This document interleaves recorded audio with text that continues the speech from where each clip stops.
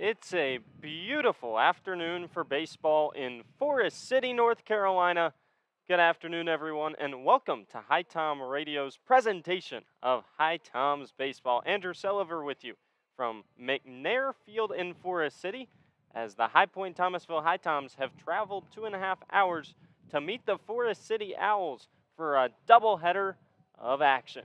It's 2 7-inning games in CPL play, beginning here in just a few minutes at 5:15.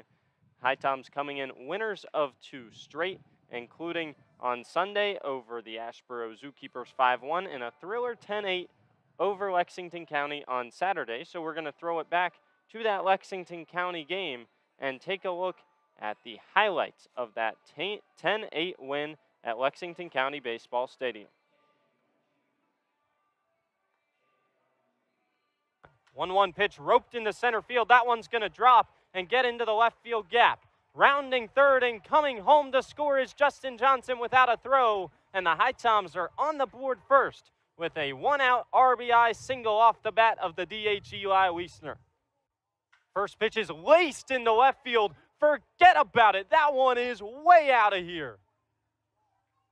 I'm not even sure why Marine or Sykes turned around to chase after that, because Eli Wiestner got a hanging breaking ball on the first pitch and took it 415 feet to double the HiTom lead. Deuces are wild. 2-2 count, 2 away. Runners at the corners in a 4-4 game. But Paterno ropes it down the left field line. That'll score Justin Johnson. Mitch Smith stops at second, and Vito Paterno gives a big point to the visitor dugout, and the HiToms have a 1-run lead in the 8th. Bradenberg at third, Oots at second, Amick at first. Hale Sims comes set. 2-2 the count. The delivery lifted out into right field. Coming on is the right fielder, laying out, and it's caught. Turner Graw, yes sir, we're going to extras. Justin Johnson shows bunt. He gets it down on the first base line, spinning and throwing over to first. Not in time, it's up the line. Scoring is Graw. Around third is Yelton, he gets the wave. Throw home from right field up the line, and Yelton is home to score. It's 7-5 HiToms. Justin Johnson into third. Bo Ross with Tarleton State, 16 games with a 5.21 ERA and 19 innings pitched. His second pitch laced up the middle by Mitch Smith. That'll score Justin Johnson. It's an RBI single off the bat of Mitch Smith as he reaches base for the 4th time tonight. That was a scorcher up the middle, and it's 8-5 HiToms. Right on right matchup. Sims gets set from the belt buckle. The righty delivers. Broken bat chopper to third. Vargas scoops it up. His throw on to first. HiToms win it in 10. That's how it went down on Saturday night at Lexington County Baseball Stadium, with the HiToms winning 10-8 to start this 2-game win streak. And then also last night, we take you through the performance of the night, rather 2 nights ago at Asheboro, the performance of the night by the starting pitcher, Matt Little. And the 3-0 chopped up the middle. Tough play for Justin Johnson. To his left behind the bag. He throws on to first and beats Kennedy Jones by a half step. So Jones got the 3-0 green light. He chopped one up the middle, and Justin Johnson flashes the leather with a great play. It's another 1-2-3 inning of work from Matt Little. He's through 5 scoreless, currently in line for the win with 72 pitches. We're headed to the 6th. HiToms still up 5-0.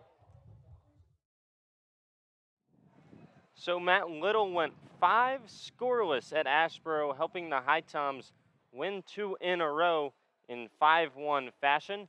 He threw 7 strikeouts that day and was very impressive, dominating Zookeepers batters.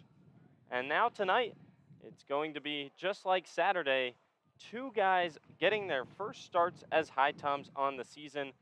On Saturday, Bradley Wilson did that. He went 3 innings of scoreless ball. Tonight, it's Tristan Snyder in game 1 and Jake Landis in 2, hoping to do the same. Let's run you through the starting lineups for both teams, beginning with the visiting HiToms here.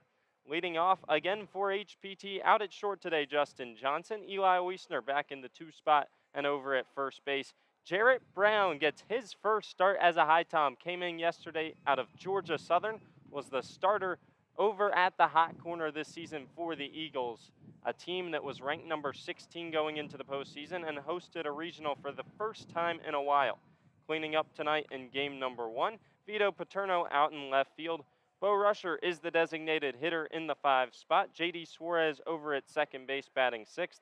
Blake Sutton behind the plate catching Tristan Snyder in game 1. He bats 7th. Out in right field is Colin Smith in the 8-hole.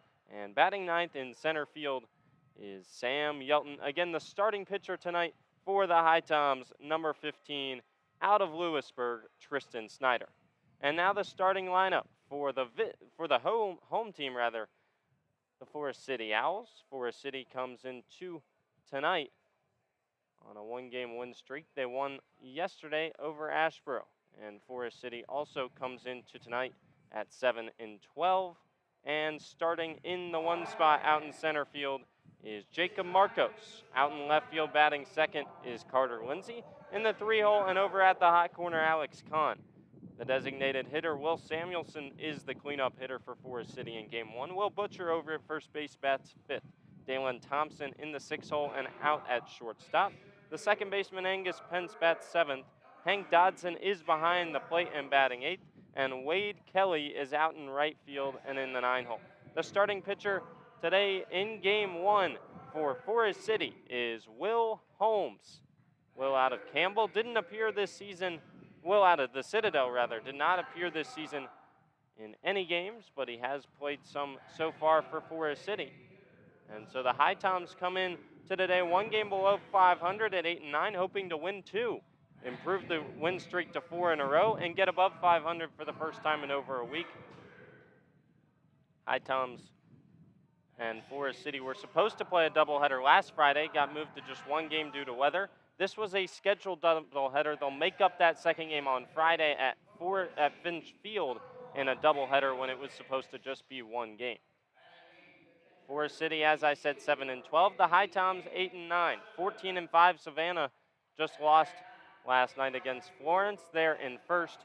Lexington County and Martinsville at 10-8 in second place, 3.5 games back. Macon 4.5 back at 10-10, and then the HiToms 5 games back at 8-9. Forest City at 7-12, and Ashboro at 3-16. Both these teams' most recent wins comes over Ashboro. We'll take a second to pause for the national anthem and be back for first pitch here at McNair Field.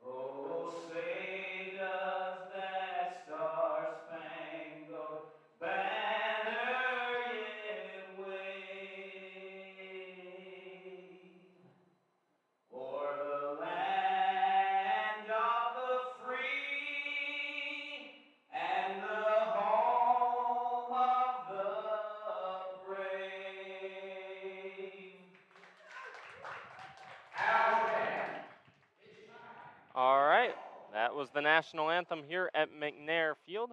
We're just about ready for some baseball between the HiToms and the Forest City Owls. Again, playing 2 today at McNair Field. Small crowd here for game 1. I'm sure they're expecting more in attendance for game 2 tonight, as it is a weeknight game here on a Tuesday in June. HiToms wearing the Navy uniforms. It's a Navy top. Got some red outlines up there. HiToms in white block lettering and red outlines across the chest. Red numbers on the front, white numbers on the back. It's gray pants today with red stripes rather. Blue stirrups with the red and white stripes at the top, and a blue ball cap with a red bill and the white HiToms logo on the front for HPT. As for Forest City, it's all whites at home. White uniform top, white pants with green stirrups, yellow and white stripes on those. Owls in cursive green print with a yellow outline across the chest. Green numbers just on the back of the uniforms, and then a green cap with a yellow bill for Forest City. The Owls logo on the front of the cap as well. As the Forest City Owls take the field here to start the top of the first. As I said, the starter tonight for Forest City out of the Citadel is number 36, Will Holmes. Holmes did not play this season in any games for the Bulldogs. He's a lefty out of Boiling Springs High School in Inman, South Carolina. Stands at 6 foot 195. Just finished his first year with the Citadel. A true freshman for the Bulldogs. He was a perfect game All-American his senior year of high school with Boiling Springs, where he went 8-0 with a 0.55 ERA. Very impressive stats for the lefty. And he'll look to command this HiToms lineup. As we said, it's Johnson, Wiestner, Brown, Paterno, Rusher, Suarez, and Sutton, Smith, Yelton. And in the field, from left to right in the outfield, is Lindsay, Marcos, and Kelly for the Forest City Owls. And then across the diamond, third to first, Kahn, Thompson, Pence, and Butcher. And behind the plate is Doggan. We'll see how the lefty Will Holmes can do today for the Owls. Holmes appeared in one game so far with Forest City. He threw 2 2/3 innings pitched. This comes back a little ways away. He has a 13.50 ERA. In that one appearance, he gave up 5 hits, 5 runs, 4 of them earned, 4 walks to just 1 strikeout. So we'll see how he can command the zone tonight, as it appears that command could be a problem for the lefty. HiToms winners of 2 straight, as I said, on Saturday, a 10-8 win in 10 innings at Lexington County. And then, yes, on Sunday, a win at Asheboro. 4 straight road games for HPT before returning home tomorrow night to face off against Martinsville. It'll be Justin Johnson to lead things off. McNair Field plays relatively straight up. It's 390 to straight center. Down the right field line, 337. Just 314 down the left field line, but there's a 25-foot monster that ranges from all the way down the left field line towards mostly center field on the left side. Just stops maybe 15 yards from dead center. And we're ready for baseball. The first pitch way outside to Justin Johnson for ball 1. So a huge monster in left. As I said, Jarrett Brown going to be playing in his first game as a HiTom. Saw him launch one over that monster in BP earlier today. The 1-0 from the lefty. Roped through the left side and out into left field. Justin Johnson starts the HiToms off, as he usually does these days, with a single. It feels like every game now Justin Johnson is leading off with a single for the HiToms. He's been a day in, day out leadoff hitter for HPT, and he's aboard for Eli Wiestner.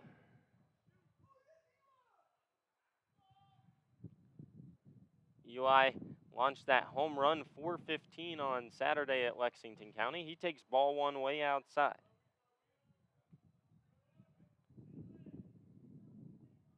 Eli Wiestner out of Lewisburg, headed to Charlotte next year. Batting from the right side, left on right matchup here in the first. Justin Johnson over at first, and the 1-0 swung on and missed at the fastball for strike 1. Start a few minutes behind schedule here. A 5:21 official start time. It's 93 degrees here, feels like 93. It's very sunny. Not many clouds, a light blue sky. 1-1, roped out into left field. Moving over to his left is the left fielder, Lindsey, and he's there a good 20 steps shy of the track for the first out in the top half. So that'll bring up Jarrett Brown, the third baseman out of Georgia Southern, playing in his first game as a HiTom. We'll see how he does. He batted .305 this season with the Eagles, .387 on base percentage, and a .433 ERA. Throwback to first, gets away from the first baseman Butcher, and moving up into scoring position before a pitch is thrown to the HiTom's third baseman is Justin Johnson. So that goes down as an E1 recorded to Will Holmes that allows the starting shortstop for HPT, Justin Johnson, to move up 90 feet. So a 0-0 count on Jarrett Brown with one away, and now a runner at second. Brown swings at the first pitch, skies it in the air, over into foul territory, and out of play down the first base line. He's a right-handed third baseman, stands at 6'1", 180. A sophomore from Georgia Southern out of Savannah, Georgia, went to Savannah Christian Prep Academy. He won a state championship with them in 2017 as a sophomore when they went 33-3-1. Went to the finals his senior year as well. The 1-0-1 lifted down the first base line in foul territory, ranging towards the line and just out of the reach of the first baseman Butcher. So Brown laid on two fastballs here. It'll take a little bit for him to catch back up to live action.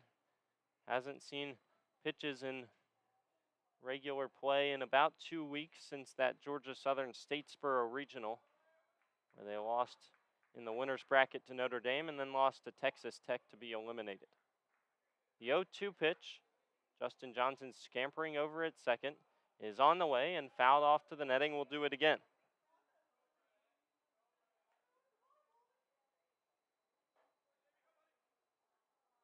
Jarrett Brown, more known for his glove at third than his bat, fielded .972 this season with the Eagles, and HPT enters leading the league in the fielding percentage. Another 0-2, swung on and missed at the breaking ball below the knees.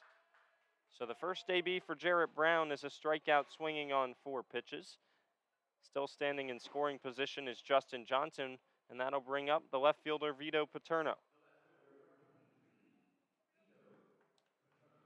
10 pitches into this first inning here for Will Holmes. He's got 2 outs, and he still has Justin Johnson to worry about in scoring position. Gets the sign from his catcher and comes set and delivers the first pitch way upstairs to Paterno for ball 1. Vito had that huge go-ahead RBI in the top of the 8th at Lexington County on Saturday.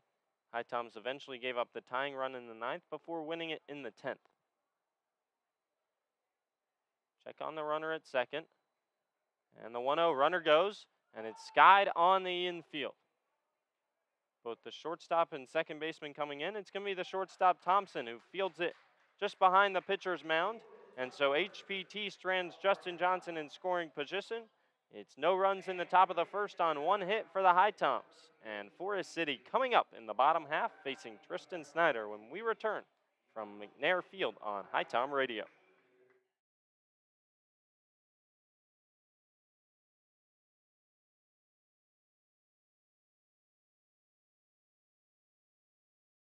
The future is now. The future is you. The future is here. It's computers.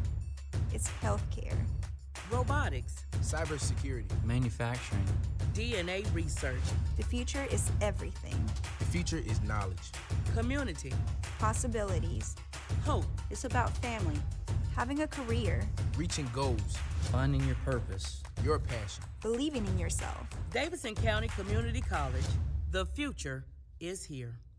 Hey everyone, Andrew Selliver here. Bring your group outing to Finch Field to watch the HiToms play all summer long. For groups of 12 or more, we have 3 different group rates. For $6 per person, you can get general admission tickets. At $9, we provide a meal package of a hot dog, chips, and a drink in addition to the GA ticket.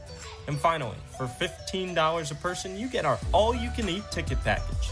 For more information on group tickets, visit our website at HiToms.com or email Zach at HiToms.com for more information.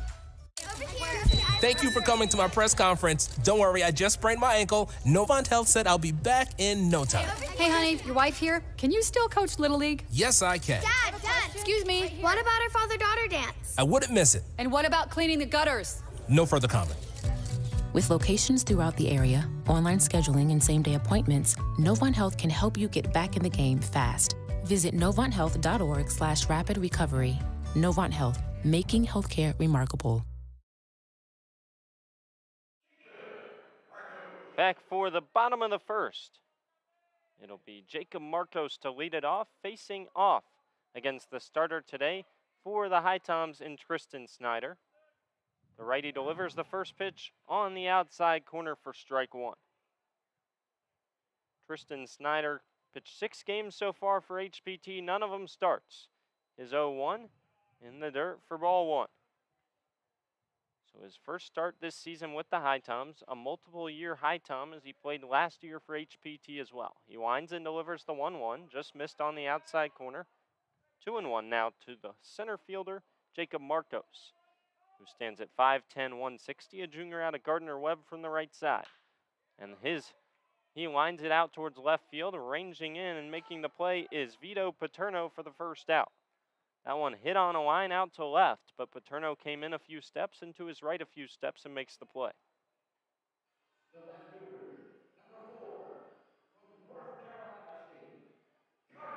Tristan Snyder works very quickly from the right side, gets the ball back and likes to work. 2-pitch mix only. It's just a sinker and a curveball. And there you see the sinker at the top of the zone for strike one to the left fielder Carter Lindsay for Forest City. 0-1 just misses below the knees. It's 1-1. Tristan Snyder played against the Owls on Friday, going 4 2/3. His 1-1 fouled off down the left field line for strike two. Snyder gets back on the bump, gets the sign from his catcher Sutton, and delivers the 1-2. Just below the knees again with the sinker. 2-2 the count. Pitched 4 2/3 in that game, 74 pitches. That one just fouled off at the plate. Will do the 2-2 again. Caught a piece of the home plate umpire, so Sutton's going to go out to just give the umpire a little bit of time. Gave up 1 run in that game. It was unearned. 2 hits to 1 walk and 6 Ks for Tristan Snyder. He was dominant, problem being the HiToms lost 5-3. It was a game where Matt Little started the game, went 1 inning, and then we had a rain delay halfway through the first. And then it was Peyton Schofield who only got through a third of an inning after the 2-hour rain delay, giving up 4 runs. That's when Snyder came in, pitched all the way through the 6th, and was magnificent, keeping HPT in the game. The problem being the HiToms stranded 14 of 17 base runners on base. We're ready for the 2-2. Curveball at the top of the zone. It's a backwards K that sends Lindsay back to the home dugout, and it's 2 up, 2 down for Tristan Snyder. As I said, 6 Ks in the 4 2/3 against Forest City. The Owls scouting report says that they don't hit the curveball too well, and that's a good strikeout pitch for Tristan Snyder. His first pitch is a curveball on the outside corner to start Alex Kahn. 0-1 the count. Kahn over at third base. The 0-1 misses way outside with the fastball 1-1. So it's a sinker that comes in at 84 to 88. That's the main pitch. And then the 70 to 74 mile per hour curveball. That one, a curveball just over the head of Kahn as he ducks to get out of the way. 2-1 the count to the right-handed hitting third baseman, freshman out of West Virginia. That sinker finds the zone at the knees, 2-2 the count. Snyder stands at 6'3", 180 out of Bumpus, Virginia. His 2-2 pitch misses outside with the curve, and we're run full. First full count for Tristan Snyder on the day. It comes with 2 away and nobody on in the bottom of the first. 14 pitches in. Here comes the 15th from the righty. Time called. No, they didn't grant it to him. That one sailed to the backstop, and it's a walk with 2 outs. So Kahn kind of stepped out of the batter's box. He asked for time. The home plate umpire didn't grant it, and it seemed to mess with Tristan Snyder because he airmailed that pitch all the way to the backstop. I think when he saw Kahn stepping out and not even giving an attempt to swing, he assumed that time was granted. It was not, and so it's a ball 4, a walk issued, and that brings up the DH Will Samuelson.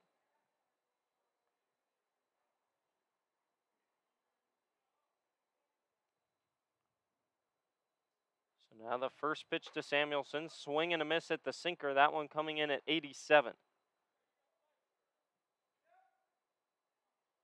Fastball looked lively so far, 86 to 87, 72 to 73 to start with the curveball for Tristan. Checks on the runner Kahn over at first.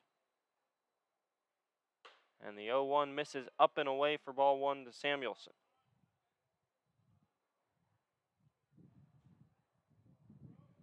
Out of Sykesville, Maryland, batting from the left side rather, 6 foot 200 shortstop, and that one grounded up the middle. Justin Johnson fields it, steps on the bag for the 3rd out in the inning. So a 2-out walk does not come back to bite Tristan Snyder as he gets a fielder's choice of Samuelson, and we're scoreless through 1 at McNair Field between the HiToms and the Owls, HPT and Forest City in the first game of a doubleheader. We'll be right back here on HiTom Radio, courtesy of HiTom TV.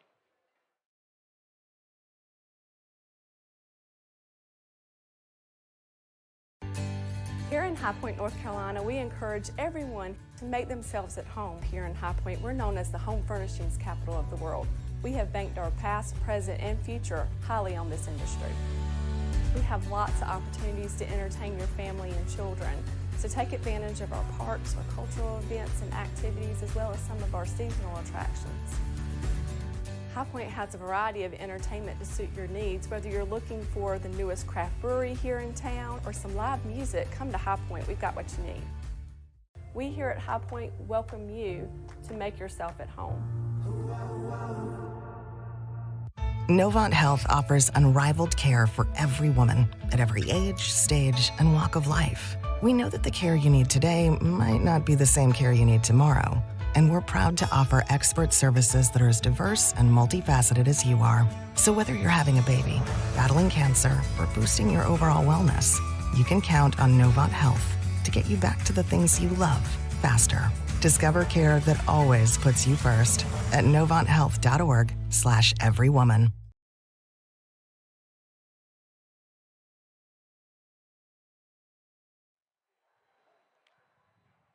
Top of the second here from McNair Field on a beautiful day for baseball in Forest City, North Carolina. Doubleheader action, the only doubleheader of the day in CPL play. The HiToms come up with the 5, 6, 7 batters due up, facing the lefty starter for Forest City, and that is Will Holmes, and he starts off with a pitch to the designated hitter Bo Rusher that misses upstairs for ball 1.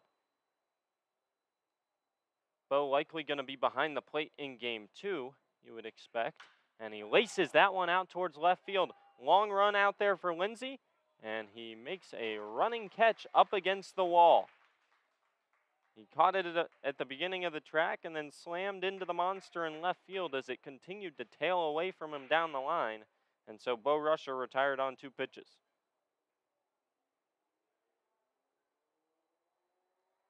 Just 12 pitches needed to get through that first inning for the starter Will Holmes. Now he'll face J.D. Suarez from the right side. Suarez came in the last game for the HiToms as a defensive substitution for Justin Johnson, and he takes ball 1 up and away.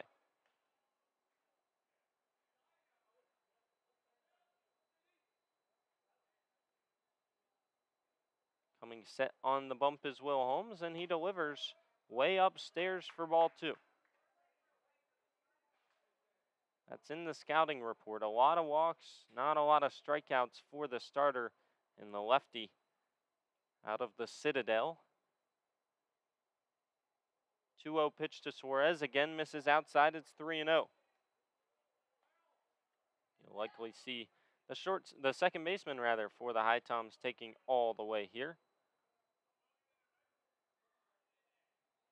Suarez out of UNC Charlotte. And the 3-0 on the way. Comes inside and finds the inside corner with the fastball for strike one. Suarez turned out of the way of it, hoping to get a ball four call from the home plate umpire, but instead it finds the inside corner.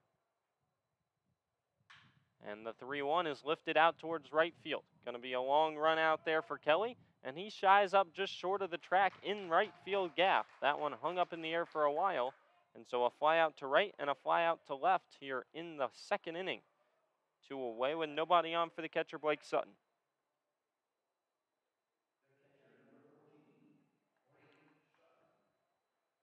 So Will Holmes pitched against the Macon Bacon back 7 days ago when he went 2 2/3. 5 runs, 4 of them earned, 5 hits, 4 walks to 1 strikeout. Opponents hit .417 against him in that game, and he starts off Sutton with a ball. He also pitched back on June 3rd in an exhibition against the Catawba Valley All-Stars, an 11-10 win, 2 1/3, 3 runs, 2 earned, 5 hits, 3 walks, 4 Ks, and that one misses just below the knees. 2-0 the count here to start Sutton. Blake Sutton, catcher out of High Point University. The 2-0 misses upstairs, 3-0. Back-to-back 3-0 counts for the starter Will Holmes. Did not play this season with the Citadel, but his senior season in high school, 8-0 with a .55 ERA at Boiling Springs. 3-0 finds the zone on the outer half for strike one to Sutton. Blake Sutton batting 100 on the season. And the 3-1 misses just low and outside, and so a 2-out base runner courtesy of the base on balls. That'll bring up the 8-hole hitter Colin Smith, and if he were to reach, it would be the 9-hole hitter and center fielder Sam Yelton. Colin Smith coming to an end of his time here in High Point-Thomasville. He'll have to leave us later this week to head back to the Naval Academy, where he's taking a summer class and doing military training, going into his senior year. First pitch misses low and away, ball one. Very impressive young man. If you haven't heard, his grandfather played here for the HiToms, and then when he was coming down here his freshman year to play a series against Georgetown at Finch Field, his father reached out to Greg Swear, the president of the HiToms, to tell him about that story, that his dad played for the HiToms. He and Greg took a picture, and now 2 years later he's playing as a HiTom himself. Just awesome to see him play at the same field his grandfather played at, and he laces that one up the middle. A 2-out hit for Colin Smith, and now there's 2 on for Sam Yelton. Chance for the first run of the game here in the top of the second.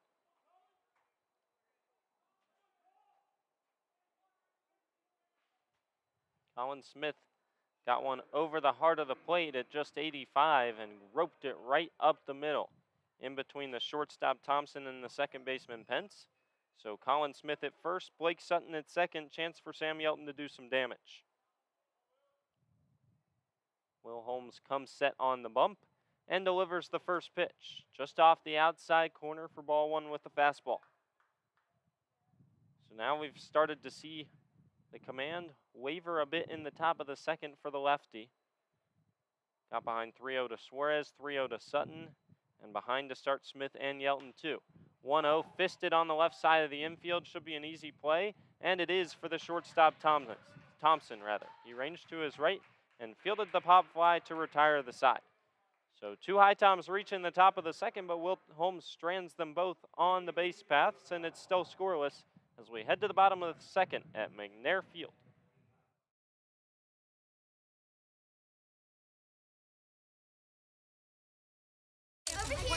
Thank you for coming to my press conference. Don't worry, I just sprained my ankle. Novant Health said I'll be back in no time.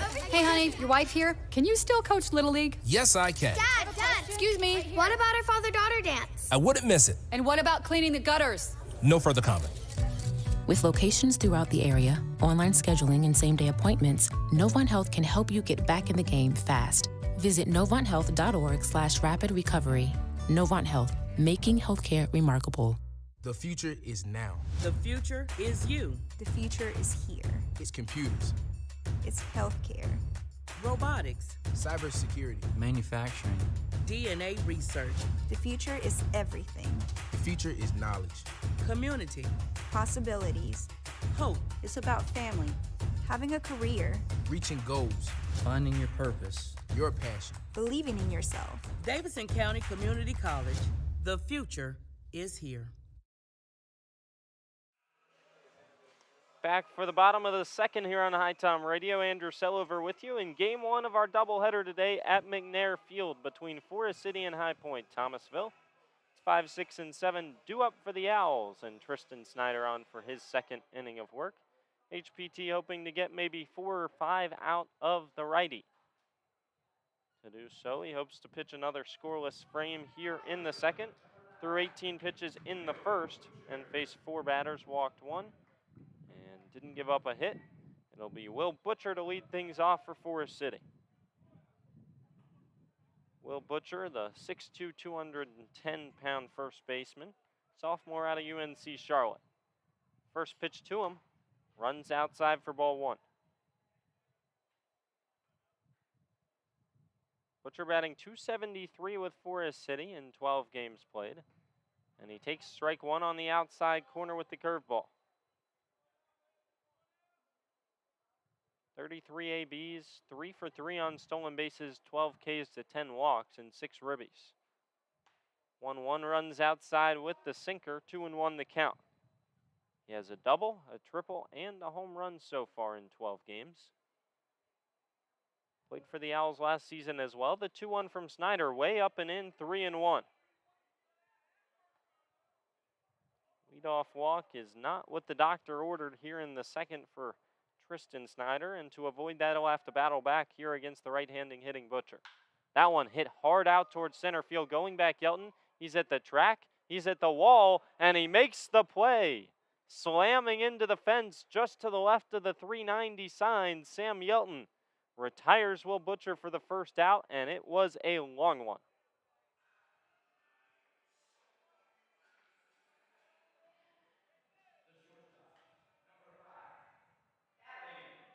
That one went 381 with an exit velo of 96 off the bat of Will Butcher, and McNair Field was just deep enough to hold it. Hit it to about the deepest part of the ballpark, and it is 390 to dead center. First pitch to the shortstop Thompson, grounded softly to short. Justin Johnson unable to make the play. He had to try and barehand it, couldn't even grab it at short, as that one was just so weakly chopped. It'll be an infield single for the shortstop Dalen Thompson. That brings up Angus Pence with 1 away.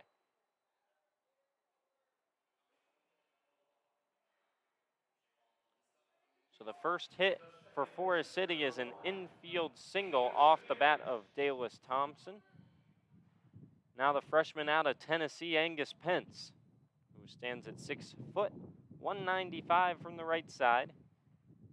Didn't play this season for the Vols, and the first pitch, curveball off the outside corner for ball 1.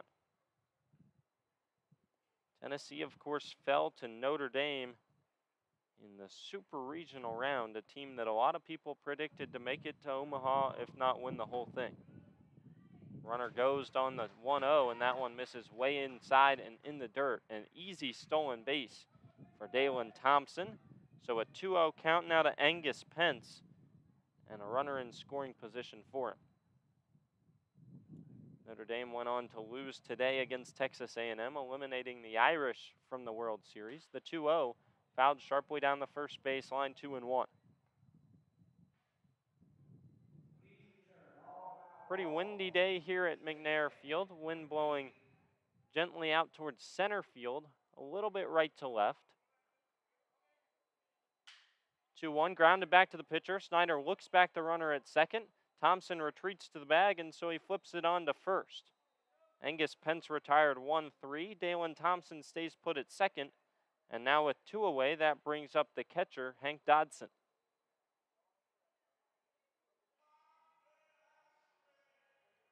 Usually you would like your pitcher to get the glove out of the way of it and just let the defense do the work. That one would have been an easy play for J.D. Suarez as well.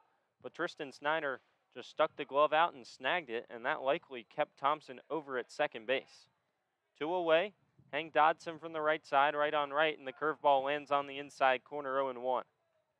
It's a nasty pitch for Tristan Snyder. That one coming in at just 72. And for the right-handed batter, it starts on your body and breaks into the inside corner. Sinker lined out towards center field. Another long run for Sam Yelton. Back at the track, at the wall. That one is out of here. HPT avoided the bomb off the bat of Will Butcher that went all the way to the wall. This one sails over it, brings the Owls fans to their feet, and Forest City ahead 2-0 courtesy of their catcher, Hank Dodson.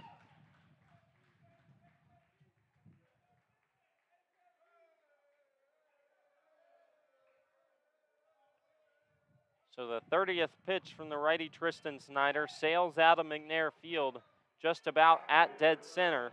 That one went 388 off the bat at 97, and the wind just enough to carry it out of here in Forest City. And the Owls ahead 2-0 with the 9-hole hitter. Wade Kelly stepping in. He lays down a bunt down the third base line. That one will tail off foul.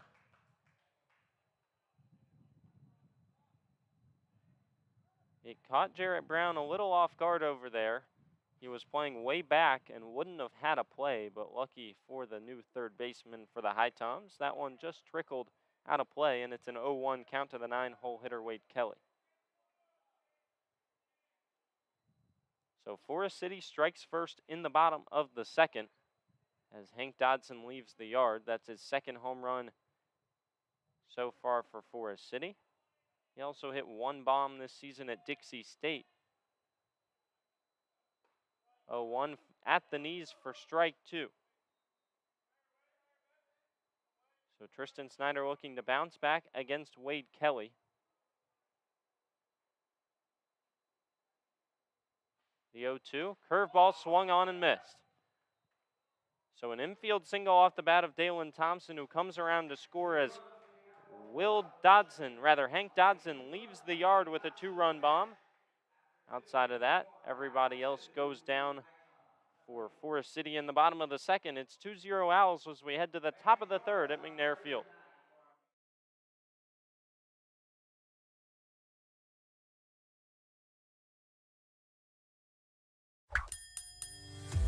So at Sheets, we really exist to make people's lives easier every day.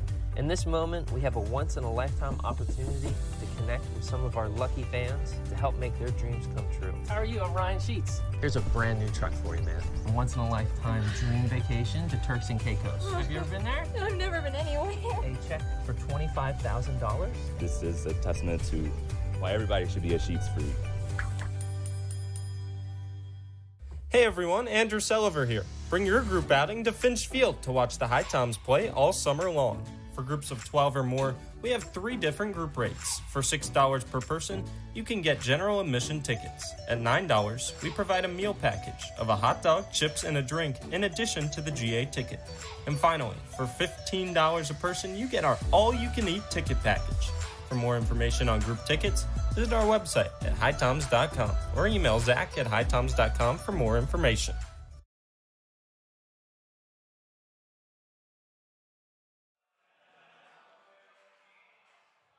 Back for the top of the third at McNair Field.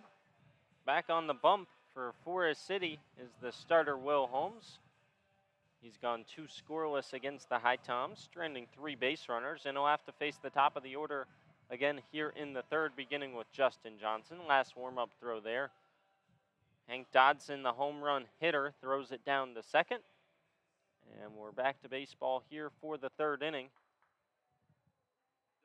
Forest City hit 2 balls hard in that inning. First one was off the bat of Will Butcher, where he took a sinker 381, and Sam Yelton ran up against the fence and caught it. And then another sinker was hit 388 and out of here by Hank Dodson. First pitch from Will Holmes, misses low and away, ball 1. We'll see if Justin Johnson can start the party here in the third. He singled to start the first on 2 pitches. And he takes a breaking ball at the knees for strike 1. Justin Johnson headed to Wake Forest next year. Hit .275 in 27 starts with Lafayette this season. and that one misses upstairs for ball 2.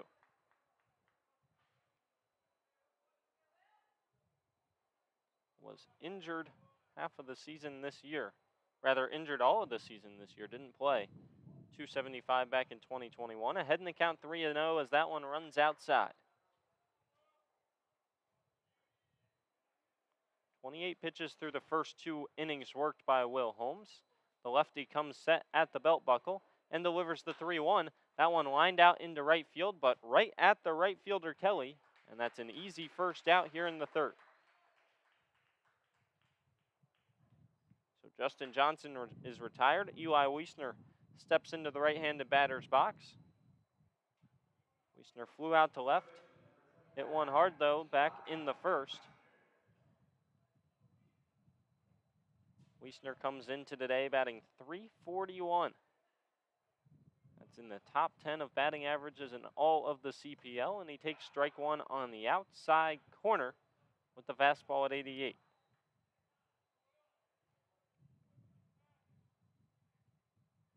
Will Holmes looks in from the sign for his catcher Dodson.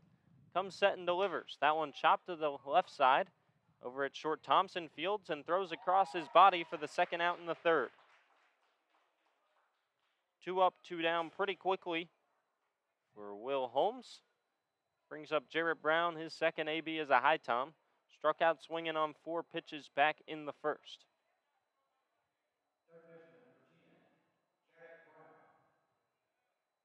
Not the first time the HiToms have had a Georgia Southern player on their team. Last year, Noah Ledford, who's still with the Eagles, hit .292 in 28 games with HPT. First pitch breaking ball low and away, ball 1. He had 5 home runs and 20 RBIs did Ledford last year for the HiToms. Jarrett Brown would love to have some similar numbers. 1-0 pitch on the inside corner at the knees for strike 1. Fastball at 89, touching off at 90 today for Will Holmes. Lefty retired the first 2 batters here to start the top of the 3rd. I'm sure Forest City would love to get him through 3 or 4 scoreless today. Just playing 7 in Game 1 and Game 2 of the doubleheader. The 1-1 pitch bounces in front of the plate, 2-1. Forest City comes into today 2-1 on the season against the HiToms. The 1 game played previously here at McNair Field, though, the HiToms won 11-2. That one came back in the 2nd game of the season for HPT on May 28th. 2-1 chopped foul at the plate, 2-2. Forest City coming off just its 2nd win at home last night in a 9-3 victory over Ashboro. Ashboro struggling so far this season at 3-16 are the Zookeepers. Deuces are wild. The 2-2 pitch. Chopped on the left side. Tough play in the hole for Thompson, and that one scoots through. We'll see how they rule that one here for Jarrett Brown. If it's a hit, it's his first as a HiTom. It is not, in fact, a hit. They're going to rule it an error. It would have been a tough play. Thompson didn't even get a glove on it. He should have gloved it at least, but he would have been deep in the hole and had to make a long throw. It is ruled an E6, though, so Jarrett Brown is aboard here in the 3rd. That brings up Vito Paterno. Left on right matchup. First pitch at the letters with the fastball, strike 1. Now up to 41 pitches in the 3rd is Will Holmes. Lefty already setting a record, or tying his record for longest outing. That one laced out into the right field gap, ranging over is Kelly, and he makes a play at medium depth. So Jarrett Brown reached with 2 away, and then Vito Paterno flies out to right. The HiToms have been held scoreless through 3. Forest City up 2-0 as we head to the bottom half of the 3rd on HiTom Radio.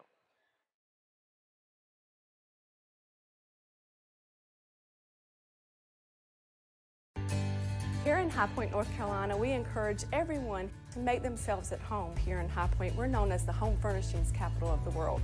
We have banked our past, present, and future highly on this industry. We have lots of opportunities to entertain your family and children. So take advantage of our parks, our cultural events and activities, as well as some of our seasonal attractions. High Point has a variety of entertainment to suit your needs. Whether you're looking for the newest craft brewery here in town or some live music, come to High Point. We've got what you need. We here at High Point welcome you to make yourself at home. Novant Health offers unrivaled care for every woman at every age, stage, and walk of life. We know that the care you need today might not be the same care you need tomorrow, and we're proud to offer expert services that are as diverse and multifaceted as you are. So whether you're having a baby, battling cancer, or boosting your overall wellness, you can count on Novant Health to get you back to the things you love faster. Discover care that always puts you first at novanthealth.org/everywoman.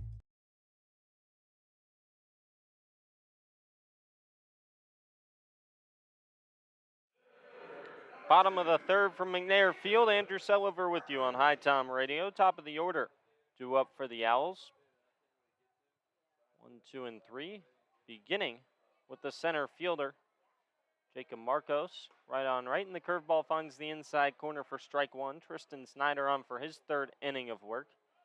Gave up the 2-run blast off the bat of Hank Dodson, and he finds the outside corner this time with the curveball. 0-2 to start Marcos. Snyder does not mess around. He works quickly and delivers the 0-2. Curveball came in and hit him. That one started right at Marcos and didn't break to the inside corner. And so on an 0-2 pitch, the center fielder's plunked, and he's aboard to start the third for Forest City.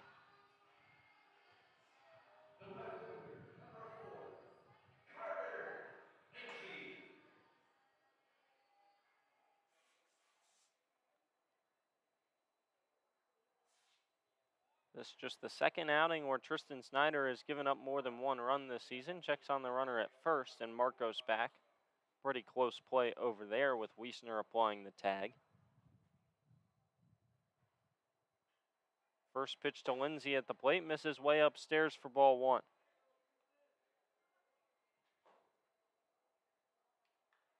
Just 3 days of rest in between that Friday appearance and today for Tristan Snyder, where he threw 74 pitches. And that one just below the knees, 2-0 the count to Lindsay. Carter Lindsay, a freshman out of NC State, didn't play this season. Bats from the left side, and he skies that one foul right on top of our heads. Grew up in Fairview, North Carolina, stands at 5'10", 205, batting .226 coming into today with Forest City in 10 games played and 31 ABs. Right on left matchup, Snyder delivers the 2-1. Just off the outside corner, it's 3-1.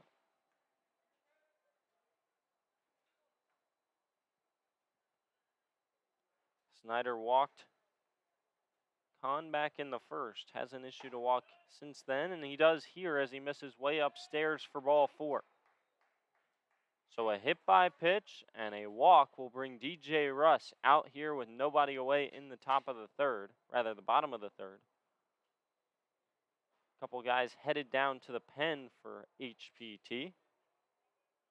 Nobody up and warm yet.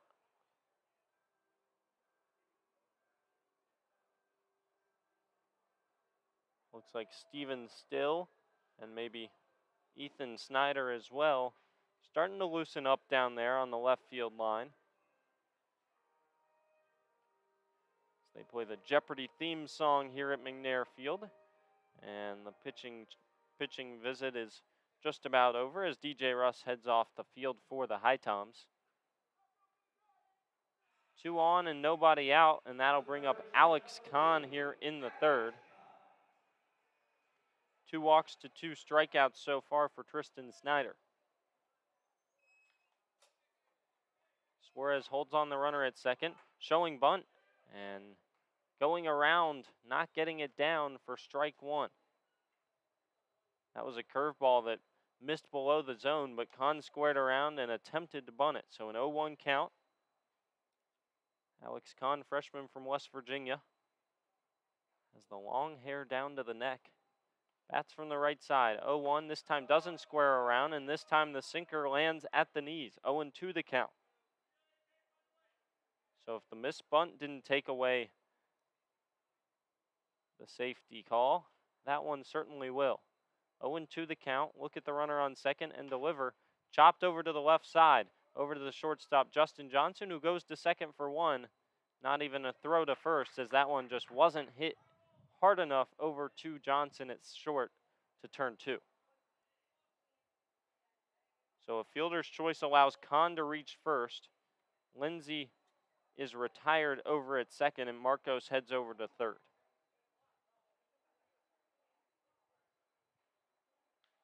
(6-4) the putout of the left fielder, Carter Lindsay. And now it's the cleanup hitter, Will Samuelson, from the left side. Chance to bring home Lindsay from third, rather Marcos from third, with just a fly ball to at least medium depth in the outfield. Snyder delivers the first pitch. That one runs low and inside for ball one. Tristan Snyder hasn't been quite as sharp as he was on Friday when he pitched against these same Owls. Didn't give up an earned run. There's the curveball on the outside corner. 1-1 the count to the designated hitter Will Samuelson. Sophomore out of Tusculum. Originally went to Catawba Valley Community College out of Charlotte, North Carolina. And that one swung on and missed at the top of the zone on the sinker. 1-2 the count. Going around? No! They checked out to the third base ump, who's standing in the middle of the diamond at the moment, and he says that Samuelson did not go around. It was curveball in the dirt, and the DH was just able to hold up his swing. 2-2. Snyder delivers. Curveball, that one lands at the top of the zone, and it's a backwards K. Third strikeout of the day for Tristan Snyder. And now it'll be all down to the first baseman, Will Butcher, with two away.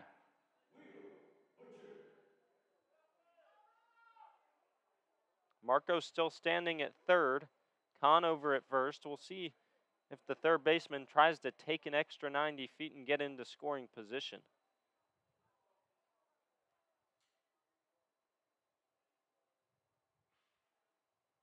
Will Butcher, 6 RBIs on the year for Forest City, and he swings through a curveball for strike one. Sophomore out of UNC Charlotte. Plenty of UNC Charlotte teammates on the HiToms as well. 0-1 pitch. Another curveball. Did he go around? No, he did not. So 2 check swings from Forest City Owls so far on the curveball this inning. Both, according to the first and third base umpires, did not go around. Snyder comes set. Out of the stretch, the 1-1. Curveball chopped up the middle. Justin Johnson behind the base. Throws on to first and beats the runner. So Forest City strands 2 on the base paths in the third, and it remains a 2-0 Owls lead as we head to the top of the fourth here on HiTom Radio.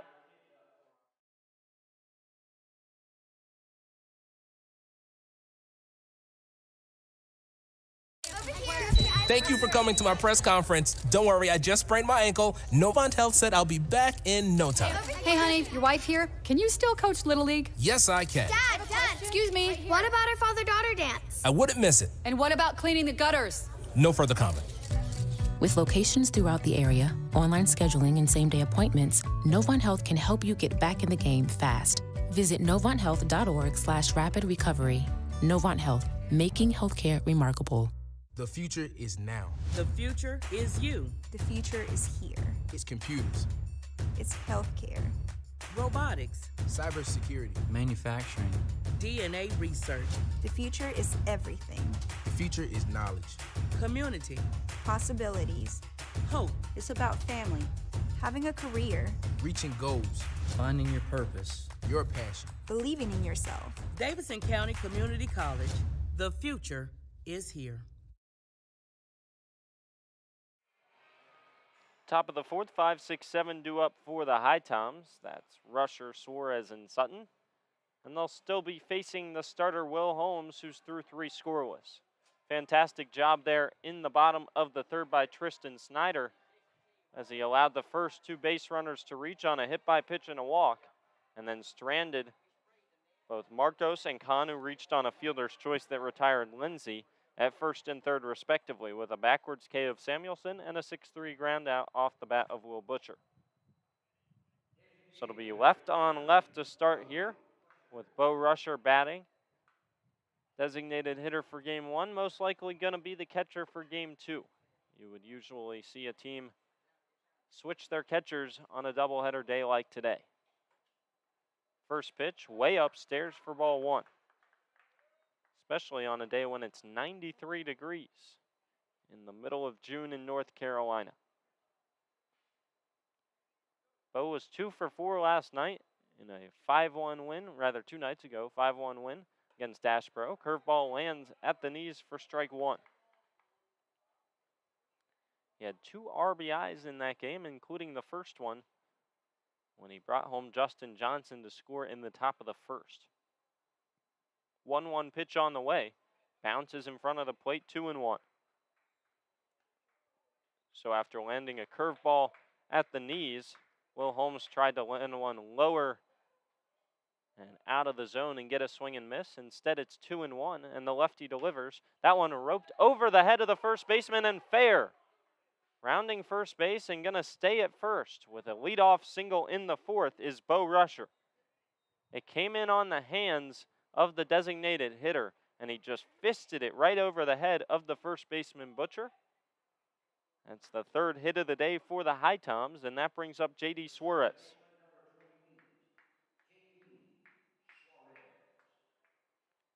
HiToms have left at least one base runner on the paths in each of the first 3 innings.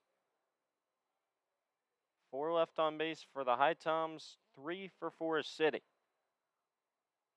The first pitch to Suarez, way up and away for ball one.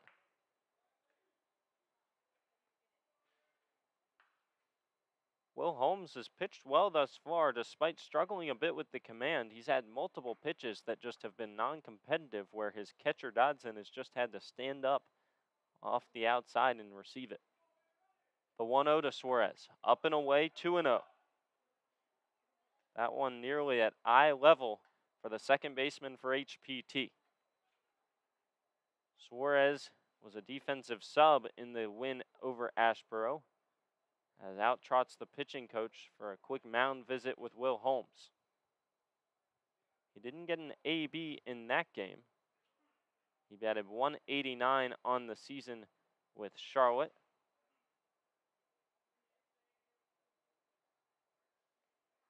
As he heads down to third to talk over things with the third base coach and head coach DJ Russ.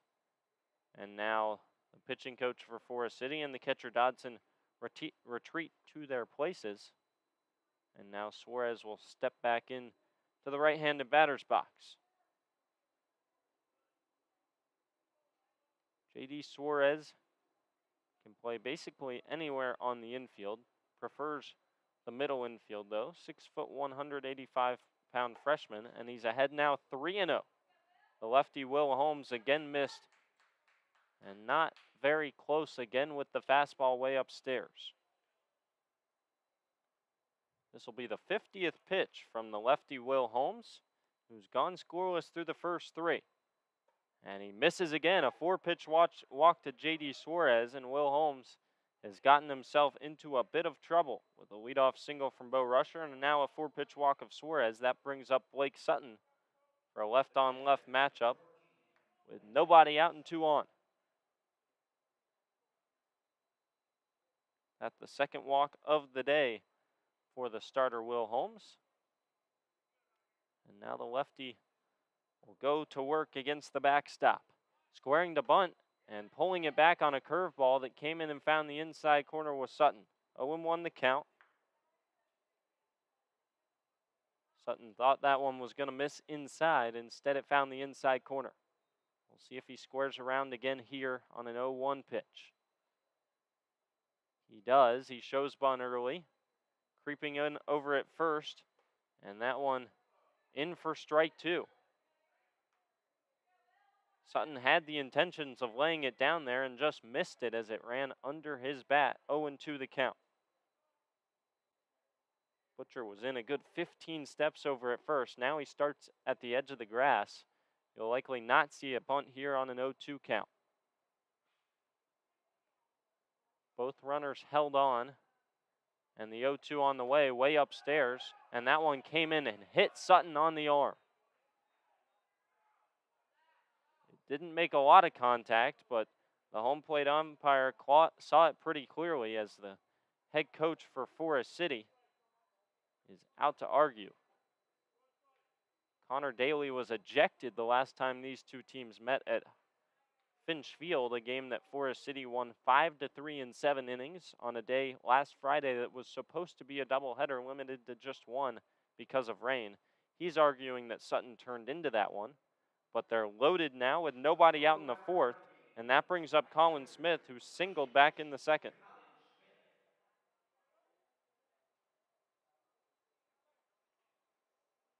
So Sutton over at first, it's Suarez at second, and Bo Rusher now at third.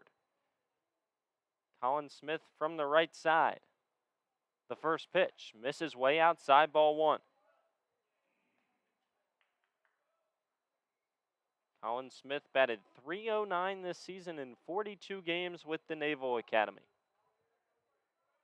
152 ABs, reached base at a .367 clip and slugged at .428. The 1-0 pitch swung on and missed at the fastball on the outside corner, 1-1. 55 pitches now for the starter, Will Holmes, who's looking to get out of a big jam here in the fourth. They're loaded for the HiToms with nobody away. Coming set at the belt buckle, the 1-1. Lifted over to second base, should be an easy play, and it is as Pence squeezes it in the air, and everybody has to stay put. It came in and jammed Colin Smith, and he's retired, and they stay loaded for Sam Yelton with one away.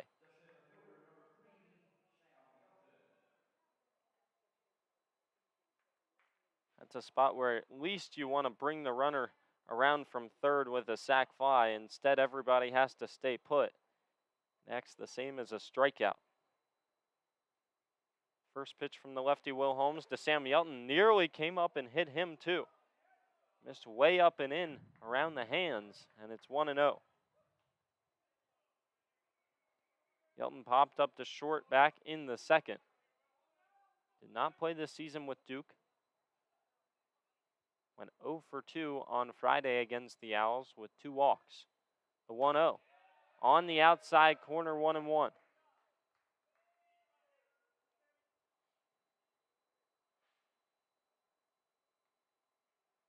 Fastball still sticking around 87 to 90 for the starter, Will Holmes, as he's even in the count, 1-1 with Sam Yelton. Bases loaded and 1 away.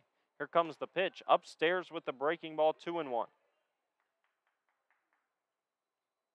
Sam Yelton very patient at the plate. Sees plenty of pitches and has walked plenty this season.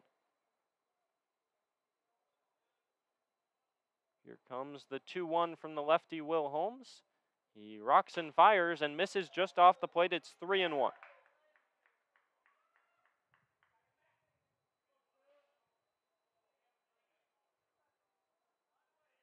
Nowhere to put Sam Yelton, who's walked 16 times this season. Rather, 8 times. 16 strikeouts. 3-1 the count to the left-handed hitting center fielder for the HiToms. The pitch swung on and missed at a fastball that might have been ball 4. It was up at the top of the zone around the letters. Not sure if it would have been a ball or a strike. Doesn't matter because Yelton swung through it, and now it's a full count. Bases loaded, 1 away. Will Holmes gets the sign from his catcher, Dodson. He comes set on the bump. The lefty delivers. Swing and a miss on the outside corner. So the HiToms got the bases loaded on a single, a walk, and a hit by pitch. And now a pop-up from Colin Smith and a strikeout swinging by Sam Yelton leaves it all up to Justin Johnson. HPT in danger of leaving him loaded after getting 3 on with nobody out in the fourth.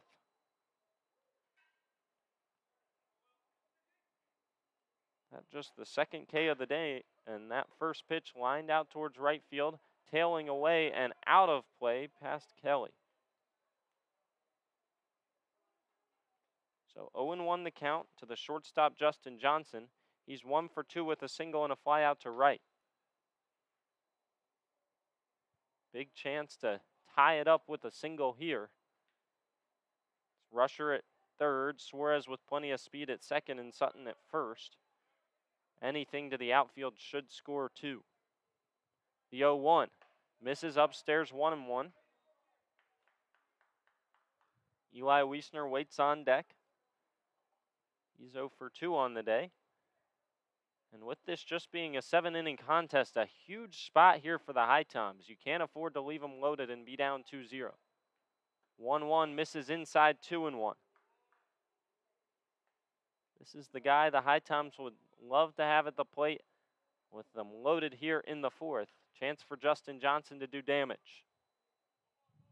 HPT has struggled of late to bring guys in from the base paths. As I said, left 14 on in the loss on Friday in 7 innings. 2-1, laced to the third baseman, and it gets past Kahn. That's going to be an E5, and coming around to score are both runners. It's a 2-run E5 over at third as that one bounced off the glove of the third baseman, Alex Kahn, and we're tied 2-2 here in the top of the 4th. They're actually going to rule that a hit. It was roped to third, but it was hit right at the third baseman, Alex Kahn, and it bounced right off the heel of his glove and out into left field. And by the time that the left fielder, Lindsay, could come to get it, both Suarez and Rusher scored, and that brings up Wiestner. First pitch way upstairs, ball 1. So that'll go down as a 2 RBI single off the bat of Justin Johnson. He continues his hot streak, 2 for 3 to start the day. Chance for Eli Wiestner to do some more damage. Still 2 on, and the 1-0. Misses upstairs, 2-0. 68 pitches now in the 4th for the starter, Will Holmes. He's had to throw 26 of those so far this inning. Sutton at second, Justin Johnson at first, still 2 away, and a 2-0 count to the right-handed hitting first baseman Eli Wiestner. The 2-0 pitch, smoked foul down the first base line.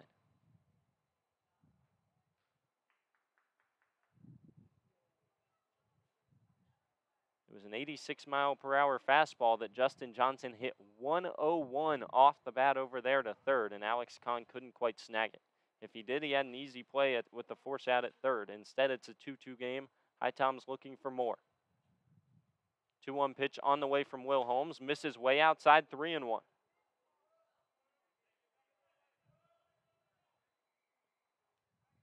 So now he's in danger of walking another HiTom and setting himself up for another bases-loaded situation. Jarrett Brown waits on deck. He's 0 for 2, but reached base on an error back in the 3rd. That one fouled off down the first baseline, out of play. Another full count. Second full count of the inning. Sam Yelton struck out swinging with the bases loaded and 1 out before Justin Johnson singled and brought home 2. 2 runs on 5 hits, no errors for HPT. 2 on 3 hits and 3 errors for Forest City. The full count pitch. Eli Wiestner smokes it to short, and that one gets past the shortstop, Thompson. Waved around third, coming home to score is Sutton. Over to third is Justin Johnson, and they're at the corners, and the HiToms now have a 3-2 lead. Another play that was deep in the hole, and Thompson couldn't quite glove it. They're going to rule that one an error. That's the 4th error of the day by Forest City, and HPT leads.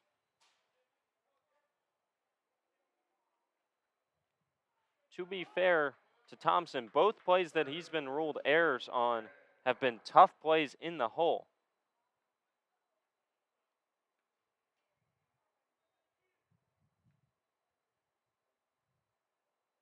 First pitch to Jarrett Brown, laced foul down the third base line.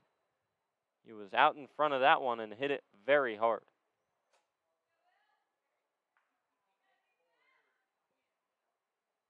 So a 3-2 lead for the HiToms in the top of the 4th. 0-1 count to Jarrett Brown. That one way upstairs. Good stop by Dodson as he jumped out of his crouch to protect that one from getting to the backstop. If it reached there, Justin Johnson likely would have scored. 1-1 the count.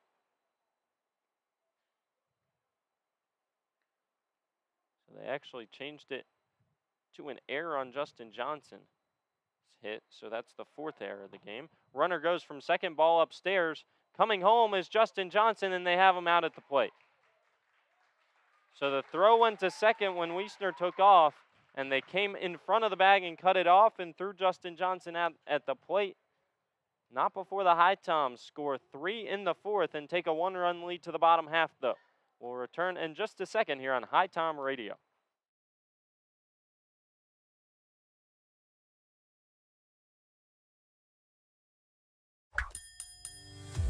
So at Sheets, we really exist to make people's lives easier every day. In this moment, we have a once-in-a-lifetime opportunity to connect with some of our lucky fans to help make their dreams come true. How are you? I'm Ryan Sheets. Here's a brand new truck for you, man. A once-in-a-lifetime dream vacation to Turks and Caicos. Have you ever been there? I've never been anywhere. A check for $25,000. This is a testament to why everybody should be a Sheets freak. Hey everyone, Andrew Selliver here. Bring your group outing to Finch Field to watch the HiToms play all summer long. For groups of 12 or more, we have 3 different group rates. For $6 per person, you can get general admission tickets. At $9, we provide a meal package of a hot dog, chips, and a drink in addition to the GA ticket. And finally, for $15 a person, you get our all-you-can-eat ticket package. For more information on group tickets, visit our website at HiToms.com or email Zach at HiToms.com for more information. Bottom of the 4th, HiToms now in front 3-2. A bit of a crazy top of the 4th. It started with 3 HiToms reaching base on a single by Bo Rusher, a walk by J.D. Suarez, and then a hit by pitch on an 0-2 pitch to Blake Sutton. Then Colin Smith popped up and Sam Yelton struck out, leaving the bases loaded with 2 away, and the HiToms were in danger of leaving them loaded before a hot shot off the bat of Justin Johnson got past Kahn at 3rd. That one is a hit. That was a 2 RBI single, and then Wiestner reached on an error, and another run came home to score in the form of Blake Sutton on that one. First pitch from Tristan Snyder misses inside to the shortstop Thompson. 1-0 the count. The 1-0 foul back to the netting 1-1. Snyder on for his 4th inning of work, now pitching with a lead for the first time today. He's gone through 3 innings, throwing 50 pitches now, allowing just 2 runs, both coming on that 2-run bomb off the bat of Dodson. That one grounded to Justin Johnson. It's short. He throws on to first and retires his fellow shortstop. Dalen Thompson retired 6-3 for the first out in the 4th.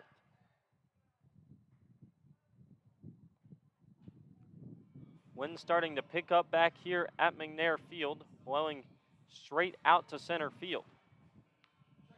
It certainly helped lift that ball off the bat of Hank Dodson out of here, which at the time gave Forest City a 2-0 lead.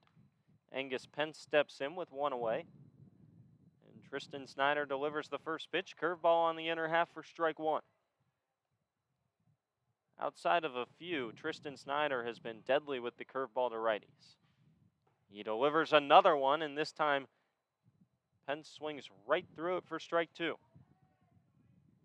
It's just so hard to pick up a pitch that starts right on your body and think that it's going to be a strike. But for righties for Forest City, out of the hand of Snyder, it has been so far. 0-2 pitch. Curveball in the dirt. Did he go? Yes, he did. Sutton stopped it behind the plate and applied the tag before Pence took off to first. And so a swinging strikeout for the second out in the 4th. It's the 4th K of the day for Tristan Snyder. 55 pitches for the righty through now 3 2/3.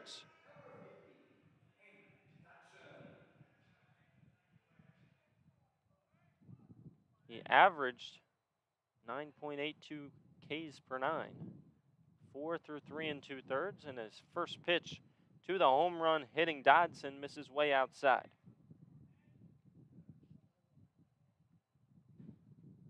the 1-0 on the way. Curveball in the dirt, 2-0. It was that sinker over the heart of the plate that Dodson drove out towards basically dead center, hit 388. Curveball just misses inside, a 3-0 count now. And if you're Forest City, you might as well give Dodson the green light with nobody on and 2 away. The 3-0 pitch. Fastball just misses outside. It's a 4-pitch walk to Hank Dodson, who's 1 for 1 with a walk and a home run. The 2 RBIs for him as well. Those the 2 runs of the day so far for Forest City. And now it'll be the 9-hole hitter, Wade Kelly, up with 2 away and a runner on now. 3rd walk of the day for Tristan Snyder. Got Kelly to strike out swinging back in the 2nd, and that one bounces away from Sutton to the backstop. A wild pitch allows the runner Dodson to reach 2nd. He thought about going to 3rd as Sutton was pretty slow getting back to the backstop, but it'll stay put at 2nd. Not much of a reason to get thrown out at 3rd with 2 away. 1-0 the count to start Wade Kelly. Chance to tie it up with a hit. He lifts one out towards center field. Going back is Sam Yelton. He shies up just short of the track and makes the play. Kelly got it up there in the wind that's blowing out, but it didn't quite blow hard enough as that one went 340 and couldn't quite sail out of McNair Field. Tristan Snyder solidifies the lead through 4 for the HiToms. It's a 3-2 lead as we head to the 5th here on HiTom Radio.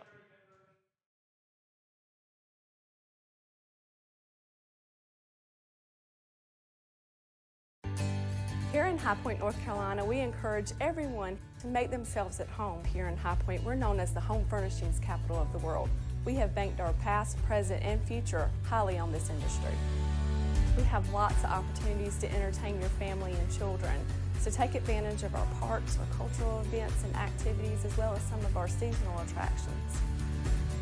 High Point has a variety of entertainment to suit your needs. Whether you're looking for the newest craft brewery here in town or some live music, come to High Point. We've got what you need. We here at High Point welcome you to make yourself at home. Novant Health offers unrivaled care for every woman at every age, stage, and walk of life. We know that the care you need today might not be the same care you need tomorrow. And we're proud to offer expert services that are as diverse and multifaceted as you are. So whether you're having a baby, battling cancer, or boosting your overall wellness, you can count on Novant Health to get you back to the things you love faster. Discover care that always puts you first at novanthealth.org/everywoman. Your first HiToms baseball game, sweetie. I'm ready. Now, our player over there is called the pitcher. Right. He simplified his delivery mechanics in the offseason, so hold on to your Pepsi. His fastball's a beast. Speaking of Pepsi, want one? Yes, Pepsi's nuanced flavor profile is ideal for HiToms baseball. Honey, when I said you had to do your homework before the game, I meant your real homework. Noted for next time. Pepsi and HiToms baseball. Game on.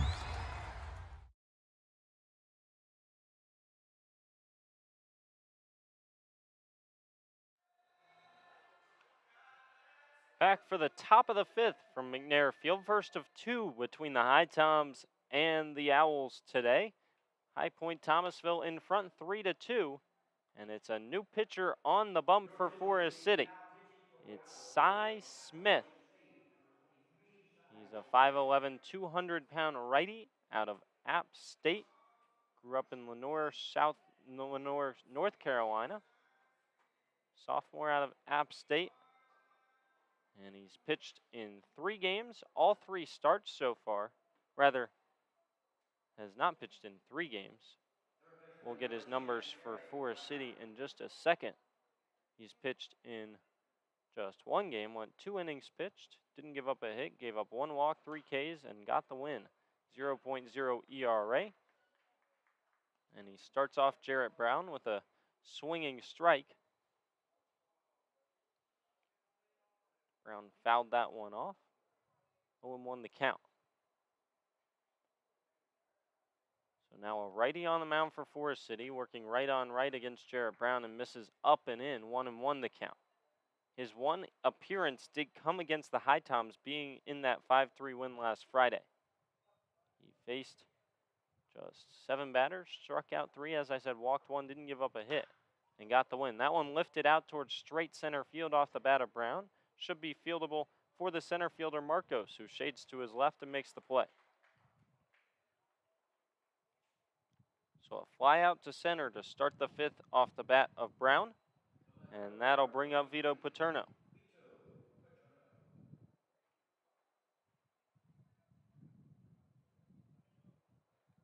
Cy Smith, as I said, a sophomore out of App State, one of the best stadiums in all of college baseball. First pitch fouled back to the backstop by Paterno. Pitched in 9 games this season, 8 2/3 innings pitched with a 16.62 ERA. 19 hits, 18 runs, 16 earned, 4 walks to 10 Ks. Gave up 6 doubles, a triple, and a home run as well. No record, no saves, and ahead in the count 0-2 on Paterno as that one found the outside corner.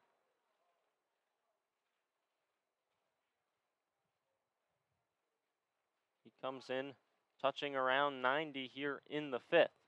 The 0-2 pitch came in and hit Paterno with a 91-mile-per-hour fastball. Just the second fastball we've seen out of the hand of the righty Smith in 2 ABs, and it came in and plunked the bat of the DH, or rather the left fielder, Paterno, on an 0-2 count. Second time today we've seen a HiTom hit by a pitch on an 0-2 count.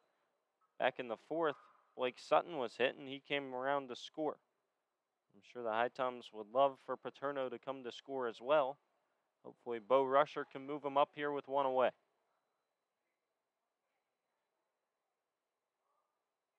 First pitch to Rusher in the zone, 0-1. Bo 1 for 2 today, got that single back in the 4th. Also flew out to left in the 2nd. Cy Smith comes set at the belt buckle. He delivers the 0-1, breaking ball chopped over to first, and that's another error. It went right through the whole legs of Butcher. Going first to third is Paterno, and there's runners on the corners with 1 away for J.D. Suarez. It was a curveball over the heart of the plate, and Rusher grounded it right to the first baseman, Butcher, and he just lifted the head and the glove up early, and it went right through the legs. So another error for Forest City. That'll bring up J.D. Suarez. Suarez 0 for 1 with a walk. He would love to bring home another run and give HPT a 2-run lead. Ahead in the count 1-0 as the curveball misses off the zone.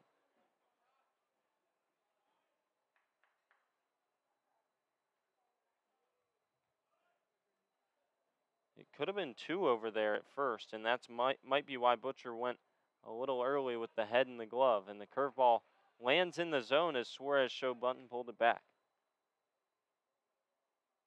Would have been a tough play. He probably would have had to step on first, then throw to second and hope for a tag out of Paterno. Instead, it's runners at the corners, 1 away, 1-1 count to the second baseman. Cy Smith comes set and delivers. Curveball just high, 2-1. That curveball around 73 to 76, and then the fastball 88 to 92 for Cy Smith.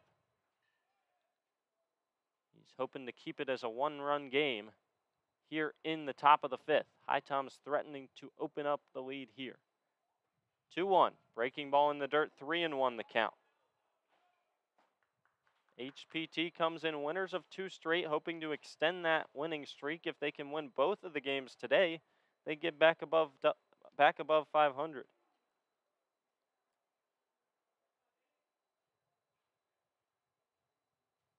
Three-1 misses low and away to J.D. Suarez, and so a 5-pitch walk loads the bases for the 2nd straight inning, and that'll bring up the catcher Blake Sutton.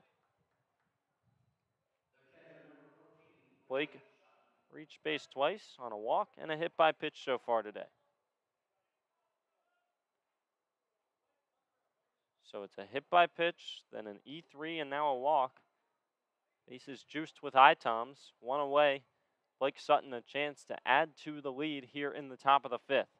Of course, we're only playing 7. It's a doubleheader day for the HiToms, and so just a couple more innings left, and the curveball lands on the outside corner for strike 1. You would love to get some insurance here in the 5th.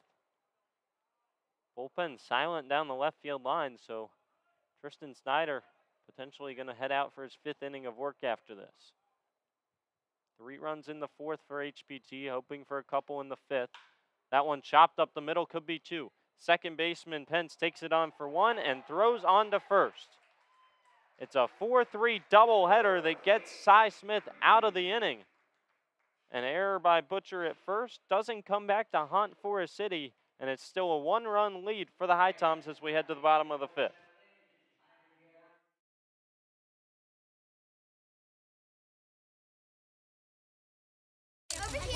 Thank you for coming to my press conference. Don't worry, I just sprained my ankle. Novant Health said I'll be back in no time. Hey, honey, your wife here. Can you still coach Little League? Yes, I can. Dad, Excuse me. what about our father-daughter dance? I wouldn't miss it. And what about cleaning the gutters? No further comment. With locations throughout the area, online scheduling, and same-day appointments, Novant Health can help you get back in the game fast. Visit novanthealth.org/rapid recovery. Novant Health, making healthcare remarkable. The future is now. The future is you. The future is here. It's computers, It's healthcare. Robotics, cybersecurity, Manufacturing. DNA research, The future is everything. the future is knowledge. community, Possibilities. hope. It's about family, having a career, Reaching goals, Finding your purpose. your passion. believing in yourself. Davidson County Community College. The future is here.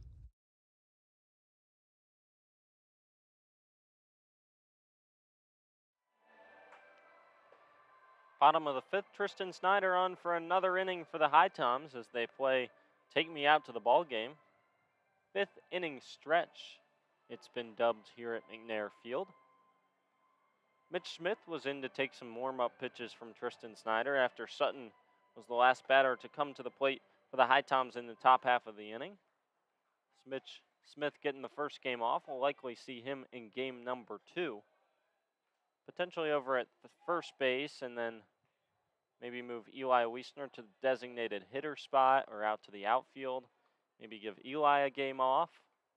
Could even move Eli over to third base and DH, or give Jarrett Brown the game off. Lots of decisions. I'm sure there'll be plenty of changes for both teams in game number 2. It's the top of the lineup in the 5th inning, beginning with Marcos, and the first pitch is a curveball just off the inside corner for ball 1. Tristan Snyder, 60 pitches through 4 innings of work. And the 1-0 from the righty just misses upstairs with the fastball. 2-0 the count. Snyder hasn't had his best stuff today. A couple walks, a hit by pitch, but pitching with a lead here in the 5th. And bounces back there with a strike on the outside corner, 2-1. Snyder, of course, transferring in to High Point next year out of Lewisburg. Misses upstairs, 3-1.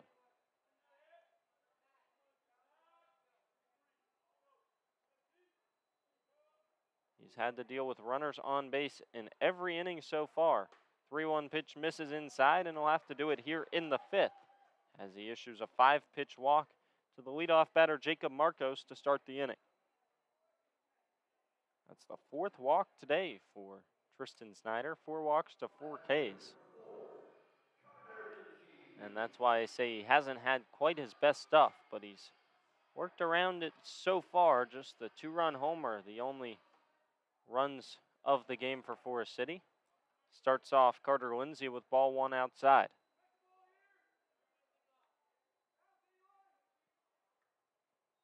Want to know the count. Snyder delivers a curveball on the outside corner, 1-1. Carter Lindsay didn't play this season with NC State, but batting .226 so far with the Owls in 10 games played. He's also stolen 3 bases so far on the young career. 4 walks to 10 Ks with a home run and 3 RBIs and 7 hits. Also scored 4 runs. 1-1 misses low and away, 2-1.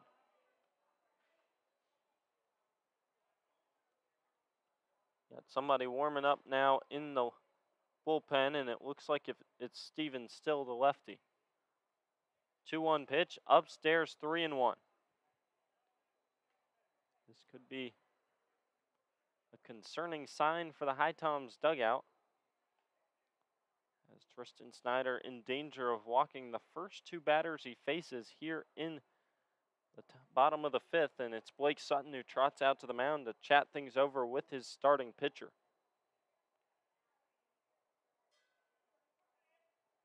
Obviously, Snyder, a sinker and curveball guy, so he loves to induce ground balls, can get out of jams with double plays, but you don't want to put the first 2 runners on the paths here in the bottom of the 5th via the free base. 3-1 the count. The righty comes set, delivers. That one laced up the middle. That's going to drop in front of Sam Yelton in center. Trying to go first to third is Marcos, and he'll do so safely. Advancing to second, throw over to second, and out at second base is the base runner, Lindsay.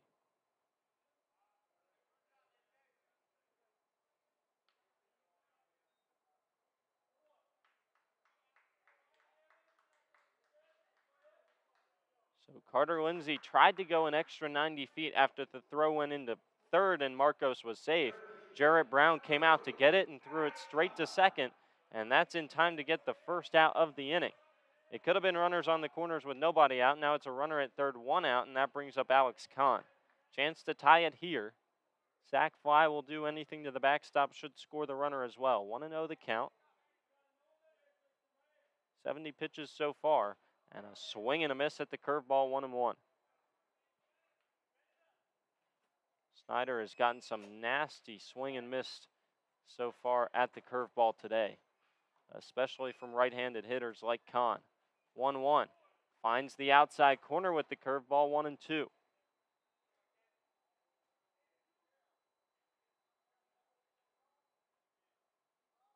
Here comes the delivery from the righty. Swing and a miss. Fastball elevated above the zone, and he got Kahn to chase. So now there's 2 away. Marcos still at third, and a chance to get out of the jam for Tristan Snyder.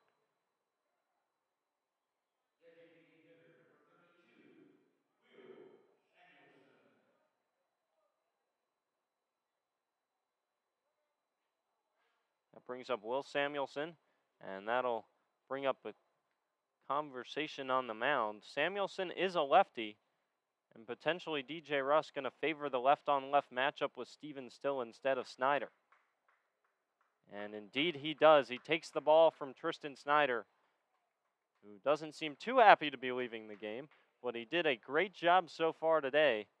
He's responsible for the base runner Marcos on third, but if Steven Still's able to get out of this jam here in the 5th, he would be in line for the win.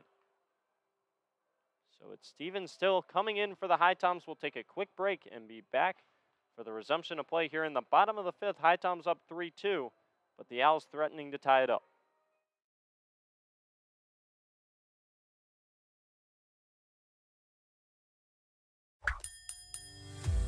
So at Sheets, we really exist to make people's lives easier every day.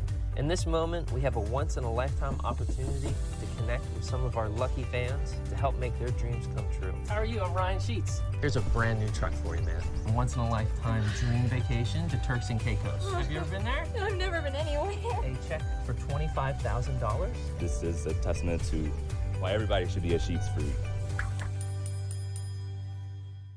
Hey everyone, Andrew Selliver here. Bring your group outing to Finch Field to watch the HiToms play all summer long. For groups of 12 or more, we have 3 different group rates. For $6 per person, you can get general admission tickets. At $9, we provide a meal package of a hot dog, chips, and a drink in addition to the GA ticket.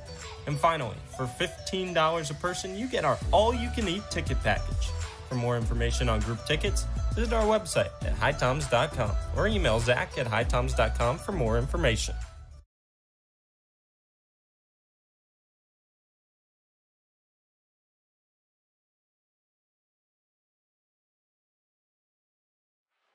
back in the bottom of the fifth, Stevens still on to try and retire the designated hitter and cleanup hitter, Will Samuelson, who's 0 for 2 so far today. Reached on a fielder's choice in the first and then struck out looking in the third. It's a left-on-left matchup, and it's Stevens Still, the lefty out of Loyola University in New Orleans, where he had a 2.75 ERA and 16 appearances, all starts this year. The lefty comes set and delivers the first pitch at the knees for strike one. Line not quite final on Tristan Snyder. He's responsible for Marcos, who stands at third. 2 away in the bottom of the fifth. The 0-1 pitch upstairs. Good stop up there by Sutton. Ran up and in on a breaking ball that didn't break, and it's a 1-1 count. Stevens Still a 7-2 record, 2 complete games this season, through 85 pitches with the Wolfpack. First appearance as a HiTom, 1-1 pitch, fastball on the outside corner, 1-2. What a spot for Stevens Still in his first appearance for HPT, trying to strand the tying runner Marcos at third in the bottom of the fifth of the first game of our doubleheader. The 1-2 pitch on the way from the lefty, roped out to short and over the head of a jumping J.D. Suarez. It went about 6 inches over the glove of the HiTom second baseman, and Samuelson ties us up at 3 with an RBI single.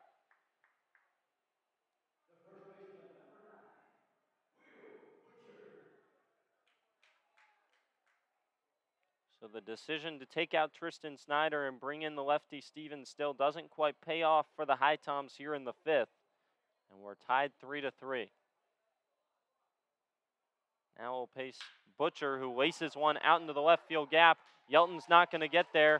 He fields it on 2 hops and throws it in, going first to third. And close play at second as Butcher slides in with a double.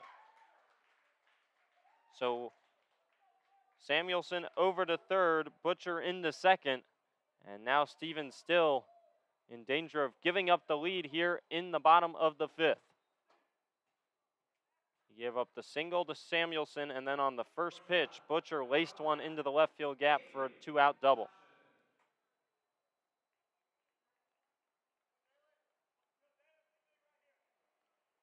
Two on, 2 away for the shortstop, Dalen Thompson from the right side.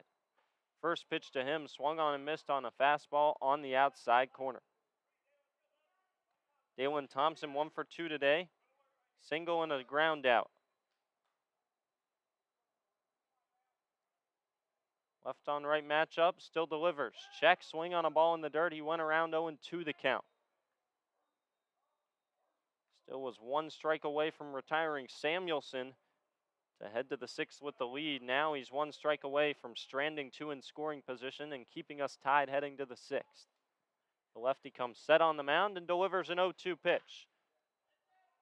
Sliced foul down the first base line. We'll do it again. Dalen Thompson stays alive at the plate.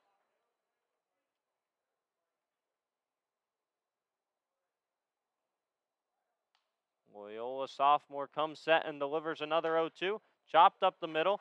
Tough play, and it gets through. That's going to score at least 1. Coming around and scoring from second is Butcher. And Forest City has a 5-3 lead on a 2 RBI single off the bat of Dalen Thompson. It wasn't hit particularly hard, but it went right up the middle in between Justin Johnson and Suarez at short and second. And Forest City retakes the lead here in the bottom of the 5th.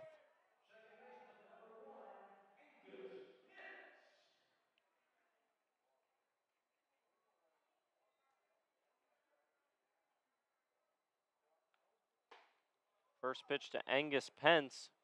Misses outside for ball 1. Tough start to the HiTom career for Stevens Still. Lefty delivers the 1-0. Check, swing, did he go? No. 2-0 now the count to Angus Pence.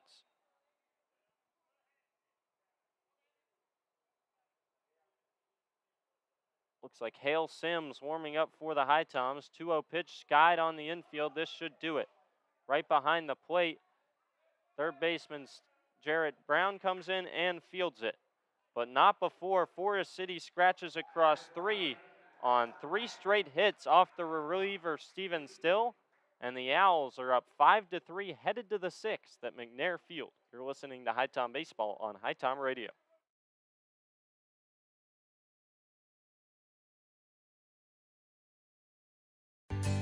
Here in High Point, North Carolina, we encourage everyone to make themselves at home. Here in High Point, we're known as the home furnishings capital of the world.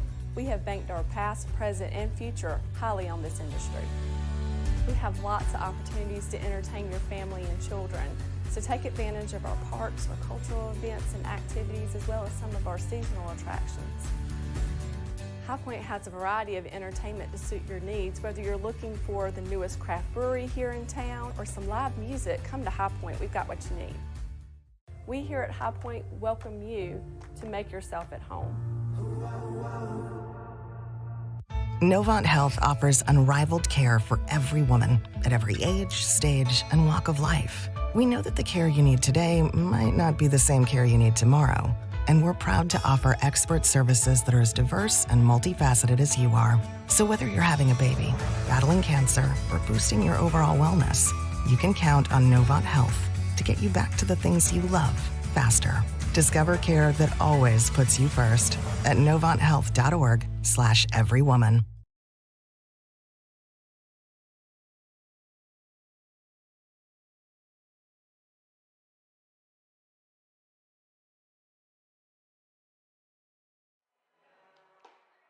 Top of the 6th, 8-9-1 due up for the HiToms. And it's the right-handed pitching Cy Smith who remains on the bump for his second inning of work.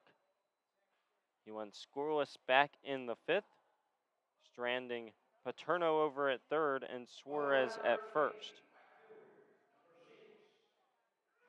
And how big is that double play with 1 away off of the bat of Blake Sutton now? Colin Smith lifts the first pitch out towards right field. Should be playable for Kelly out there, who comes in about 10 steps and makes the play. So 1 pitch, 1 out here to start the top of the 6th. HiToms now trailing 5-3. Line final for Tristan Snyder, who went 4 2/3, 72 pitches, 21 batters faced, 5 Ks, 4 walks, 3 hits, 3 runs, all 3 earned. He'll get no decision. It was 4 hits, 3 runs, and 1 left on base for Forest City in that 5th.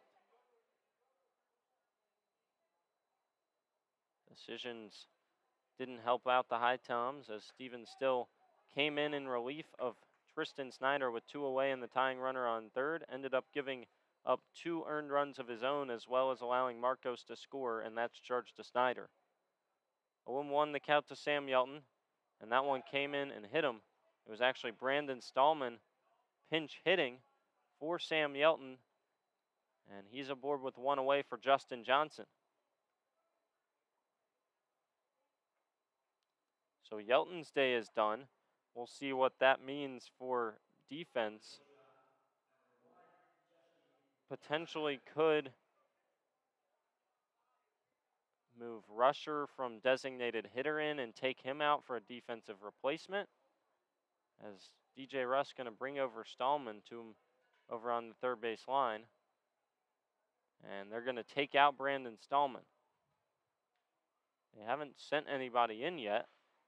And here you go. It's going to be A.J. Roush who heads over to 1st. So that's your answer. It's going to be Stallman who pinch hits, and now A.J. Roush will come in and play center field. Potentially they'll move guys around in the outfield, because the current outfield would now be Colin Smith, A.J. Roush, and Vito Paterno. So that brings up Justin Johnson. Now Roush over at 1st, 1 away. First pitch curveball misses outside.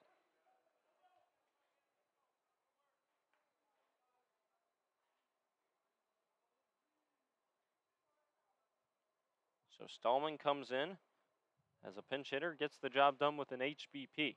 1-0 count to Johnson. Change up at the knees for strike 1. Cy Smith faced 5 batters and got that all-important double play off the bat of Blake Sutton with runners at the corners and 1 out in the 5th. And then in the bottom half, Forest City retakes the lead with 3 of their own. 1-1 pitch way outside, 2-1 the count to Justin Johnson. Johnson 2 for 3 today with 2 singles and a fly out to right. He got thrown out at the plate in the 4th. Cy Smith comes set on the mound and delivers. Runner goes, chopped up the middle. Not going to be a play at second, or there is. Wow, it's a double play. That'll get him out of the inning as the second baseman over there, Pence, stepped on the bag and waited for the ball to come to him. Roush on the hit and run just couldn't quite run it out, and he throws on to first to end the inning. HiToms are down to their final 3 outs. They need to hang a 0 to keep it within 2 in the bottom of the 6th. You're listening to HiTom Baseball on HiTom Radio.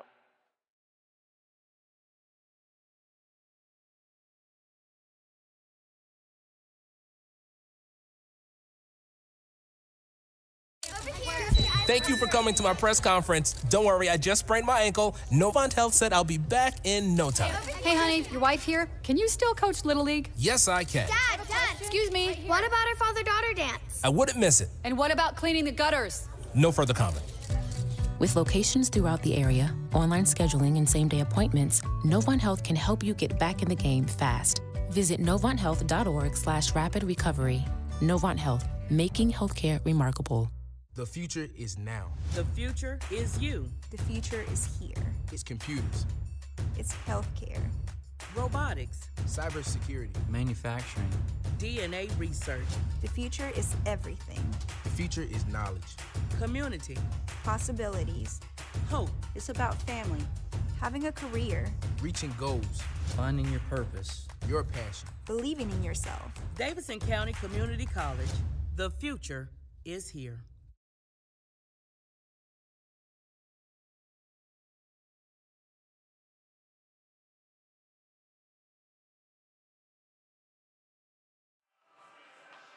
Stevens still back on the bump here in the bottom of the 6th. He's currently in line for the loss as he gave up the 2 go-ahead runs back in the bottom of the 5th. He'll look to hang a 0 here in the bottom of the 6th and give the 2, 3, and 4 batters for the HiToms a chance to get back in the game in the last inning. Of course, playing just 7 here. This is the first of 2 today from McNair Field. And it's been back-to-back 4-3 double plays to end the 5th and the 6th for the HiToms and erase base runners. In the 5th, it was with 1 out and runners on the corners. In the 6th, it was with 1 out and a runner on first. 8, 9, and 1 due up for Forest City, beginning with Dodson, and he lifts one out towards right field. Should be an easy play out there, and it is for Colin Smith.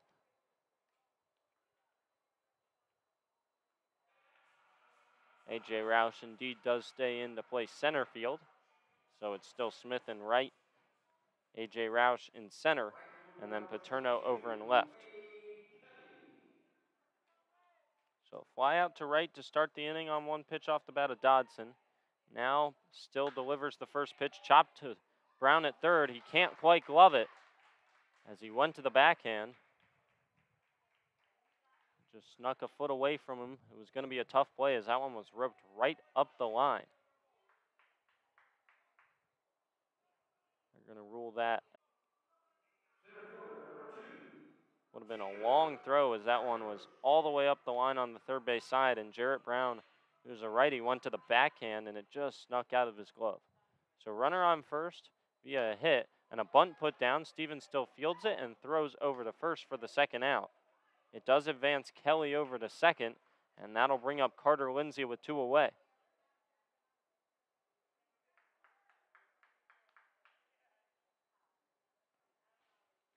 So Marcos does his job. He advances the runner to scoring position on a 1-3 bunt. 2 away for the left fielder, Carter Lindsay, chance to add to the Forest City lead. Owls just 3 outs away from winning game 1. And the first pitch gets away from Sutton, but not far enough for the base runner Kelly to advance. All 3 batters outside of Lindsay have attacked the first pitch. It was a fly out to right off the bat of Dodson. Then Kelly singled on the infield. And then the bunt laid down by Marcos. Now a 1-0 count to the left fielder, Lindsay. Runner goes, no throw actually. Sutton couldn't quite get a handle of it out of his glove, so taking an extra 90 feet was the base runner. That one found the zone. It's a 1-1 count though. Stolen base for Kelly. And now Lindsay behind 1-2. Slider found the outside corner from Still. Stevens still looking to hang a 0. Try and strand the runner at third. The 1-2 pitch out of the line from the lefty. Swing and a miss on a fastball at the top of the zone. So Forest City strands Kelly over at third, but they're still within 3 outs of victory in Game 1 at McNair Field. It's the Owls up 5-3. HiToms down to their last 3 outs. 2, 3, and 4 due up in the top of the 7th when we return on HiTom Radio.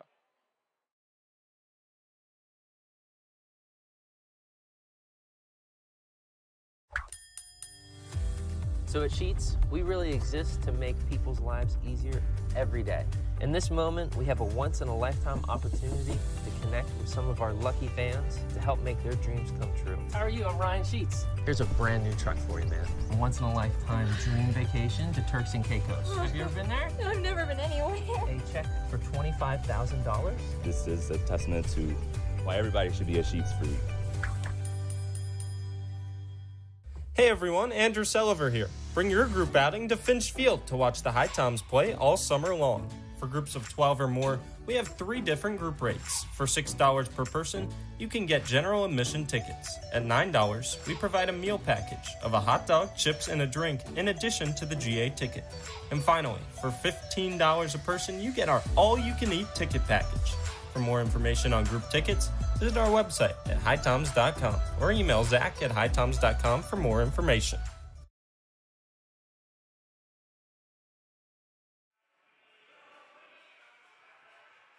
Top of the 7th in Forest City. Owls up on the HiToms 5-3.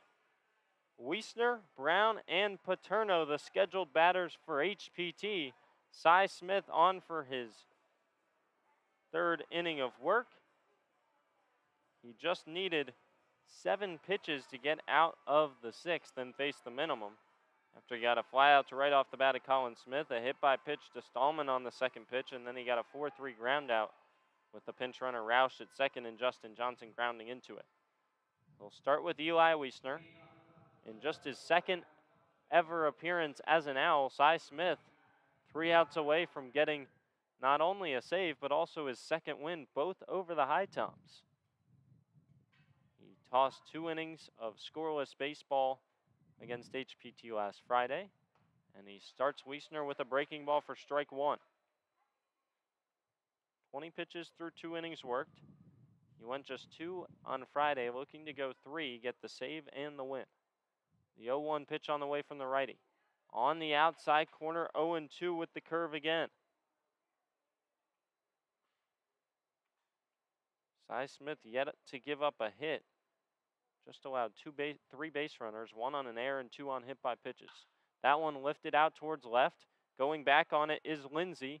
He's just shy of the wall and he makes the catch. A short porch and left, and Wiestner hit it a good ways, but not quite hard enough to land on the wall. So a fly out to left for the 2nd time today for the HiToms first baseman, and now Forest City within 2 outs. Jarrett Brown steps in from the right side. Still looking for his first hit as a HiTom. He reached once on an error over at short by Thompson back in the 3rd. First pitch, low and inside, ball 1. He's also struck out swinging and then flew out to center field back in the 5th. HiToms need base runners here. Vito Paterno on deck. Bo Rusher in the hole. Breaking ball on the inside corner, strike 1.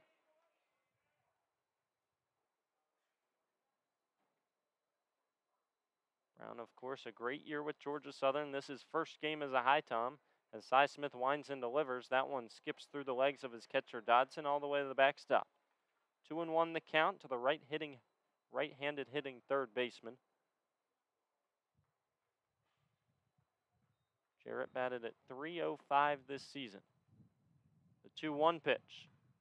Just off the outside corner, 3-1. JB would for sure take a walk here. HPT needs a base runner. And then you can worry about getting 2 home. Swing and a miss at ball 4. He was looking fastball, and that one started over the middle of the plate, and the curveball landed in the dirt. Full count now to the HiToms third baseman. Cy Smith looking for his first strikeout. The 3-2. Chopped foul at the plate will do it again.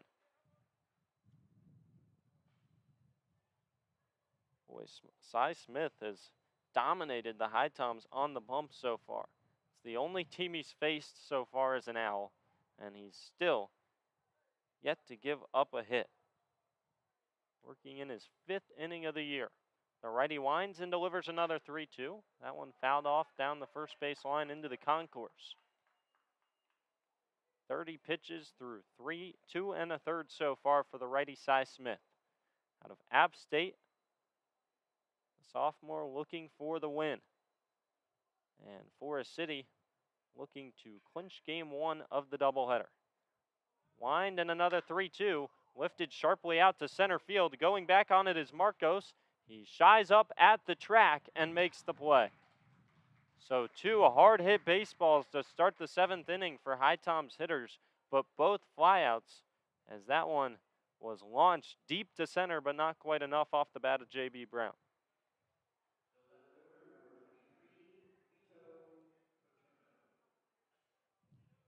HiToms down to their last hope here in the form of Vito Paterno. That one came off the bat of Jarrett Brown at 97 miles per hour. Needed a couple more to get it out of here. 2 away, nobody on. First pitch to Paterno, low in the dirt for ball 1. HiToms down to their last out here in game number 1. In danger of losing their 2-game win streak. The 1-0 pitch on the way. Breaking ball at the knees, strike 1. It's been a quick game so far. We're still under 2 hours in time played. 1-1 the count to Paterno. Cy Smith winds and delivers. Breaking ball misses low, 2-1.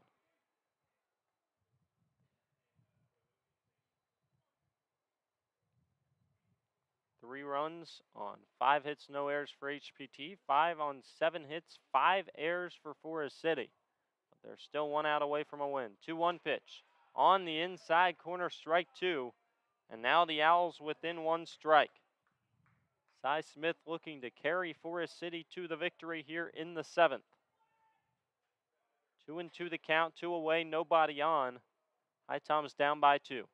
The righty winds and fires. Chopped over to short, this should do it. Thompson ranges in and fires on to first. And the Owls win game 1 of the doubleheader 5-3. A very quick game, under 2 hours played here at McNair Field. And Forest City comes out on top by 2. Same score as our 7-inning affair on Friday. 5-3, a victory for Forest City. The Owls improve to 3-1 over the HiToms on the year. And we'll have game 2 here from McNair Field in about 30 minutes time.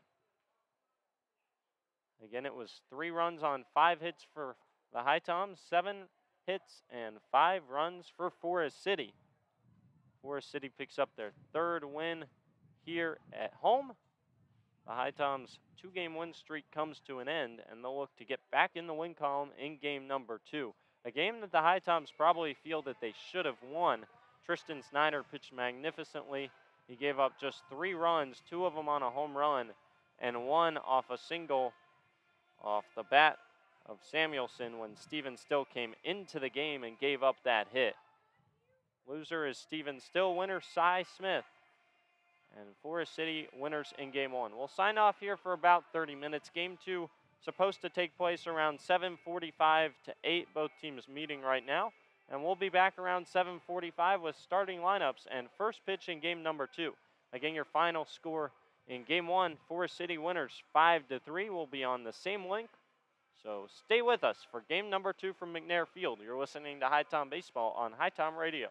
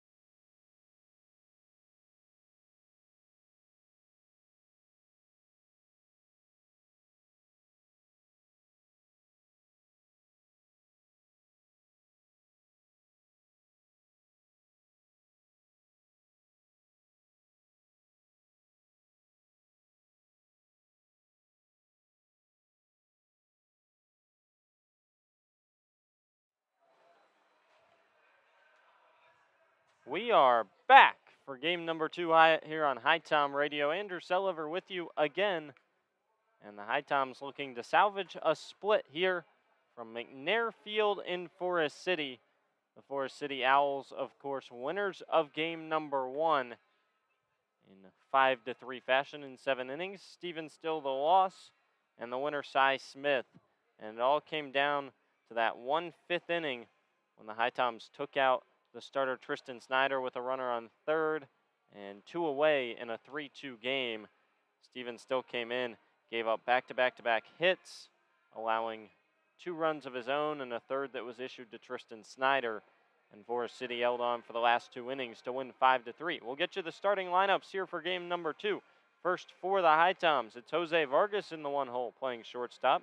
Eli Wiestner back in the 2 hole again, but he's DHing game number 2. Jarrett Brown over at third base for the 2nd straight game, and in the 3 hole again.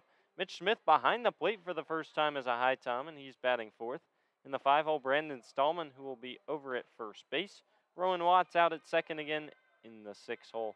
Turner Graw out in right, A.J. Roush in left, and Joe Delaney in center. For the home team, the Forest City Owls, Dalen Thompson at 2nd base. The left fielder, Austin Turner in the 2 hole. Dalton Hodge batting 3rd and in playing center field. Campbell Connard behind the plate in the 4 hole. The designated hitter, Will Butcher, will bat 5th. David Lewis bats 6th and plays first base. Garrett Dill is batting 7th and over at 3rd. The first pitch is on the way to Jose Vargas and misses for a ball. And then the 8 hole hitter is going to be Matthew Jonas, and then Will Vergantino bats 9th. And there's the first strike to Jose Vargas. 1-1 the count. The starter is Chipper McGinnis for Forest City. McGinnis is a sophomore out of Lenore-Rhine, out of Bostic, North Carolina. And he delivers just below the knees. 2-1 the count to Jose Vargas here. Justin Johnson on the bench for game number 2 after he led off game number 1 and went 2 for 4 with 2 RBIs. The wind in the 2-1 to Vargas, ripped out to left field, charging in and scooping it off the grass is the left fielder Turner. He hesitated for a second, could have fielded it probably at the knees, and then just scooped it off the ground before it caught the turf. So Austin Turner retires Jose Vargas on a fly out to left field for the first out in the 1st. And that brings up the DH Eli Wiestner. Wiestner was 0 for in game number 1, but reached on an error, stole a base as well, and the first pitch to him misses upstairs. So Chipper McGinnis, another lefty, stands at 5'11", 190. As I said, Lenore-Rhine can also hit as well. He would play in the outfield. He misses at the feet of Wiestner for ball 2. So he had 2 appearances this season with Lenore-Rhine, just went 1 1/3 innings pitched and faced 4 batters, that being the minimum, with a 0 ERA. That one hit hard out to center field. Going back is Hodge, and he shies up just short of the track to field that one. So another hard hit ball by Eli Wiestner, but it's a fly out to dead straight center field. Wind has calmed down here for game number 2 as the sun begins to set here in Forest City as we approach 8 o'clock. Game time officially at 7:48, and it's down to just 90 degrees now as opposed to 93 at the start of game 1. First pitch to Jarrett Brown, lined back into the netting for strike 1. For McGinnis with Forest City, he's appeared in just 6 games on the mound. 0-1 his record, 13.03 ERA. Swing and a miss. With a pitch at the knees to Brown, it's 0-2. Jarrett Brown, first day as a HiTom. Went 0 for 4 in game number 1, reached on an error. A strikeout and 2 flyouts to center. 0-2 the count with 2 away. McGinnis delivers, fouled off the front foot. So 6 games, 1 of those being a start so far. Here's start number 2 for Chipper McGinnis. He has a save, an 0-1 record, 9 2/3 innings pitched, 10 Ks to 11 walks and 8 hits. Still 0-2 the count. He winds and delivers. Roped up the middle and snagged by McGinnis. How did he do that? It came off hot on the bat of Jarrett Brown, and he just roped around, and it found the back of his glove. So a 1-2-3 first inning worked by Chipper McGinnis. Jarrett Brown can't believe that one didn't go up the middle. And we head to the bottom of the first. HiTom 0 and the Owls are coming up here on HiTom Radio in game number 2.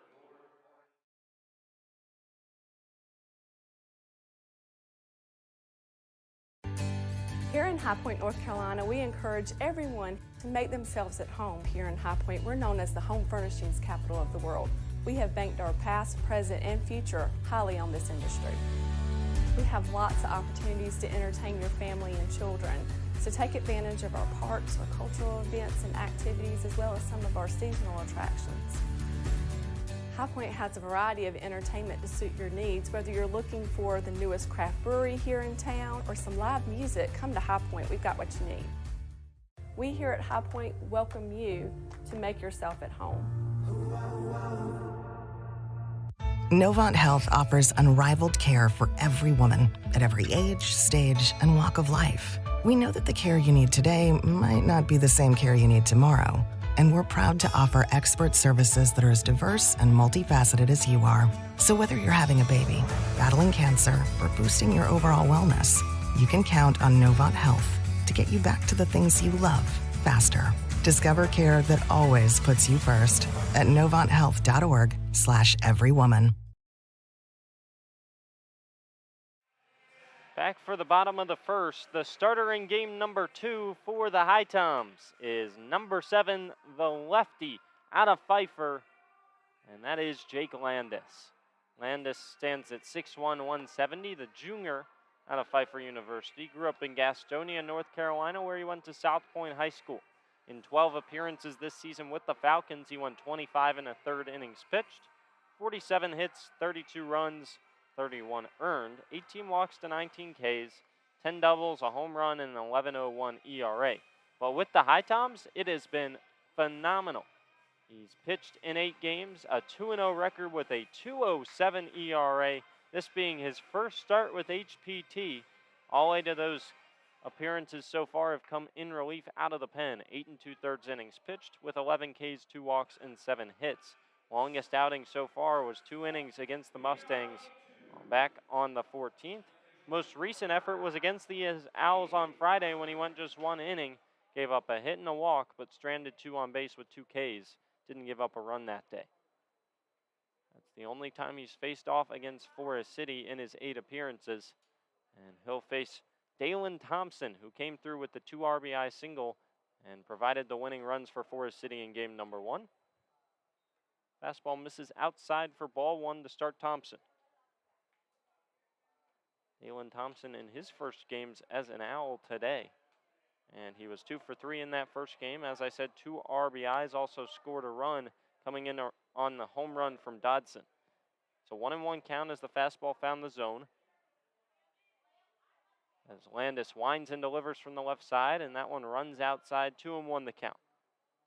Landis with a sinker that sits around 84 to 86, and a slider from 76 to 79 miles per hour. And of course from the left side, 2-1. Grounded over to short, high up off the grass. Vargas fields it and throws to first for the first out in the first. Boy, that skipped off something on the edge of the grass, and Vargas had to jump up to field it, but made a strong throw over to Stallman at first to retire Thompson.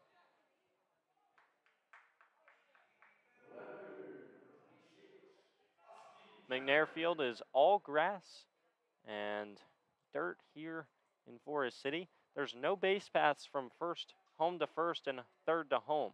It's all grass there with the line painted on the grass with chalk. First pitch finds the zone to start the left fielder, Austin Turner. Landis working with the backstop of Mitch Smith, bounces one in front of the plate, 1-1. First game that Mitch Smith has caught as a HiTom. He can play either of the corner infield positions and also behind the plate, the UNC Greensboro product. We switch out baseballs here with the home plate umpire. So Turner steps out and back into the left-handed batter's box. Landis gets the sign from Mitch Smith, shakes it off, and now comes set. The wind in the delivery. Breaking ball at the top of the zone with the curveball 1-2.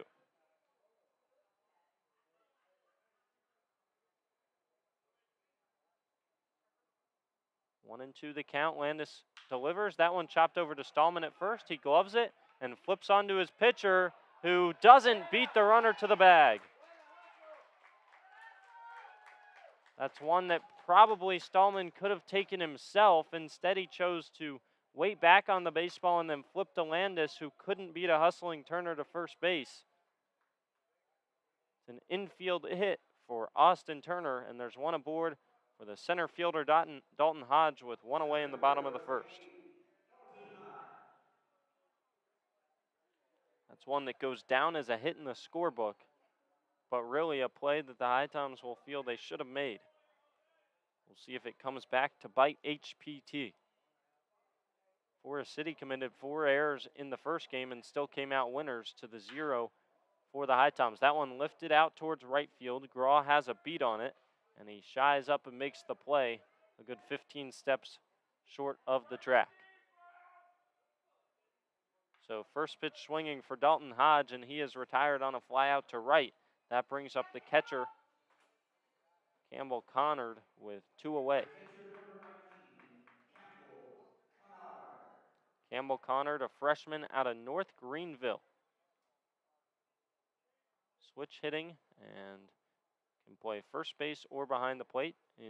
He's the backstop in game number 1. First pitch fouled off at the plate, 0-1 the count.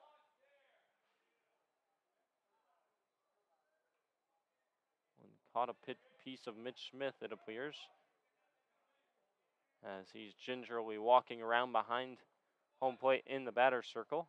Home plate umpire goes to dust off home plate that barely has any dirt on it, just to waste some time. Connor takes off his shin guard and reapplies it, and now he steps back into the right-handed batter's box. Started 7 games this season with North Greenville.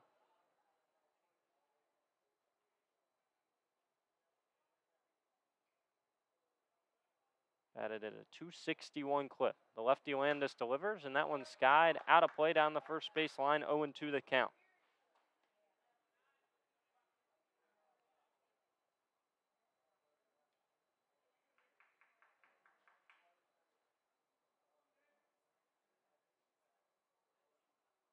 To the count to the catcher Connard. HiToms looking to equal the 0 put up by McGinnis in the top of the first. Landis gets the sign. From the stretch, he delivers. Chopped foul over at third. We'll do it again.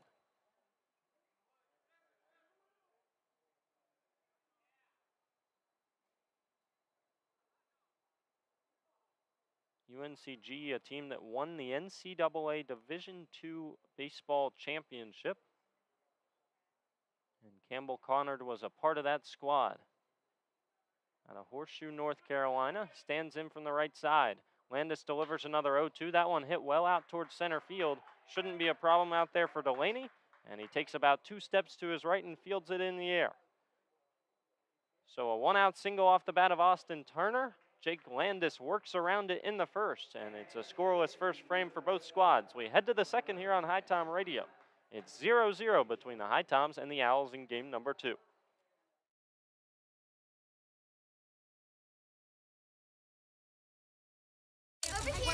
Thank you for coming to my press conference. Don't worry, I just sprained my ankle. Novant Health said I'll be back in no time. Hey, honey, your wife here. Can you still coach Little League? Yes, I can. Dad! Excuse me. What about our father-daughter dance? I wouldn't miss it. And what about cleaning the gutters? No further comment. With locations throughout the area, online scheduling, and same-day appointments, Novant Health can help you get back in the game fast. Visit novanthealth.org/rapid recovery. Novant Health, making healthcare remarkable.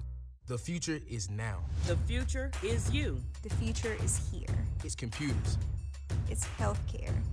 Robotics, cybersecurity, manufacturing, DNA research. The future is everything. the future is knowledge. Community, Possibilities. hope. It's about family, having a career, Reaching goals, Finding your purpose. your passion. believing in yourself. Davidson County Community College. The future is here.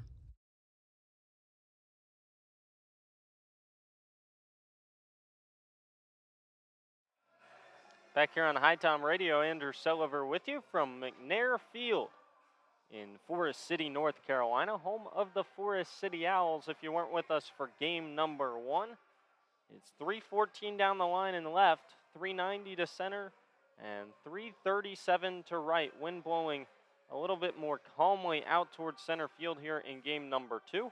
And in left field, there's a 25-foot monster that ranges all the way from down the line towards close to center field. About 25 feet left of dead center is where it stops.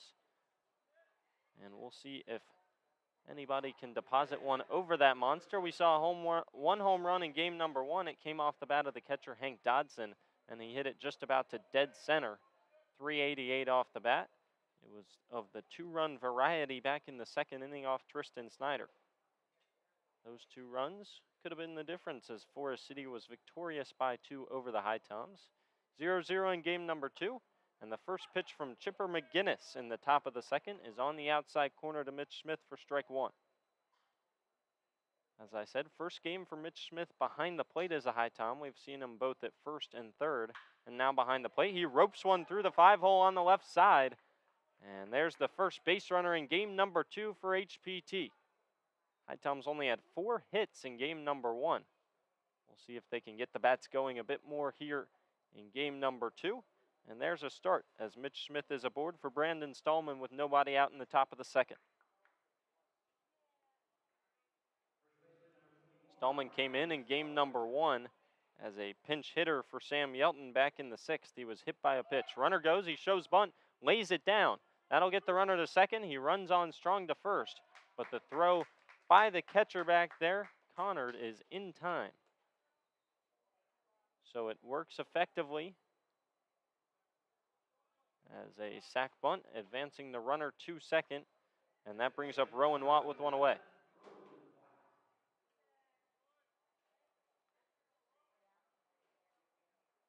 Wiestner out to greet Stallman. He gets high fives from his teammates as he gets the job done.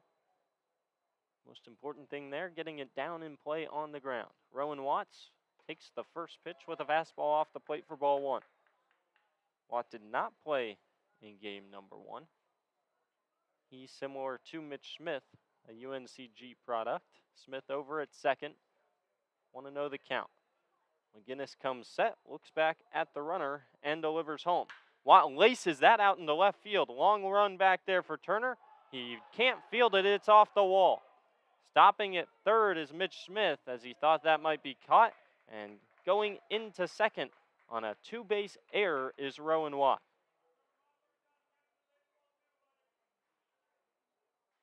It was hit very hard out to left field, but a ball that bounced off the glove of the left fielder, Austin Turner, gives HPT another free base runner. They had 4 of those in game number 1 on 4 errors by Forest City. 2 in scoring position with 1 away. Big RBI opportunity for Turner Graw, who's still looking for his first hit as a HiTom. He had the big play to send us to extras on Saturday in Lexington County. Infield in on at third. Regular depth everywhere else as the first pitch misses for ball 1.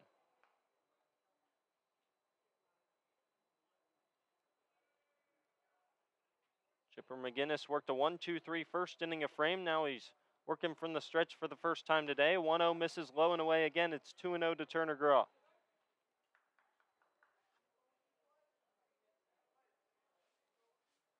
Graw out of Youngstown State. A junior there. Rather not looking for his first hit. He got 2 of those against Ashbro. Those were his first 2 hits. 2-0 misses. No, it finds the zone just at the letters. 2-1. So prior to that, he hadn't had a hit, but he went 2 for 3 against the Zookeepers. Now he's getting the start in game number 2. He scored a run in that game and had a walk as well. Played 13 games and 12 starts this season. That one at the knees for strike 2. 2-2 now the count. The left-on-left matchup here between Chipper McGinnis and Turner Graw. Graw hit .213 this season with Youngstown State. 11 RBIs, looking for his first as a HiTom here. 2-2 pitch, breaking ball just misses. Forest City fans wanting that call as it was just high according to our home plate umpire, and the count run full. A.J. Roush waits on deck for his first AB today. 3-2 pitch, McGinnis delivers home. Swung on and fouled back down the third base line. Roush came in as a pinch runner for Stallman in game number 1, but didn't see a plate appearance. Played 2 innings out in center field. It was 3 runs on 4 hits, no errors for the HiToms in game 1. Already 1 here in the second, 2 in scoring position. 3-2 at the knees, strike 3 looking. Graw thought it was low. He tossed the bat back towards the dugout, and instead he has to retrieve that himself and head back to the HiToms visiting dugout. Backwards K in hand, and that means it'll all come down to A.J. Roush here. 2 in scoring position and 2 away. Big first strikeout of the game for Chipper McGinnis as he looks to work around 2 base runners in the top of the second. The lefty comes set on the bump. Checks back at the runner on second and delivers the first pitch way outside to A.J. Roush.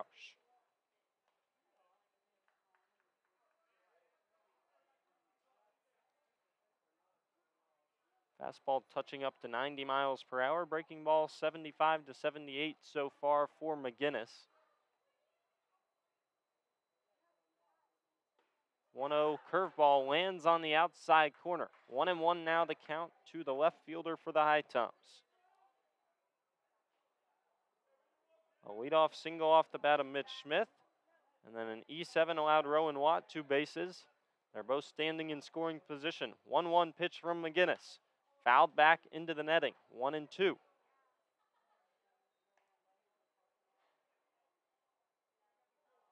HiToms left 7 on base in game number 1, looking not to repeat that performance. Hoping to bring a couple home here with a base hit. 1-2 the count to Roush. McGinnis comes set on the bump and delivers. Fouled off at the plate. It was a breaking ball that was missing low. Roush just got a piece of it off the end of the bat to stay alive. A.J. Roush comes into the night batting .207 with HPT. 3 RBIs, could get 2 more here with a ball hit to the outfield. 1-2 still the count. Smith still at third and Watt at second. McGinnis comes set and delivers. Roped over to short. Should be an easy play out there for Vergantino. He fires on to first, and the HiToms strand 2 in the top of the second. So HPT had a couple in scoring position with 1 out, but Graw and Roush, neither of them could do the job. And so we head to the bottom of the second, still scoreless in game number 2 at McNair Field.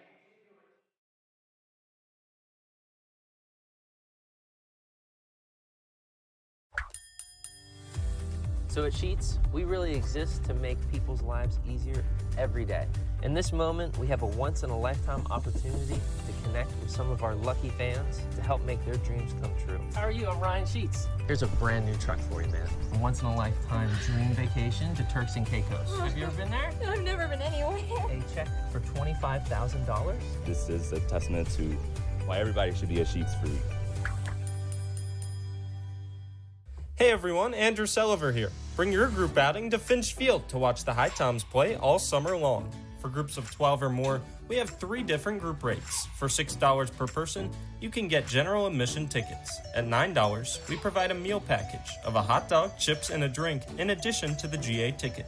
And finally, for $15 a person, you get our all-you-can-eat ticket package.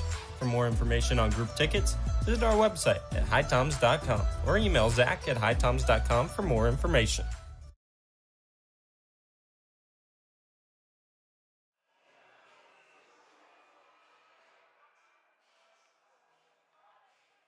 Bottom of the second at McNair Field on HiTom Radio. As Mitch Smith trots back out behind the plate. Bo Rusher taking a couple warm-up pitches for him from Jake Landis, who's on for his second inning of work. Mitch Smith fires that one back down to second. where Rowan Watt fields it, and we're about ready for the start of the bottom of the second. 5, 6, and 7 due up for Forest City, and that begins with the designated hitter, Will Butcher. Butcher was 1 for 3 in game number 1. That one was a double in the 5th, and he came around to score. That was off of Steven Still back in that 5th inning where Forest City scratched across 3 to take the lead back. First pitch from Landis misses up and away, ball 1.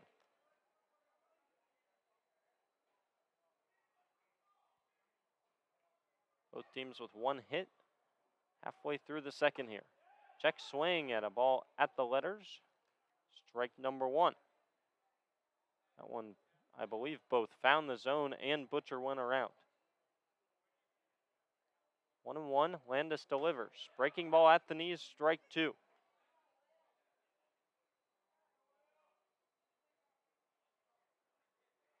Will Butcher, the sophomore out of UNC Charlotte, facing this junior out of Pfeiffer. That one's roped down the left field line, and that is way over the monster. Will Butcher hits the second home run of the day for Forest City and gives the Owls a 1-0 lead on a ball deposited in the forest behind the left field monster.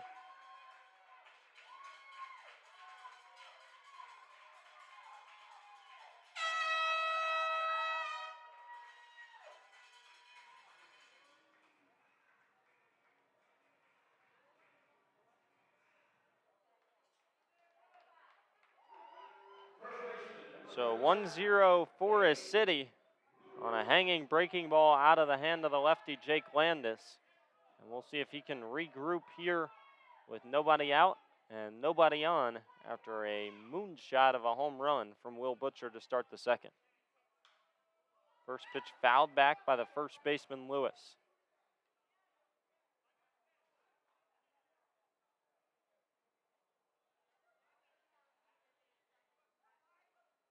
Landis coming set on the bump, working out of the windup and delivering the 0-1, swing and a miss, strike 2.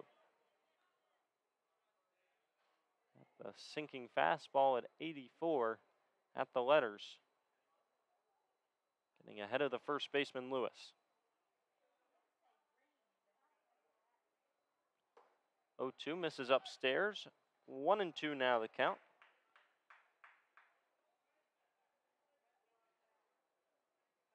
So the one in game number 1 off the bat of the catcher Dodson kind of snuck out in center field. That was a no-doubter off the bat of Butcher as the 1-2 misses in the dirt, 2-2. 20 pitches now through 1+ innings of work for the starter Jake Landis.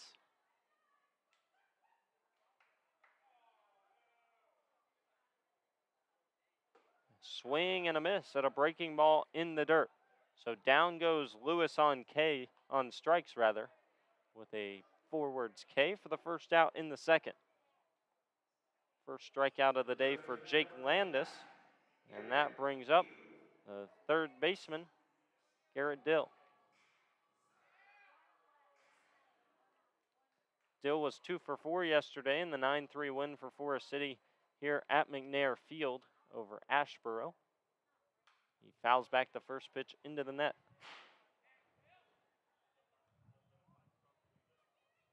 Had a double, an RBI, a walk, and a strikeout in the win yesterday. It's now a 2-game home winning streak for Forest City after they took game 1 5-3.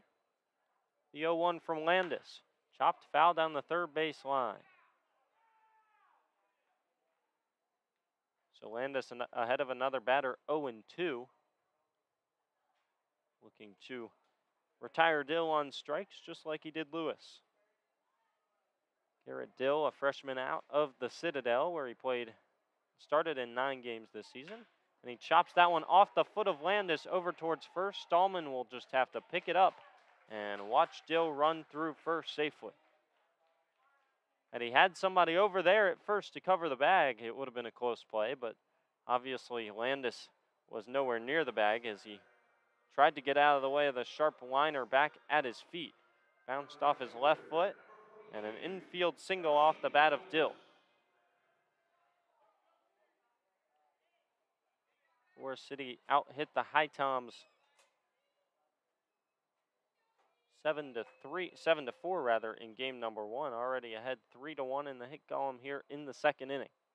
First pitch from Landis, line through the right side for a single. Going first to third on the hit is Dill, and he'll get there without a throw. So there's runners at the corners with one away, already one in the bottom of the second for Forest City. Jonas took the first pitch he saw and lined it right through the 4-hole the opposite way.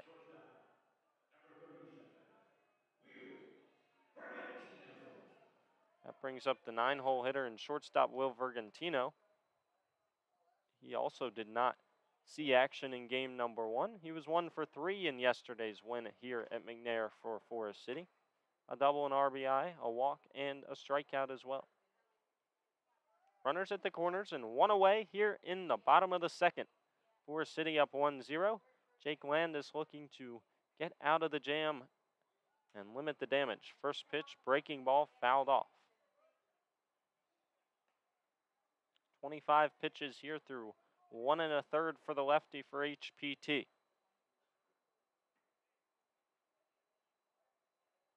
Landis gets the sign from Mitch Smith.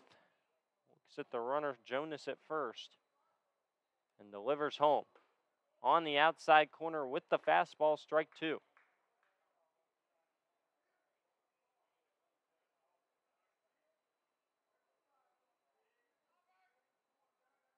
Back-to-back hard-hit baseballs, 98 and 103 off the bat of Dill and Jonas. Check on the runner at first, not a close play.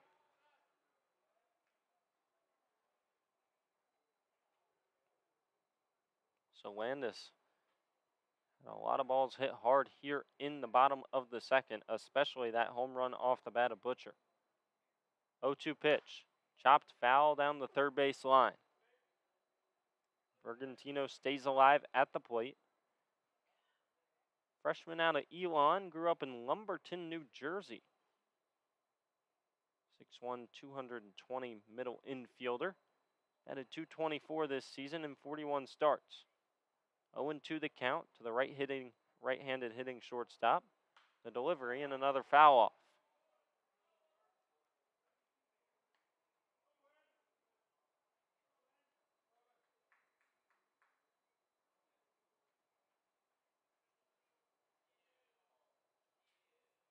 Vergantino steps out of the right-handed batter's box, steps back in.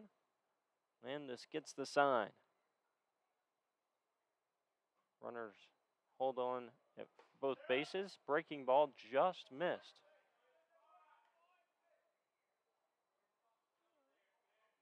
HiToms dugout telling the home plate umpire what they thought of that one, saying they thought it was in the same spot as a called strike earlier this AB. Nonetheless, it's a 1-2 count to Vergantino. Landis delivers upstairs for ball 2. 30 pitches now for the lefty, trying to get out of this second inning.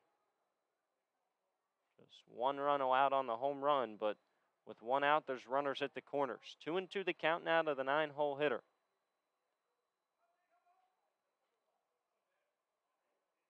Landis fires the 2-2, again misses upstairs, and now the count run full. Big spot here with the lineup about to turn over. You don't want to issue a free pass to Vergantino and load the bases with one away. Dalen Thompson waits on deck.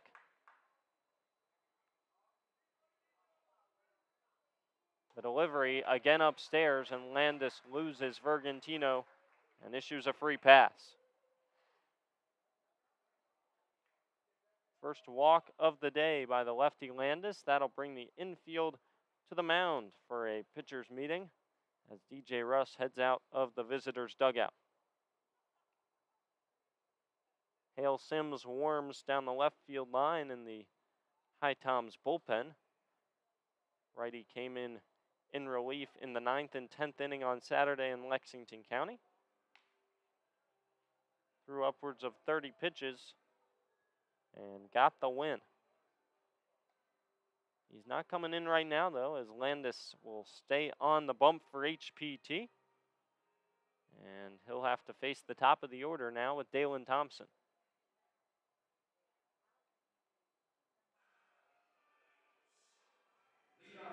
Dalen Thompson batting .500 in his first 2 games with the Owls. He grounded out to start this one, though. Hit it at Vargas in the first. The ground ball right at the shortstop would be what the doctor ordered to get out of this inning with the double play.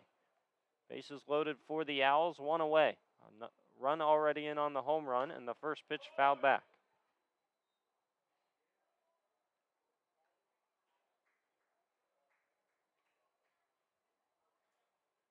Landis only really expecting to get through 2 or 3 innings here.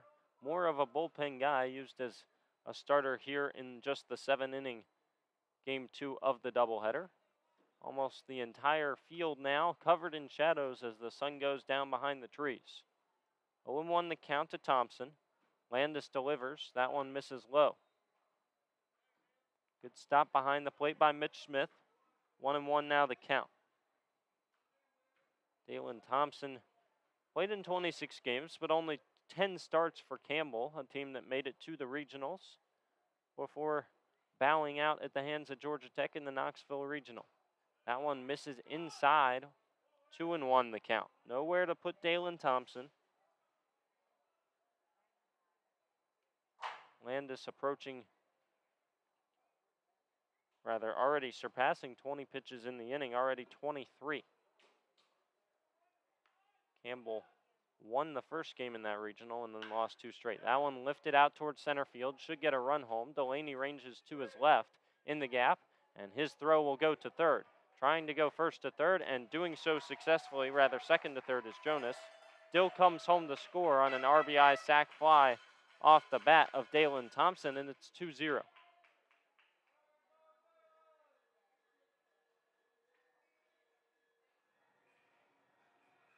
So Dalen Thompson brings home the second run on a ball lifted deep enough towards center field where Joe Delaney wouldn't have had a play at home plate. Dill comes home to score. Jonas to third. Vergantino stays put at first, and they're back on the corners with 2 away, and that brings up the 2-hole hitter, Austin Turner.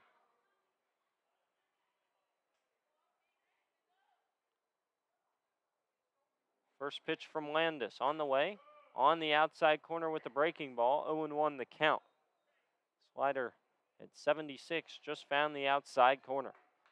Inning started back with the 5-hole hitter Butcher lifting one over the monster for a home run. 0-1 pitch. Just misses at the knees with the fastball, 1-1. If Landis could get out of the second with just giving up 2 runs, you feel like that'd be a win for the HiToms. To do so, he needs to retire Austin Turner, who singled back in the first. The 1-1 pitch fooled him with the slider, 1-2. Austin Turner swung right through that one on the outside corner as it came in at 75, and he was expecting the fastball at 85. 2 away, runners at the corners, 1-2 the count. Landis looking to strand 2 in the second. 2-0 for his city lead. Runner goes from first. That one in the zone for strike 3.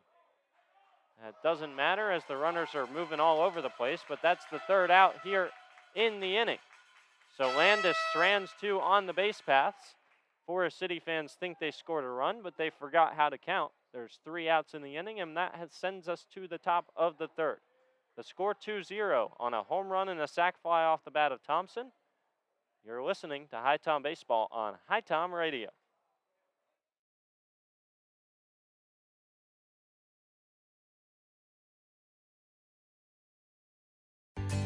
Here in High Point, North Carolina, we encourage everyone to make themselves at home. Here in High Point, we're known as the home furnishings capital of the world.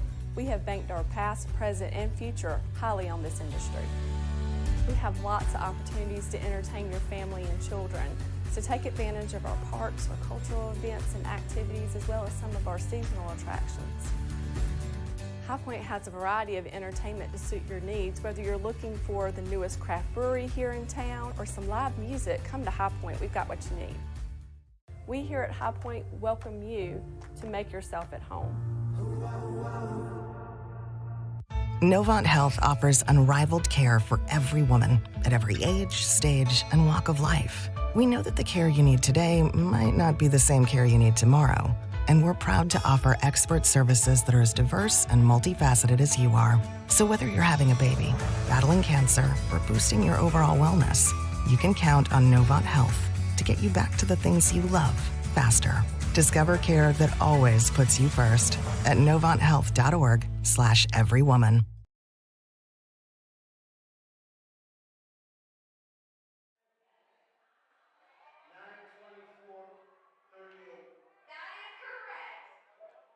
Back here for the top of the third. Strange way to end the bottom of the second after Landis struck out Turner looking.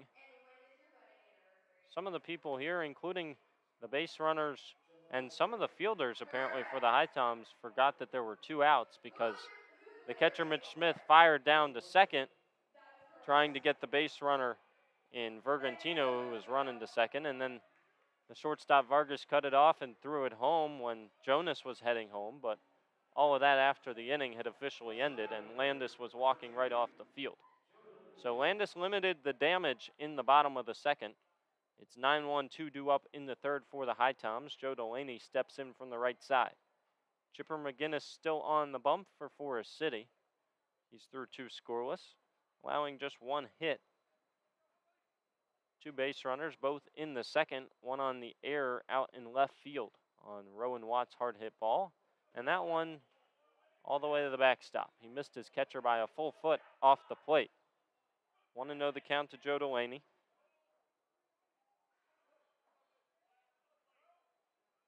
Delaney was 0 for 2 versus the Zookeepers in his first appearance as a HiTom. He did score a run on 2 walks. Breaking ball at the knees for strike 1. 0 for 2 with a run, 2 walks, and a strikeout in that game. Still looking for his first hit. Junior out of Southeast Louisiana watches another breaking ball off the plate, 2-1 the count. HPT down 2-0 here in game number 2 through 2 innings. 2-1 pitch from McGinnis. Again outside, 3-1. You don't want Joe Delaney on the base paths because he can flat out run. Fastest guy on the team. Stole 4 of 6 bags at Southeast Louisiana. 3-1 pitch.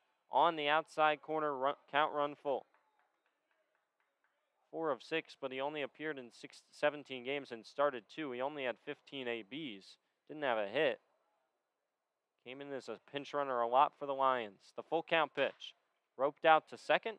Fielded there by the second baseman Thompson. And he can't beat Delaney at first. There's the speed from Joe Delaney on a pretty routine play out at second. He beats it out as Thompson didn't read the scouting report apparently and didn't know that the fastest guy on the team was in the batter's box.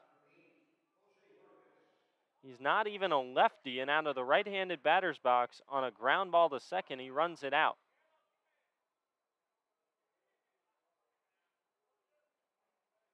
So a runner on first, and now it's the top of the lineup. Jose Vargas squares around a bunt. Check back on the runner on a snapback throw to first. And Delaney back in plenty of time. 1-0 the count now to Vargas. HPT has struggled to hit so far today. That'll be ruled an infield single, so the second hit in game number 2 for Delaney. He takes off, and that one hit hard out to left. Coming to his right is the left fielder Turner, and he makes the play. That sends Delaney back to first, and there's one away for Eli Wiestner.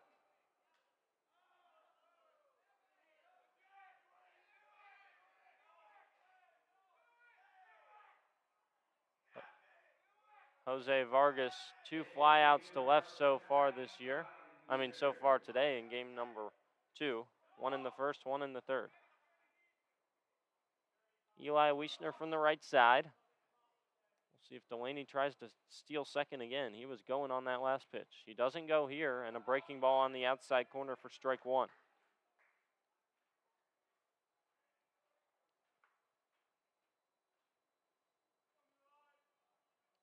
Wiestner was 1 for 2 in the game at Asheboro on Sunday and then 0 for 4 in game number 1 here. Runner goes and they have him in a pickle, but they throw it away at first, and he's going to go all the way to third. They're waving him around third, and that is going to be a close play at the plate. Throw is up the line, and sliding in safely is Joe Delaney. Show off that speed, young man. He was running to second, and the left-handed pitching McGinnis went to first on a pickoff move. I think when he saw the runner going, he got a little flustered and threw it up the first base line. And by the time the right fielder Jonas got to the ball, he was all the way at third. And DJ Russ gives him the wave, and he's home. It's a 2-1 game now, 1 away, and Wiestner fouls off the 0-1. Joe Delaney's speed is playing a factor here at McNair Field. Talk about just creating a run on the base paths. 0-2 pitch.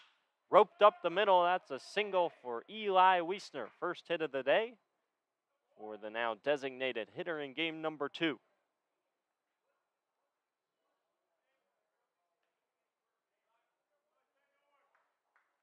So now 3 hits on the day for the HiToms in game number 2. And how big is that misplay over at second by Thompson? He didn't even misplay it. He just didn't judge the speed of Delaney right and took too much time. So that allows a run to come all the way home. After an E1 on the pitcher McGinnis, he misses inside to start Jarrett Brown. 1-0 the count. Wiestner at first, 1 away, 2-1 game in the top of the third. Sun fully setted as it starts to cool off. Runner goes. Throw down to second to get Eli Wiestner is in time, and Wiestner erased on the base paths.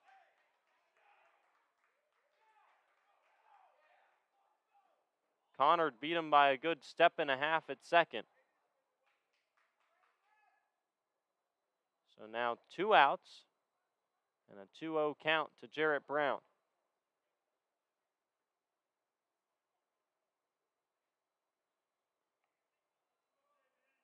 McGinnis allowed 1 run so far now in the third. No base runners and 2 away, and a big cut for Jarrett Brown, and he fouls it into the mid of Connor.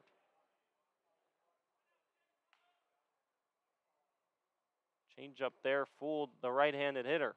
2-1. Fouled off down the third base line, snagged by DJ Russ, and he throws it straight back to McGinnis. Deuces are wild, 2-2 the count. In the top of the third, 2 away, nobody on after Connor to race the base runner. This will be the 40th pitch for the lefty McGinnis. He winds and delivers a 2-2. Off the outside, corner ball 3. Count run full to the third baseman, Jarrett Brown. He reached once in the first game, still looking for his first hit as a HiTom. The 3-2 pitch misses inside. So a free base issued to Jarrett Brown after Wiestner was gunned down. That brings up Mitch Smith.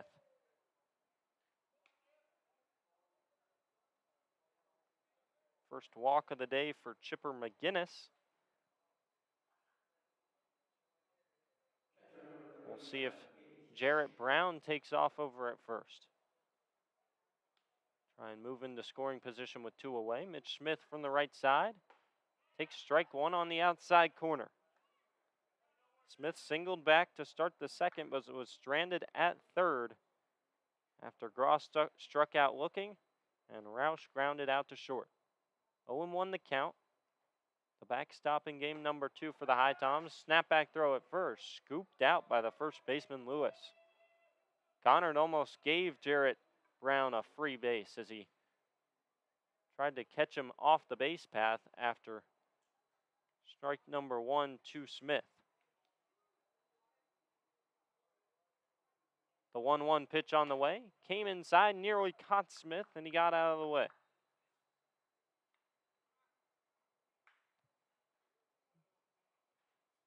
Mitch Smith was 0 for 4 against Asheboro, got game 1 off, and now behind the plate in game number 2. 2-1 the count to him. That one misses low, 3-1. How big does that base running, I wouldn't say error, but the caught stealing on Wiestner look right now? Could be first and second with 1 away in a 3-1 count. Instead, it's runner at first, 3-1 count with 2 away. 1 run in the inning, and that one rides high to Mitch Smith. 5-pitch walk, and it's back-to-back free bases issued by Chipper McGinnis to bring up Brandon Stallman.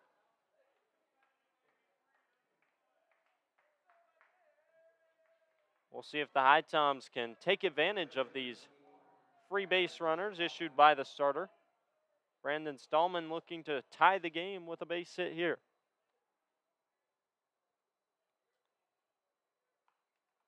Shortstop Vergantino holding the runner on in second.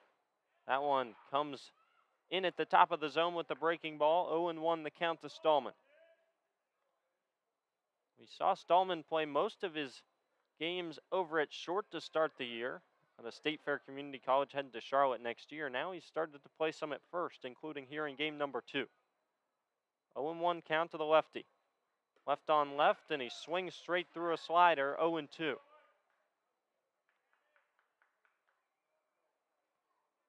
Lefty McGinnis threw that one at 75 and started it over the heart of the plate and ran it off the outside corner.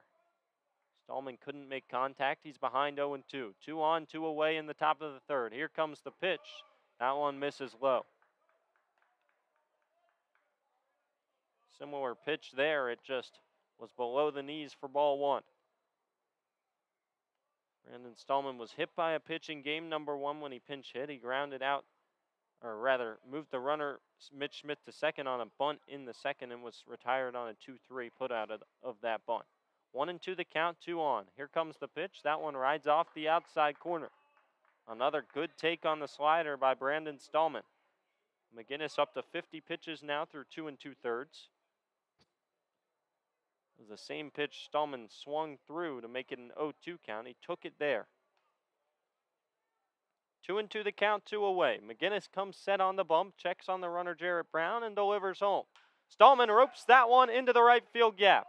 Jarrett Brown getting the wave around home. He'll come to score. Stallman stops at first, and Mitch Smith is into third. It's an RBI single off the bat of Brandon Stallman, and we're tied at 2 apiece in the top of the third.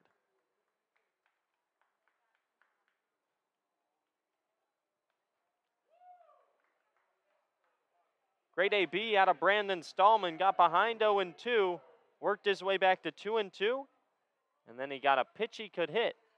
Change up over the heart of the plate and drove it right over the head of the short second baseman Thompson into the right field gap. That moved Mitch Smith all the way up to third. Scored Jarrett Brown, the first time he's scored as a HiTom. Runners at the corners, and Rowan Watt takes a ball on the outside corner for the strike 1. McGinnis looking to keep things tied. Rowan Watt looking to take the lead for the HiToms with a hit here. 0-1 on the way from McGinnis. That one outside, 1-1.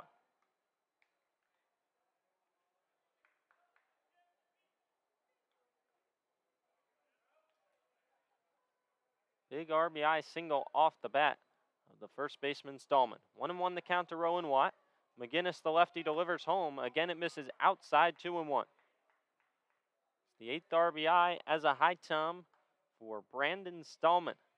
And it ties things up at 2 here in the third. Stallman had 24 ribbies at State Fair Community College this year. As I said, transferring to Charlotte. 2-1 to Rowan Watt. Upstairs, 3-1. So after taking strike 1 on the outside corner, McGinnis has thrown 3 straight balls to the second baseman for HPT, in danger of walking the bases loaded ahead of Turner Graw. Bullpen starting to get loose down the right field line for Forest City. Stallman held on at first. 3-1. Fouled off down the first base line and tailing out of play. 55 pitches now for the starter Chipper McGinnis. 27 of those in the first 2 innings, and now 28 of them here in the third. He looks to get out of a bit of a jam and keep this game tied. Rowan Watt looking to take the lead with a base hit. Runners at the corners. McGinnis delivers the payoff pitch, misses high, and they're loaded.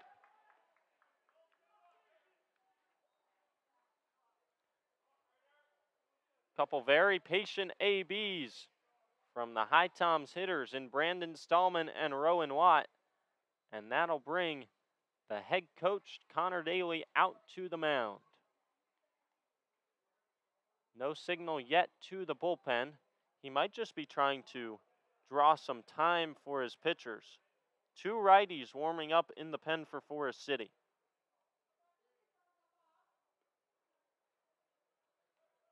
It looks like Matthias Marchincini as well as Kyle Smith.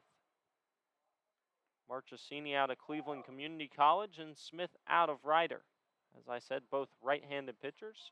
But for now, it's going to be McGinnis who stays in the game as Connor Daly heads back to the home dugout.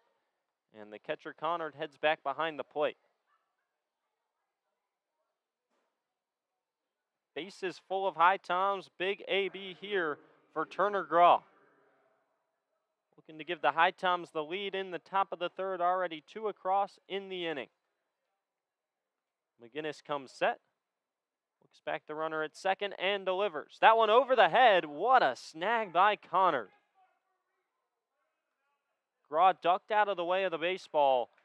And Connor, I'm not even sure if he could see it, just stuck the glove up there and snagged it to prevent the leading run from coming home to score in the form of Mitch Smith over there at third. Want to know the count. Smith at third, Stallman at second, Watt at first. The lefty McGinnis fires, swing and a miss.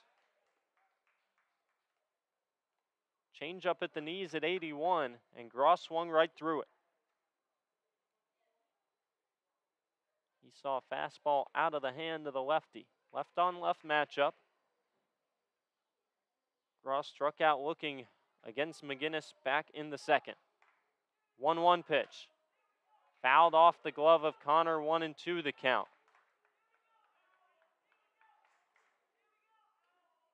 That as well, an AB with a runner in scoring position as Graw came up with runners at second and third and one away in the second and went back with a backwards K.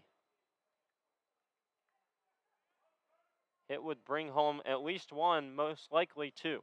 The 1-2 pitch, just off the inside corner, 2-2.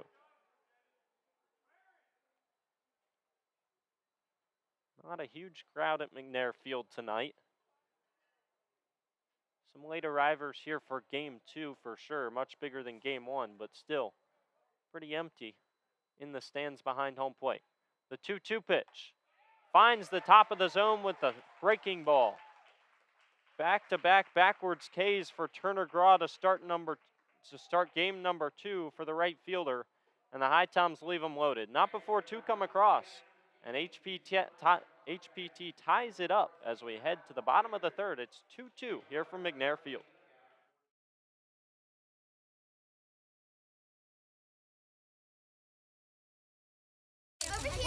Thank you for coming to my press conference. Don't worry, I just sprained my ankle. Novant Health said I'll be back in no time. Hey, honey, your wife here. Can you still coach Little League? Yes, I can. Dad, Excuse me. what about our father-daughter dance? I wouldn't miss it. And what about cleaning the gutters? No further comment.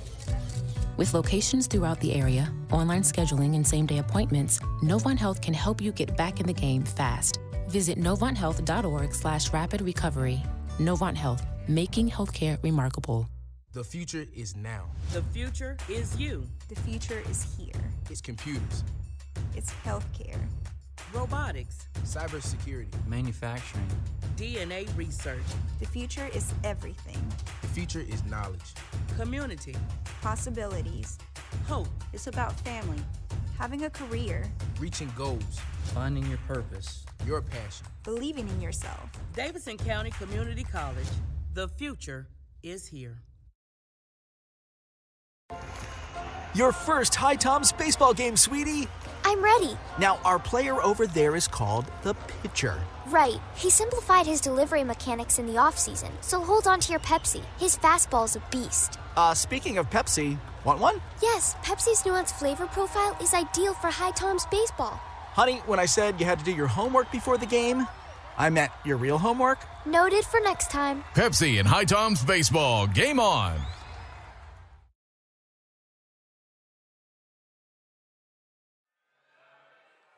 Bottom of the third here at McNair Field. 3-4-5 due up for Forest City, and they'll be facing a new HiToms pitcher. This time it'll be the righty Hale Sims who comes out of the pen for HPT. Sims, a righty out of Charlotte, struggled to start the year with the HiToms and then had a big outing coming out of the pen in the 9th inning at Lexington County. Has a 33.00 ERA, 1-2 record, gets decisions in all 3 of his games. Got the win against the Blowfish when he gave up 1 run. It was earned in 1 2/3 innings pitched. Also started games against the Owls and the Tobs, neither of those going well. He gave up 5 earned runs in both of those and didn't make it out of the 2nd inning in either. He throws the fastball to the backstop to start Hodge. Want to know the count? So that ends the day for the starter, Jake Landis. He goes 2 innings pitched, faced 11 batters, threw 38 pitches. He walked 1, gave up 4 hits, struck out 2. That one lifted out towards right. Turner Graw is there as it tailed off towards the right field line.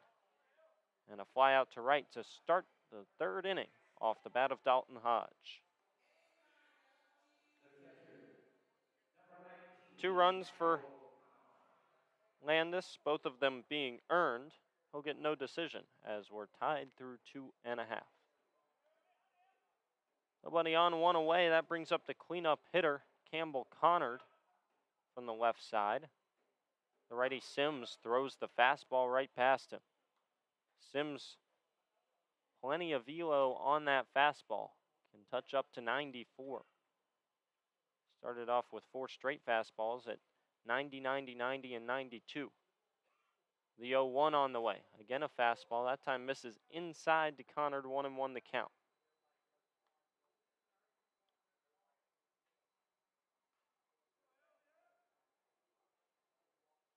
Connard flew out to center field back in the 1st.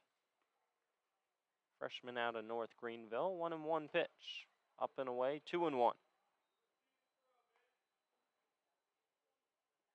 It's been pretty quiet here at McNair Field almost all night. Outside of the occasions when Forest City will score, the crowd will get very loud. And other than that, it's been almost dead silent. You can hear almost everything said from each dugout as that one sails high. And it's a 3-1 count to Connard with 1 away.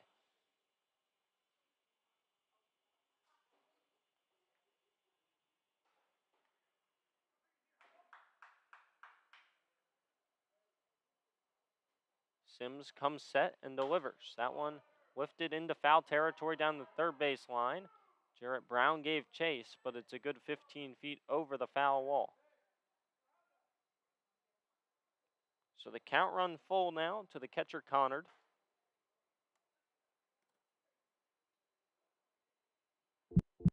Connard playing in his first game as a Forest City Owl here in game number 2. Long season with North Greenville for sure as they went all the way to a title in D2. Took a week or 2 off, and now he's playing for the Owls in his first game. 3-2 pitch on the outside corner. Hale Sims battles back for a strikeout looking of the catcher Connard.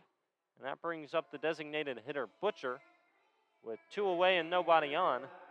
And I think that's the way you would like things based on his first AB in this game.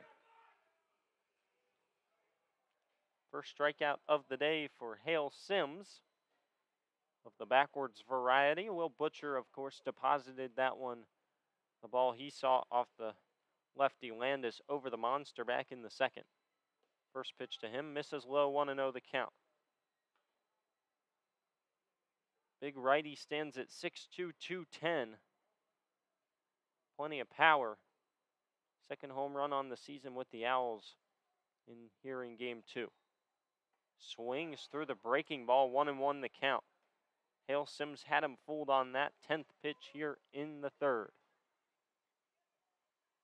In 12 games played, Butcher has had a home run, a triple, and a double, and 6 RBIs.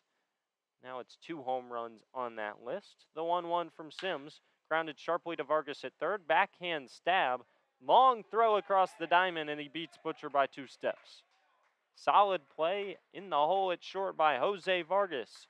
It's a 1-2-3 inning worked by Hale Sims on just 11 pitches. And we remain tied at 2 apiece as we head to the 4th here on HiTom Radio.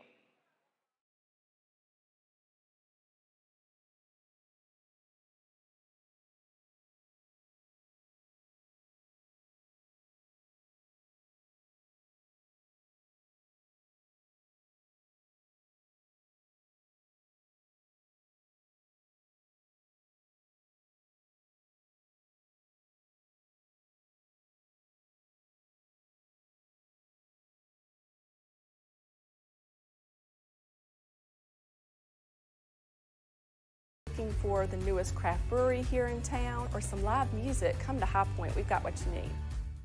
We here at High Point welcome you to make yourself at home.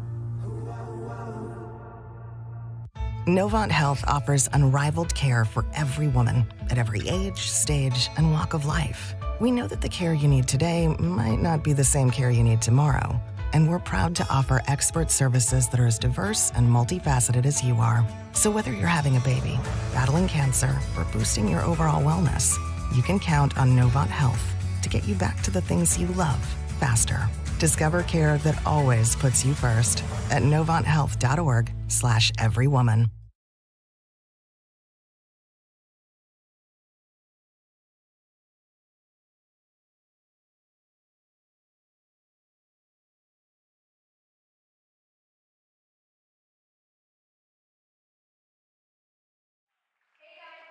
Back here for the top of the 4th at McNair Park. 8-9-1 due up for the HiToms after 8 HPT batters came to the plate in the 3rd. HiToms eventually left the bases loaded after Turner Graw went down looking for the 2nd time tonight. So it's Roush, Delaney, and Vargas due up here in the 4th, and they'll face a new pitcher. It'll be Matthias Marchesini out of Cleveland Community College. Sophomore out of Asheville, North Carolina, stands at 6'2", 190, delivers from the right side. So that ends the day for the starter Chipper McGinnis, and the first pitch, check swing by Roush at a ball low for ball 1.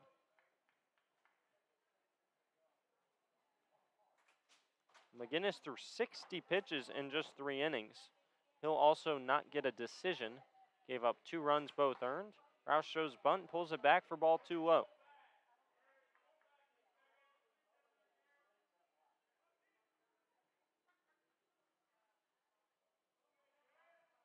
Two strikeouts for McGinnis, just 1 walk, rather 3 walks. All came in the 3rd. And that one rides outside, 3-0 the count to Roush. First 3 pitches from the righty Marchesini, all missing the zone. 3 walks, 2 strikeouts. Allowed 4 hits, 2 runs, as I said. Strike 1 at the lower half of the zone. 3-1 the count. So both starters not getting a decision. 3 innings out of McGinnis, 2 from Landis. That one misses inside on a 3-1 pitch, and it's a 5-pitch walk to start the leadoff batter in the 4th for the HiToms, A.J. Roush. That brings up Joe Delaney. Would not be surprised to see a bunt put down here by the speedster number 2.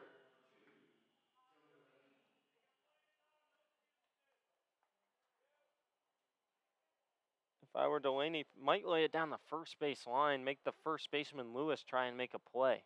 He has so much speed. He shows bunt, pulls back, ball 1 upstairs. I think 90% of the people here at McNair Field probably saw that one coming after what we saw in the 3rd as Delaney was running races around these bases. He shows bunt again, pulls back. That one up and in, nearly caught him in the head. 2-0 the count.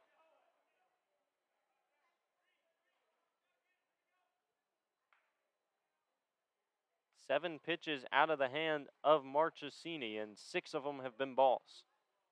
Showing bunt again, pulling back, and that one misses inside. So it's a 3-0 count to start Joe Delaney, and I think at least for 1 pitch, you take the bunt away. You probably show bunt and pull it back no matter what. Make him throw a strike. That's exactly what he does, and he doesn't throw a strike. So 9 pitches, 8 balls, and back-to-back walks from Marchesini to start the inning. That'll turn the lineup over. Exactly what you don't want to do when you're facing the 8 and 9 batters to start an inning. So 2 free bases.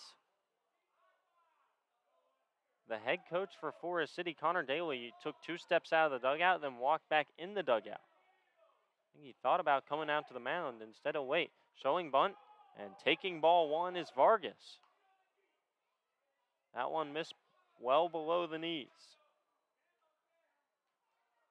I think if you're Jose Vargas, you keep showing bunt and pulling back till he throws a strike. Don't even, if it's a strike, you don't even put the bunt down. You take it, because you want to make sure that Marchesini's going to throw you a strike. If he's going to walk you, you'll take the walk instead of putting the bunt down. Thompson came in from second to talk to his pitcher for a second.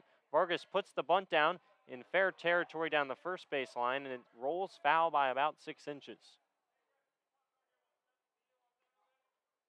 He kind of popped it up so it didn't roll much, a good 8 feet down the line, and it spun about 6 inches foul. It would have been a close play had the catcher Connor had to come out and field it and throw to first.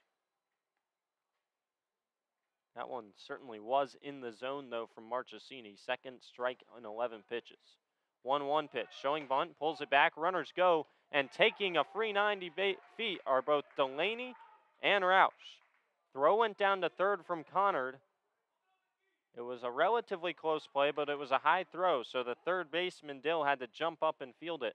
And by the time he put the tag down, Roush was in safely. So stolen bases for Roush and Delaney.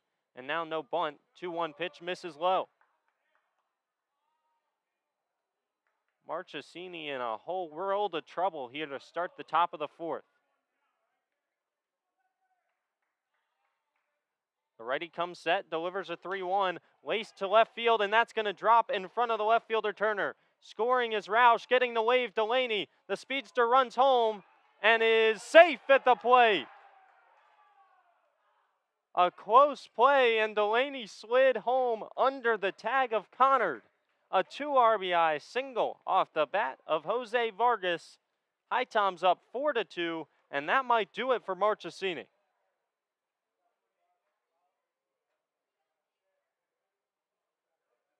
Connor Daly out to the mound to talk with his reliever, and he takes the ball immediately. Marchesini sees 3 batters, doesn't retire 1. HiToms up 4-2 in the 4th. Forest City headed back to the pen. We'll tell you everything you need to know about the new reliever when we come back after a word from our sponsors.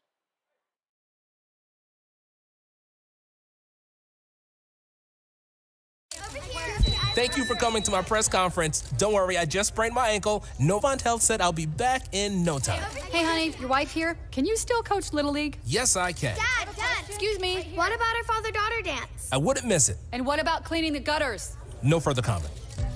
With locations throughout the area, online scheduling, and same-day appointments, Novant Health can help you get back in the game fast. Visit novanthealth.org/rapid recovery. Novant Health, making healthcare remarkable. The future is now. The future is you. The future is here. It's computers, It's healthcare. Robotics, cybersecurity, manufacturing. DNA research, The future is everything. the future is knowledge. community, Possibilities. hope. It's about family, having a career, Reaching goals, Finding your purpose. your passion. believing in yourself. Davidson County Community College. The future is here. Still in the top of the 4th, nobody out. Jose Vargas at first, 2 runs already in for HPT. It's a 4-2 lead for the HiToms. New pitcher on the bump is number 25, Kyle Smith, a right-hander, a senior out of Ryder at 6'4", 200. Went to Sterling High School in Stratford, New Jersey. 3.55 ERA this season with Ryder in 38 innings pitched, 34 Ks, and a 2-0 record. He faces Eli Wiestner right on right.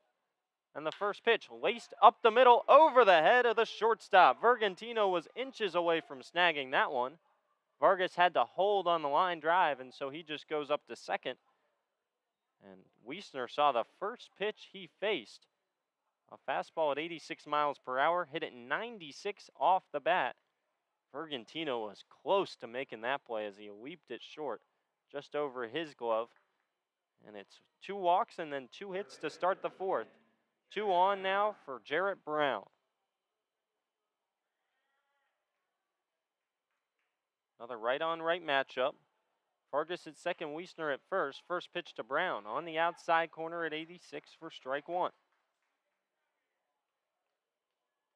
Brown walked in the 3rd, came around to score, and also lined out to the pitcher McGinnis in the 1st.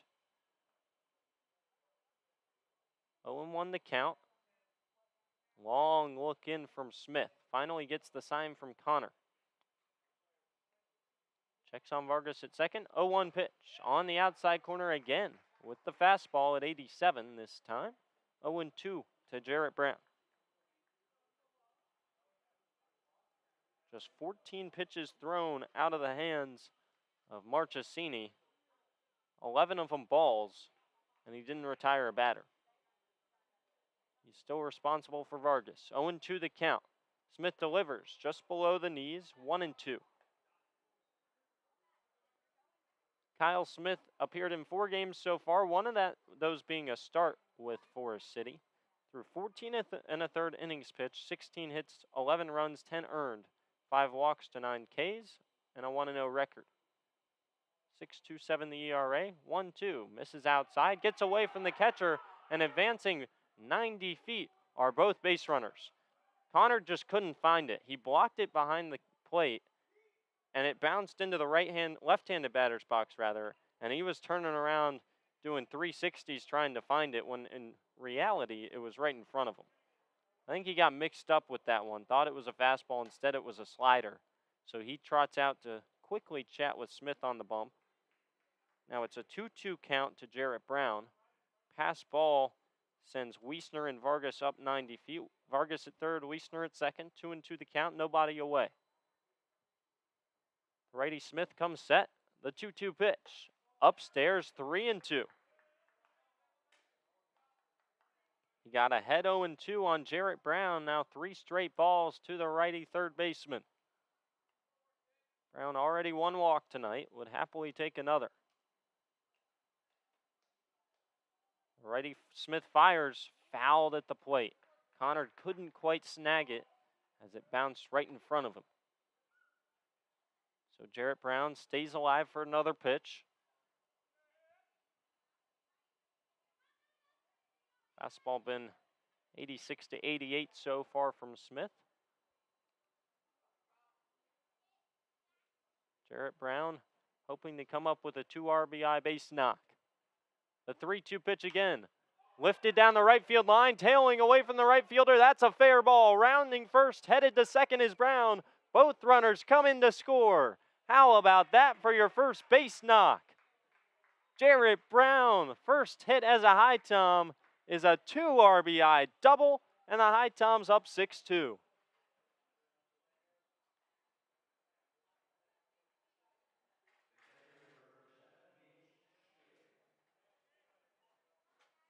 Smith fired a fastball over the outside half of the plate at 88, and Jarrett Brown didn't try to do too much. Let the ball do the work, took it the other way, tailed it away from the right fielder Jonas, and it landed a good 5 feet into fair territory down the right field line.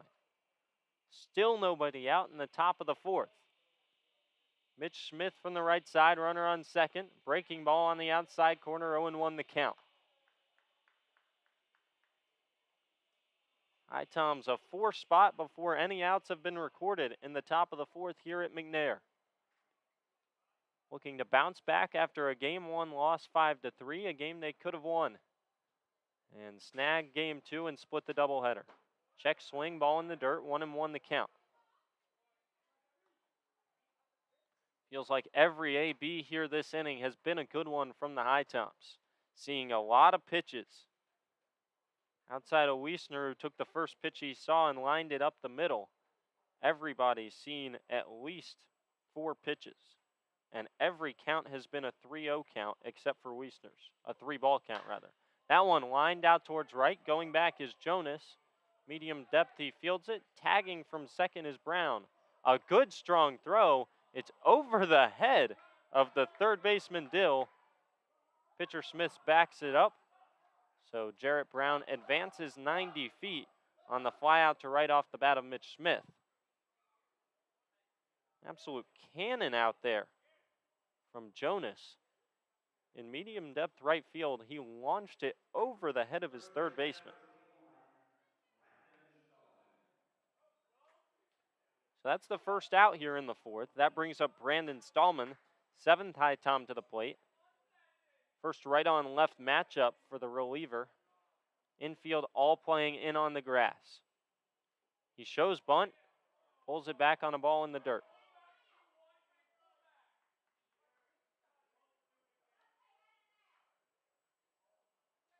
Some of the HiToms who played in game one and won't be playing in game two are sitting in the stands just to the right of the dugout and cheering the praises of their batters every AB in the fourth. Those include Tristan Snyder, Colin Smith down there. 1-0, just below the knees, 2-0. Let's see, who else is down there? Got Vito Paterno and a couple others as well. J.D. Suarez, they're all cheering on their teammates. Enjoying some food after playing in game one as well. 2-0 pitch to Stallman. Roped through the right side. You bring the infield in and Stallman finds the hole.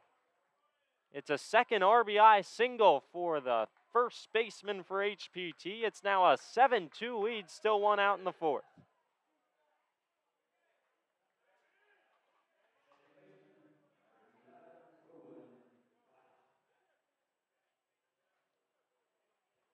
It's a play that the first baseman over there, Lewis, would probably make if he's at normal depth, but no shot with the infield in. 2 for 3 on the night was for Stallman. The one out he recorded was a sac bunt to move the runner to second. Mitch Smith in the second. Big cut from Rowan Watt, and he fouls it into the glove of Connard on the first pitch. Watt looked like he wanted to take one over the monster and left with that one. 0-1 to the HiToms second baseman. Smith delivers that one in the dirt. Good take by Rowan Watt. Curveball that started at the knees and broke and landed just behind the plate. Inning started with Marchesini, the reliever, in relief of McGinnis, who went 3 innings, gave up 2 runs. He walked the first 2 batters, gave up a hit to Vargas. Then Smith came in as he misses inside. 2-1 the count to Watt now. First pitch Smith threw was a rope off the bat of Eli Wiestner. Then he gave up a double to Jarrett Brown. Finally got an out on the flyout from Mitch Smith, and now a single from Stallman. 2-1 pitch to Rowan Watt. At the knees, strike 2. Watt didn't like the call. Evens the count.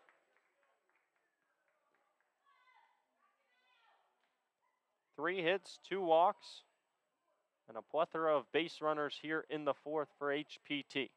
Watt looking to add his name to the list. Big hole on the right side as the first baseman Lewis holds on Stallman. 2-2 pitch. Misses low.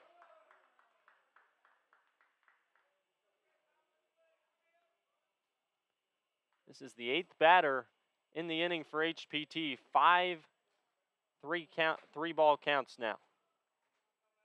Just numerous really solid ABs at the plate. HPT being patient, making the relievers work. 3-2, lifted out towards right.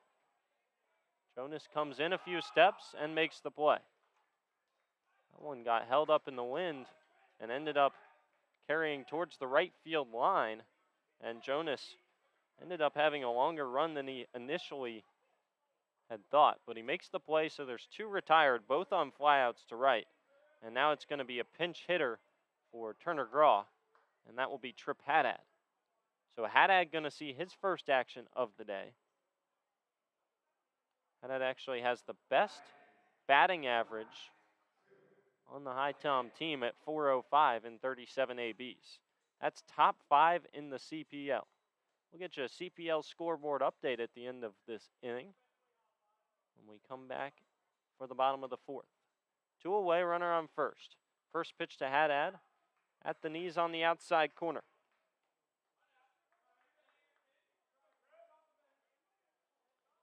So Turner Graw's day is done. He had 2 ABs, both strikeouts looking, both with runners in scoring position. So not his best outing. 0-1 pitch to Haddad, misses low.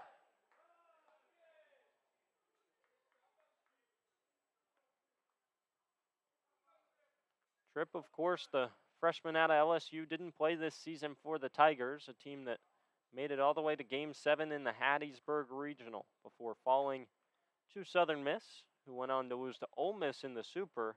And of course, Ole Miss, one of 2 2-0 teams in Omaha right now. Fastball misses just below the knees, 2-1. It's Ole Miss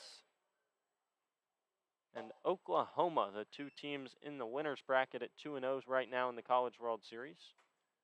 3 teams eliminated.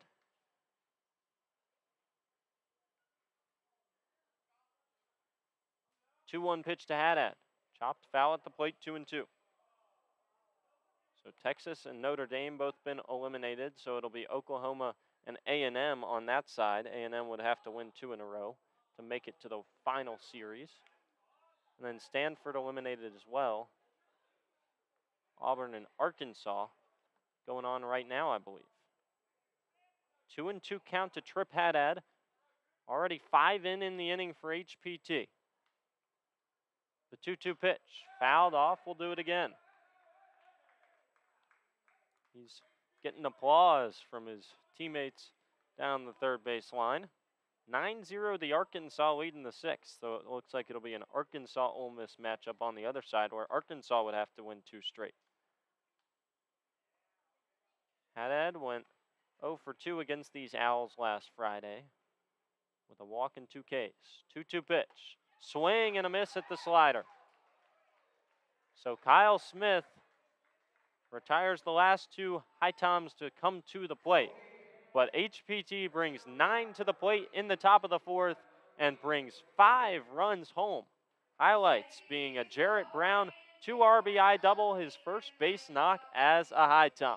We head to the bottom of the 4th. HPT leading by 5 here at McNair Field in game number 2. You're listening to HiTom Baseball on HiTom Radio.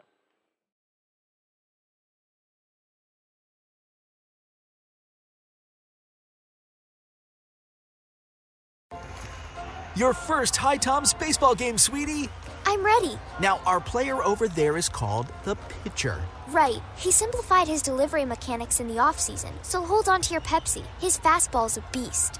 Speaking of Pepsi, want one? Yes, Pepsi's nuanced flavor profile is ideal for HiToms baseball.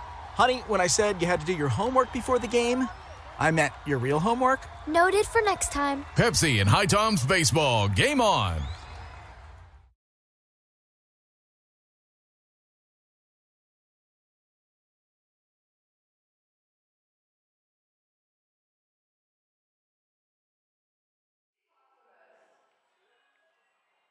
Bottom of the 4th at McNair Field. HiToms now up 7-2, looking to salvage a split in the doubleheader. Hale Sims on for his 2nd inning of work.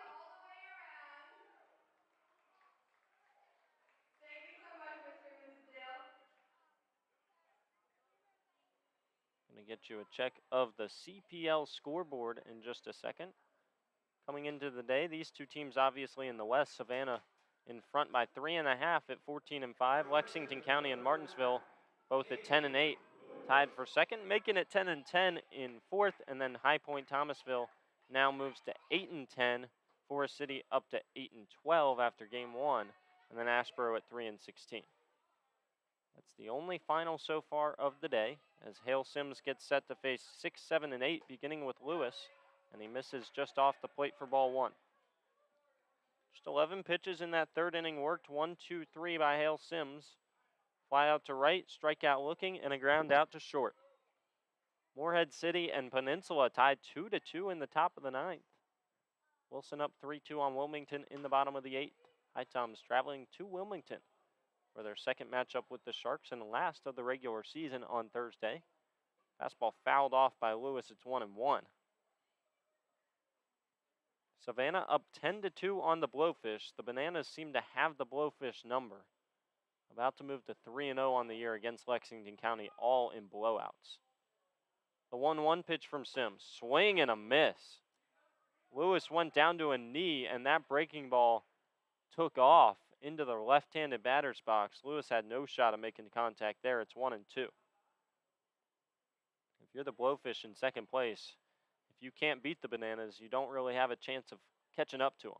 And the other game going on, Tri-City up 8-1 on Holly Springs. 1-2 the count. Hale Sims delivers. Misses low, 2-2. Tri-City comes to Finch Field next Monday for the first of 3 games in the regular season slated between the Chili Peppers and the HiToms. 2 at Finch Field and 1 at Tri-City. 2-2 the count to the leadoff batter in the fourth, Lewis. Righty Sims misses low again with the breaking ball and the count run full.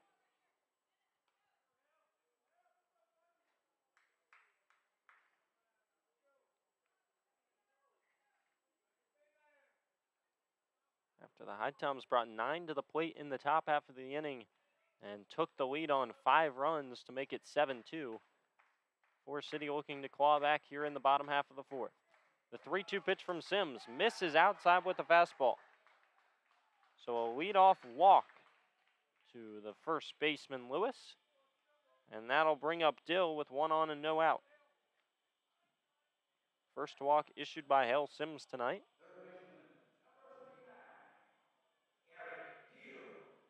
We'll get you another update of the CPL scoreboard later on. Most of those games inching towards a conclusion, so we should be able to get you all the final scores before our game finishes. Only doubleheader of the night in the CPL taking place here at McNair Field between the HiToms and the Owls. First pitch to Dill, upstairs with the fastball, and that'll bring Mitch Smith out to the mound.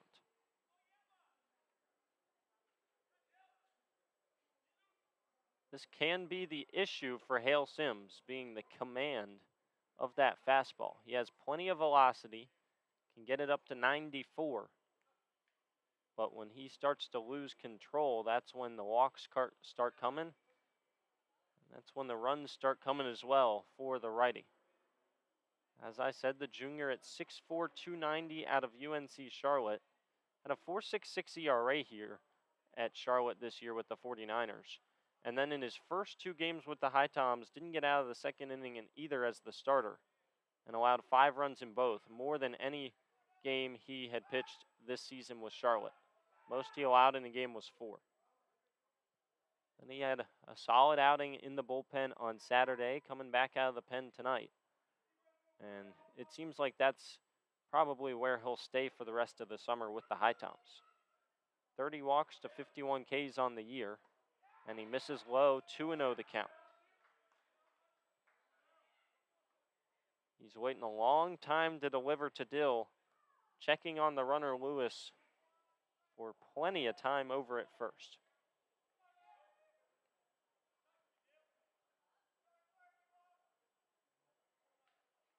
Garrett Dill bats from the right side, freshman out of the Citadel. He fouls the 2-0 right back into the netting. Had the timing matched up with the fastball, just missed it. 2-1 the count.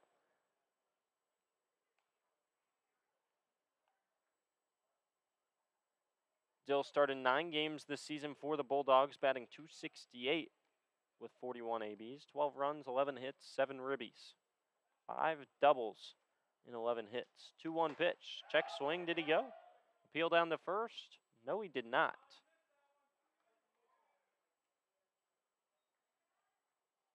HiToms dugout didn't quite agree with the call over there at first. 3-1 the count. Starting to cool off, drop into the 80s here in Forest City as lights are taking full effect at McNair Field, well past the 9 o'clock hour. 3-1 upstairs, and it's back-to-back walks in the bottom of the fourth. That'll draw DJ Russ out to the mound. It was Marchesini who walked the first two batters in the top of the fourth when HiToms scratched across 5, and now Hale Sims does the exact same thing to start the bottom half of the inning.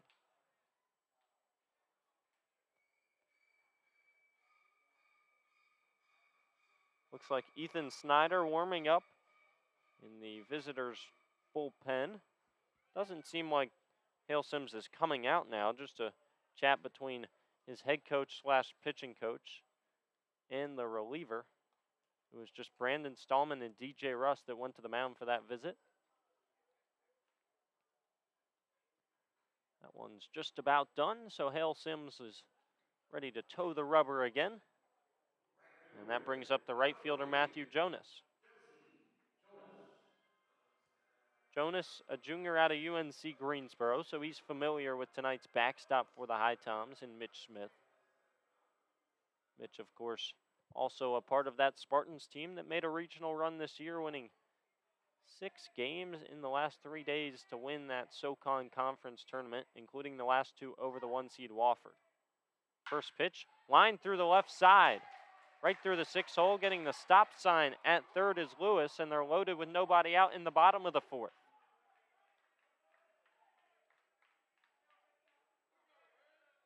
Two walks and then a rope single off the bat of the right fielder Jonas brings up the shortstop Vergantino. Nobody away.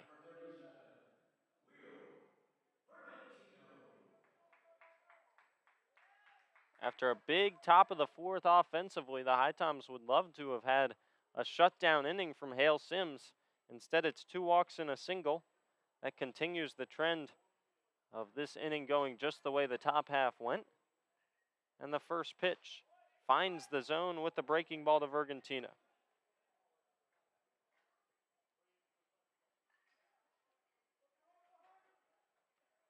The shortstop walked back in the second on a full count with Jake Landis and was stranded at first. 0-1 pitch. Swing and a miss at the fastball.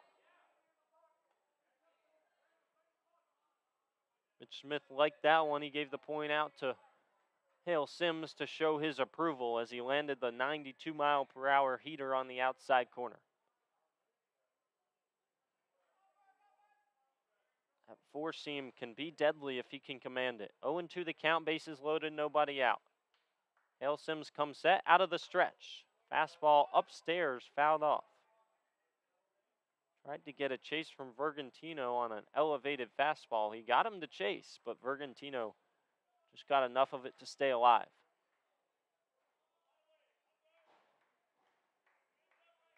Shortstop steps out and back into the right-handed batter's box. Hale Sims gets the sign and comes set. The 0-2 from the righty. Swing and a miss at a breaking ball in the dirt.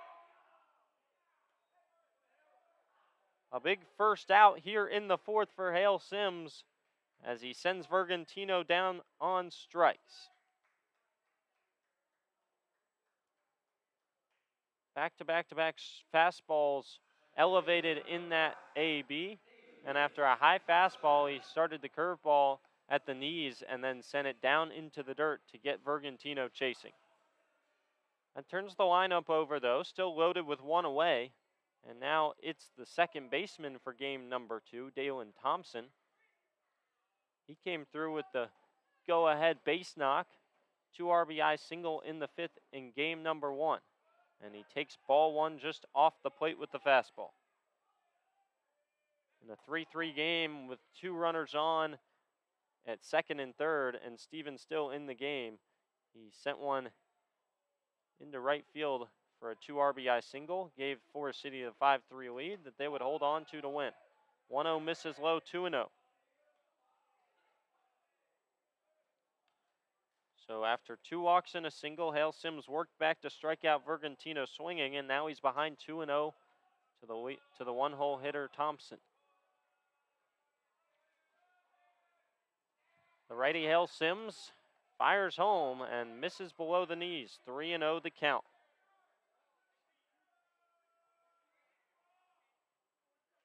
In danger of walking in a run here in the 4th.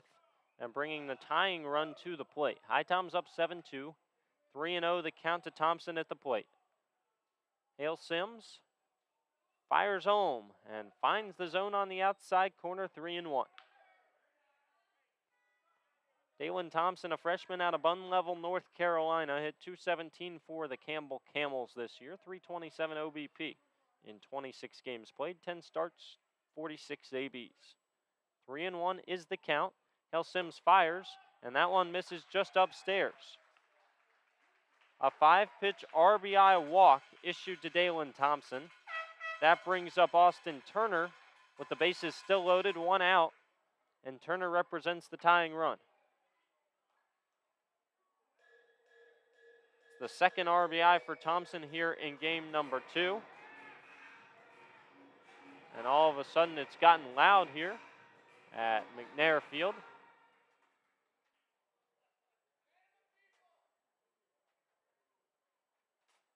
Thompson had 2 RBIs in game number 1 as well, and they're actually going to pinch run for him. So Dalen Thompson's night is done after he walked there. They send in Dylan Costa over at first.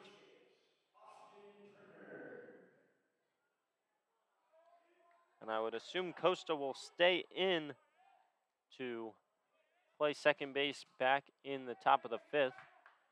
Now the focus turns to Austin Turner at the plate. Right on left matchup, Hale Sims' first pitch, misses low.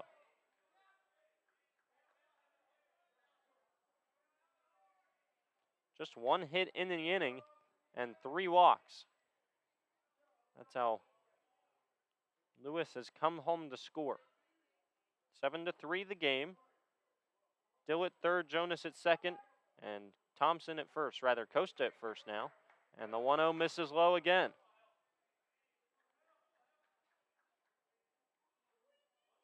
.22 pitches already in the inning for the righty Hale Sims. Really laboring here in the bottom of the 4th when the HiToms are looking to preserve the lead that they built up in the top half of the inning. 2-0 pitch, fouled off down the first base line. He came in and jammed the left fielder Turner.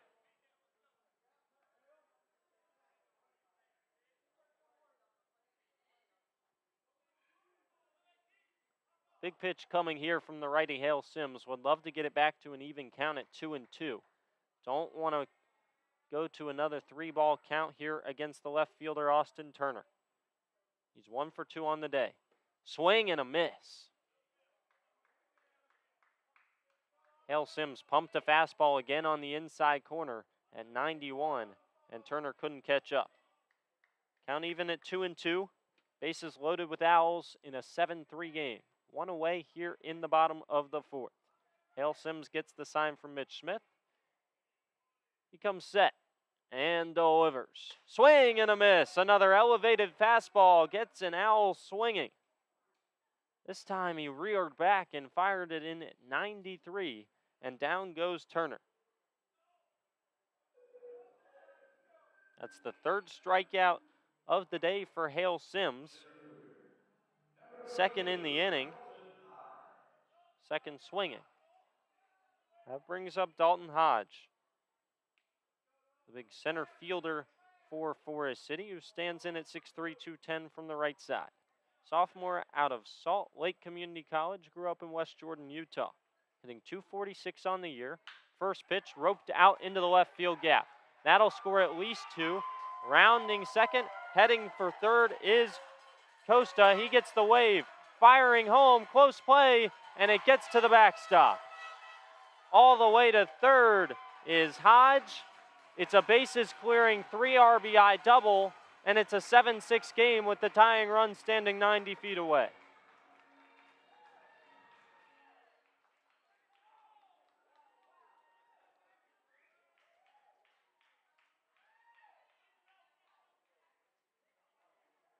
Looked like Watt, who received the cutoff throw instead of Vargas out there in shallow left field, had a chance to make it a close play at home, but not the accuracy of throws to the catcher Mitch Smith.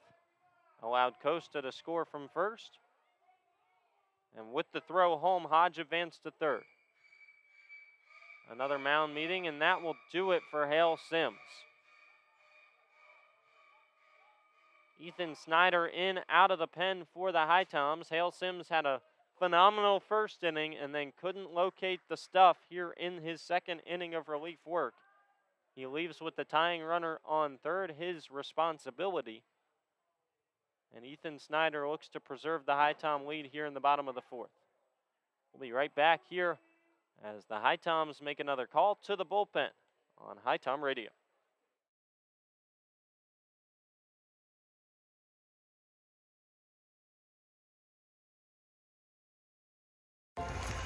Your first HiToms baseball game, sweetie. I'm ready. Now, our player over there is called the pitcher. Right. He simplified his delivery mechanics in the offseason, so hold on to your Pepsi. His fastball's a beast. Speaking of Pepsi, want one? Yes, Pepsi's nuanced flavor profile is ideal for HiToms baseball. Honey, when I said you had to do your homework before the game, I meant your real homework. Noted for next time. Pepsi and HiToms baseball. Game on.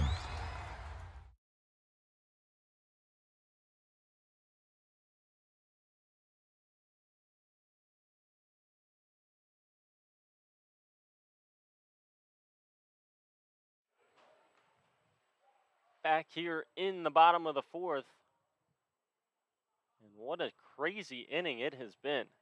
Ethan Snyder in relief of Hale Sims now. The righty out of Bumpus, Virginia, out of Lewisburg. We'll see if he can strand the tying runner Hodge over at third. To do so, he'll have to face the catcher, Campbell Conard. As Hodge came up with a big bases-clearing double to score the fourth, fifth, and sixth runs of the game for the Owls, and then advanced to third on a throw home. So right on left matchup here with Ethan Snyder trying to get out of the fourth. There's been 9 runs for the two teams this inning, and the first pitch fouled off to the backstop. Hale Sims can't quite close the line on him. He faces 10 batters. Went 1, 2, 3 in the third, and then allowed at least 4 earned runs so far here in the fourth. Responsible for Conard over there at third. 1-1 to count after Ethan Snyder missed outside. The righty winds and fires and misses low. 2-1 to count. Snyder, another guy where if he's on point with the accuracy, he's tough to hit. And then if he can't locate the stuff, he walks a lot of batters. The 2-1 pitch, swing and a miss. Fastball on the inside corner. Drew the swing of Conard. Count even up at 2-2. And Ethan Snyder looking to strand the tying runner at third. Deuces are wild, 2-2 pitch on the way from the righty. Upstairs, count run full.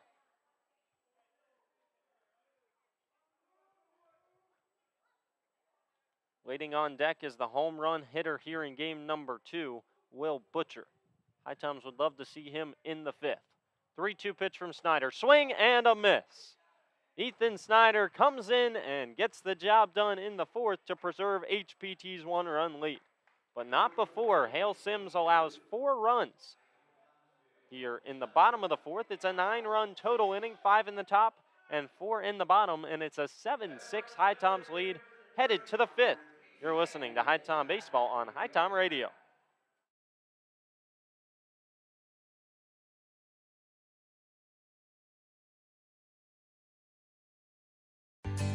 Here in High Point, North Carolina, we encourage everyone to make themselves at home. Here in High Point, we're known as the home furnishings capital of the world. We have banked our past, present, and future highly on this industry. We have lots of opportunities to entertain your family and children. So take advantage of our parks, our cultural events and activities, as well as some of our seasonal attractions. High Point has a variety of entertainment to suit your needs. Whether you're looking for the newest craft brewery here in town or some live music, come to High Point. We've got what you need. We here at High Point welcome you to make yourself at home. Novant Health offers unrivaled care for every woman at every age, stage, and walk of life. We know that the care you need today might not be the same care you need tomorrow. And we're proud to offer expert services that are as diverse and multifaceted as you are. So whether you're having a baby, battling cancer, or boosting your overall wellness, you can count on Novant Health to get you back to the things you love faster. Discover care that always puts you first at novanthealth.org/everywoman.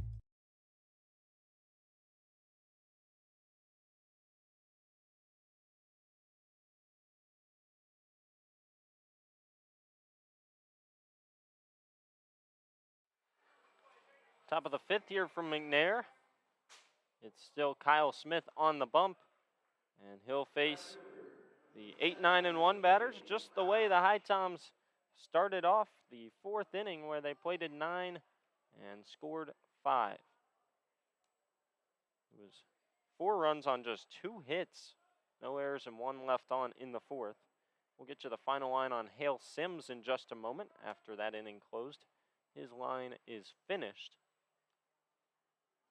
First pitch in the inning, grounded to the left side by Roush, fielded at third by Dill, and thrown on to first for the first out.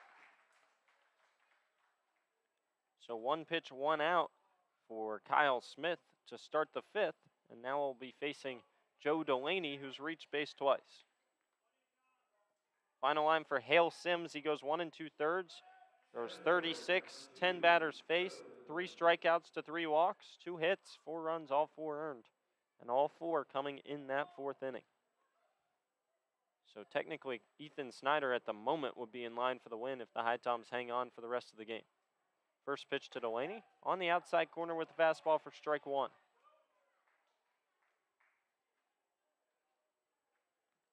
Joe Delaney single back in the third on the routine ball to second base that he beat out, and then came around to score just on a pickoff throw thrown up the line. Pretty casual, just how you draw it up. And then he walked back in the fourth and came around to score. That one missed outside, 1-1 the count. And he scored on a single off the bat of Jose Vargas to left field that was hit close enough to the left fielder Turner and held up in the air for long enough where the ball was in Turner's glove by the time Delaney was rounding third. I don't think anybody else on this team gets the wave as Delaney pops that one up into shallow right field. It's going to be the second baseman, Costa, who ranges out and makes the play. But with Delaney's speed, he got the wave around, and it was a very close play, and he beat it out. Brings up Jose Vargas, 2 away, as Kyle Smith has retired the 8 and 9 hole batters here to start the fifth. Jose Vargas came up with that 2 RBI single I was just talking about in the fourth. He also flew out to left in the first and the third. Hit a couple balls hard, all 3 the opposite way. Kyle Smith delivers, and Jose Vargas right on it. He fouls it back into the netting.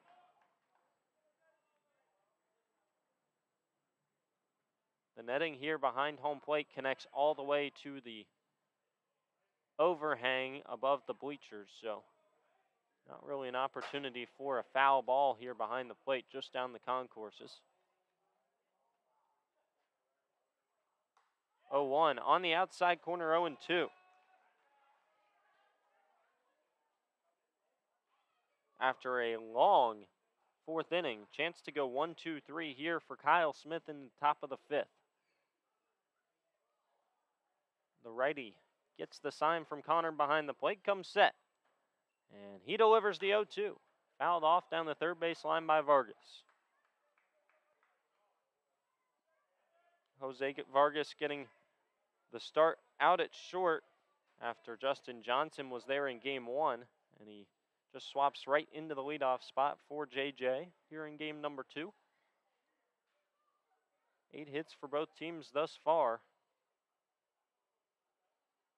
2 errors for Forest City. Another 0-2 and another one lined the opposite way by Jose Vargas. That's fair by about a foot. He gets the wave around first and he'll be into second without a throw. The left fielder Turner got to it and then fumbled it all the way into the wall down the left field line. And by that time, Vargas was halfway to second and no throw into second. So a double with 2 away brings up Eli Wiestner and a chance to double the lead for the HiToms with a base hit.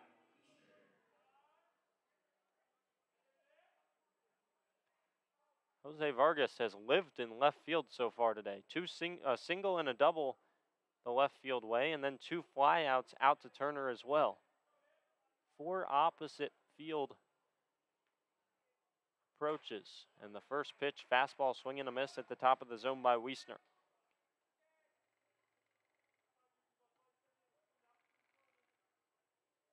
Eli 2 for 3 now in game number 2 after going 0 for 4 in game 1.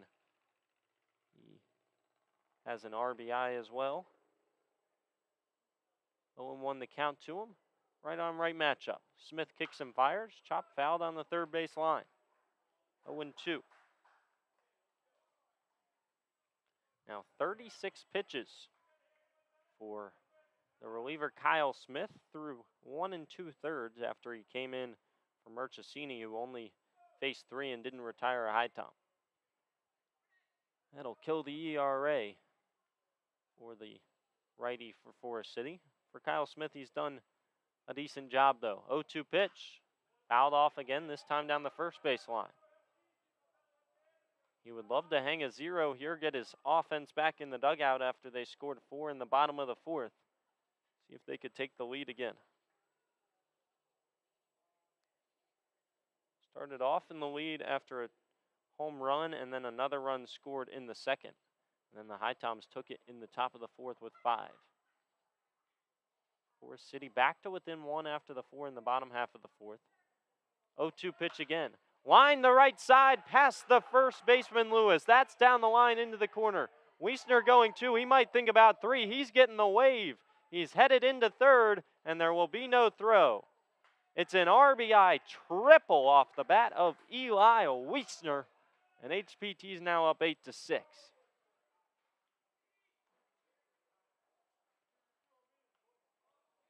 First triple as a HiTom for Eli Wiestner. Only other triple this season I can think of was off the bat of Sam Yelton very, very early on in the season. A solid 0-2 approach as he fouled off a lot of pitches and then just sent one the opposite way right down the line. Now it's a chance for Jarrett Brown to add to the total as well. Another runner in scoring position. First pitch to him, breaking ball on the outside corner. Eli Wiestner had 3 triples and 167 ABs with Lewisburg this season. That's his first as a HiTom. So he's 3 for 4 here in game number 2 with 2 RBIs, 2 singles, and a triple. 0-1 pitch, low, 1-1 the count to Jarrett Brown. Jarrett Brown also with 2 RBIs, hoping to make it 3 here. Next pitch will be the 40th in relief for Kyle Smith. He got the first 2 base runners easily in this inning in Roush and Delaney. Then the double from Vargas and the triple from Wiestner gets 1 home. The 1-1 is roped to left. Forget about it. That ball is destroyed. Get out of here over the monster Jarrett Brown. A 2-run blast. It might have taken him a little bit to catch up in game number 1 after a couple weeks off from baseball. But here in game number 2, he now has 4 RBIs. He's 2 for 3 with a walk, a double, and now a home run that brings home Eli Wiestner and himself. The HiToms lead at 10-6. Jarrett Brown has 3 runs scored and 4 ribbies.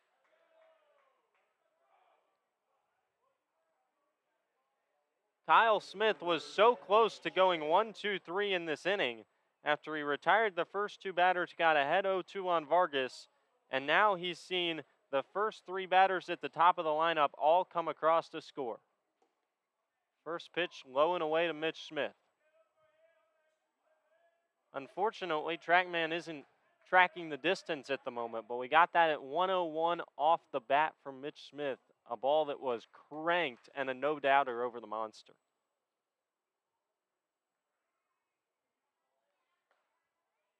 Another one misses just off the plate. 2-0 the count to Mitch Smith.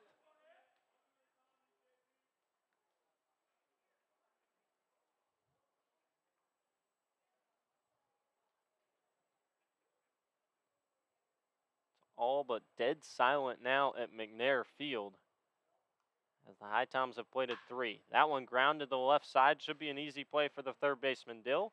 He throws it up the line, and Mitch Smith slides under the tag of the first baseman, Lewis.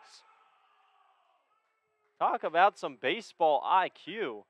He saw the throw was coming up the line from the third baseman, Dill. Lewis had to jump to his left to get it. And so Mitch Smith dives straight under the tag and is in safely at first on an E5.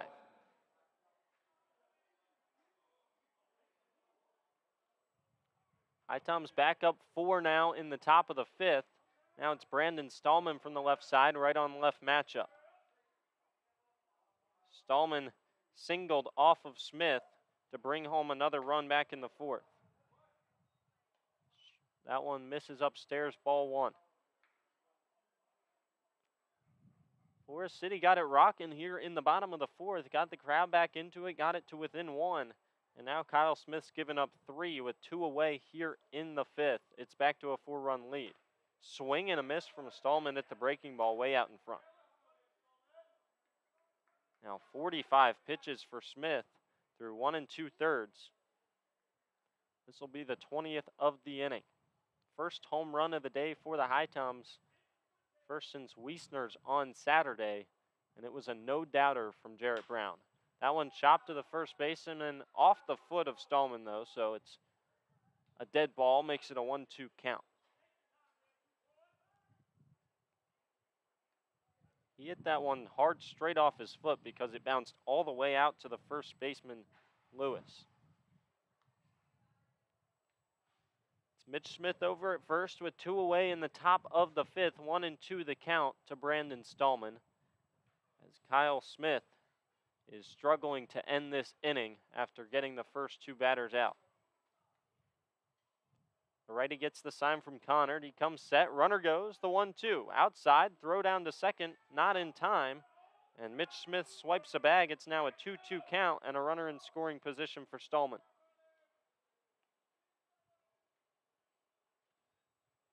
He wasn't being held on at first by Lewis, and so he got a bigger jump than you would expect. And the HiToms backstop here in game 2 swipes a bag. 2-2 the count, 2 away. Runner on second for Stallman. Chance to add to the lead and regain it back to a 5-run HiToms advantage. 2-2 pitch on the inside corner with a breaking ball. Slider lands for strike number 3, and Stallman goes down looking, but not before Jarrett Brown launches his first home run as a HiTom and is flashing the bat here in game number 2. HiToms now up 10-6 as we head to the bottom of the 5th on HiTom Radio.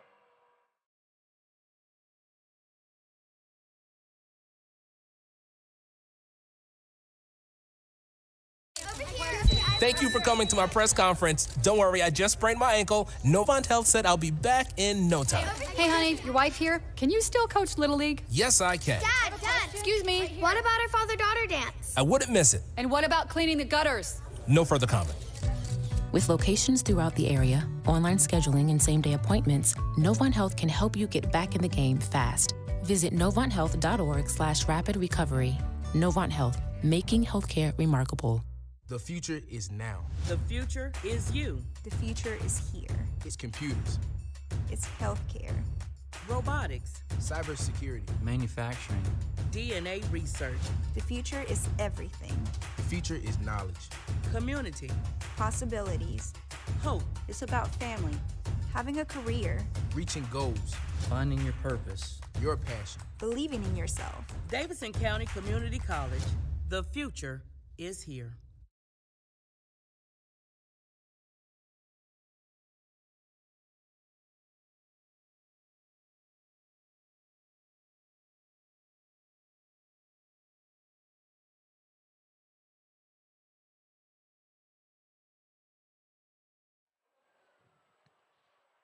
Bottom of the 5th from McNair Field on HiTom Radio. Andrew Sulliver with you for game 2 of the doubleheader tonight after Forest City took the game 1 in a final score of 5-3. HPT now up 10-6 after 3 runs in the 5th on a double from Vargas, a triple from Wiestner, and then a home run from Brown. That was back to back to back at the top of the lineup, and then Mitch Smith reached on an error before Stallman went down looking. 5, 6, and 7 due up. Ethan Snyder on after getting a strikeout swinging of Connor to end the last inning. That was the first batter he faced, and he misses just outside for ball 1. Butcher 1 for 2. Of course, he had that solo home run to start the second over the monster, and he takes a huge hack at a breaking ball and swings right through it.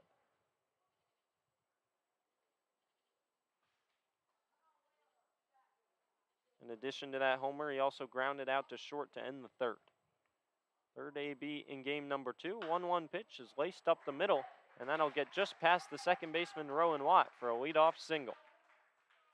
Wasn't hit all too hot, but hit it right up the middle where neither of the middle infielders for HPT could get to it, and so a single for Butcher brings up Lewis with nobody out.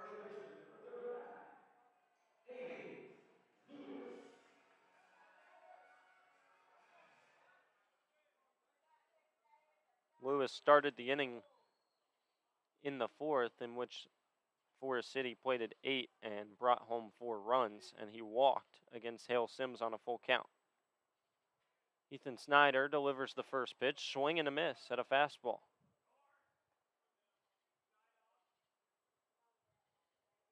Ten pitches now for Ethan Snyder in relief of Hale Sims.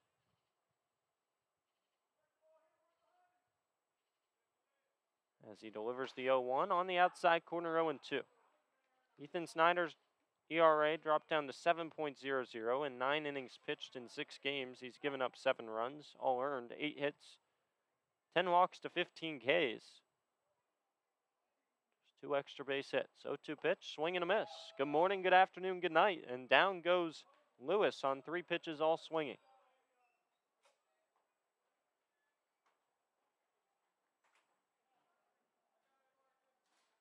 That'll bring up the third baseman, Dill. He made the throwing error that allowed Mitch Smith to reach first on the last, with 2 outs in the last inning. That, of course, did not come around to hurt the Owls after Stallman struck out to end the inning and left Mitch Smith at second after a stolen base. First pitch to him, just below the knees on the outside. Dill's 1 for 1 in game number 2, scored twice on a single and a walk.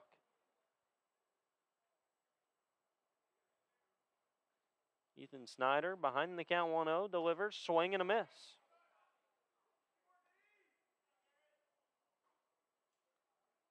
Fastball has a good amount of movement because we've seen a lot of swing and misses so far at it from Forest City Owls. He has that straight over the top delivery, and he delivers a 1-1, and that one is fouled into the glove of Mitch Smith, 1-2. Not a ton of velo tonight, just 87 to 88 right now, but haven't seen some very much hard contact. Runner goes on a delayed steal, strike him out, throw down to second, he's out of there. A strike him out, throw him out to end the bottom of the 5th. Ethan Snyder faces the minimum as Mitch Smith throws his first base runner out from behind the plate on the year. He gets Butcher with the caught stealing, Dill goes down swinging, and the HiToms are up by 4, headed to the 6th. You're listening to HiTom Baseball on HiTom Radio.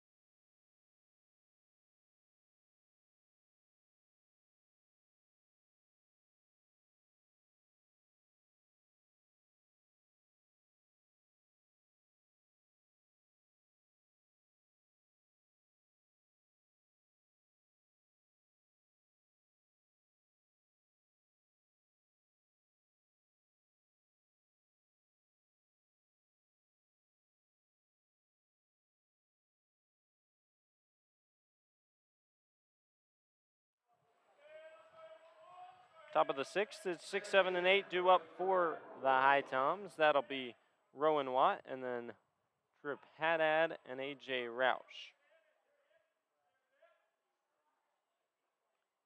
Beginning with Rowan Watt, it's a new pitcher on the bump for Forest City, and that is Tristan Camp, and he throws the first one through the left-handed batter's box back to the backstop. So Kyle Smith's night is done. He threw 2 innings. He gave up 5 earned runs in relief of Marchesini in those 2 innings. The 1-0 pitch on the way and fouled off 1-1. Tristan Camp, a sophomore out of Forestville, Missouri, 6'2", 220 from the right side out of Mars Hill. He has this kind of 3/4, almost submarine style action. Through 19 appearances, 2 of them starts with Mars Hill. The 1-1 on the way. Rope to the left side, in the hole for the shortstop Vergantino. Long throw across the diamond, and he beats the second baseman Rowan Watt by a half step. So ground out to start the 6th for Rowan Watt will bring up Trip Haddad, who came in as a pinch hitter in the 4th for Turner Graw. 26 innings pitched with Mars Hill. 1-5 record, no saves, 9.11 ERA. 42 hits, 31 runs, 27 earned. 11 walks to 18 Ks. And he finds the zone for strike 1 to Trip Haddad. Opponent's batting .368 against him this season at Mars Hill.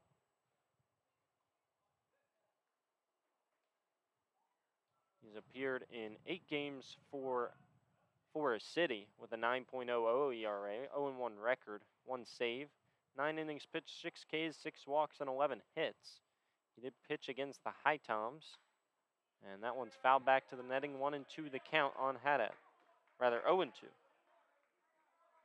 He pitched in that 5-3 win last Friday for Forest City.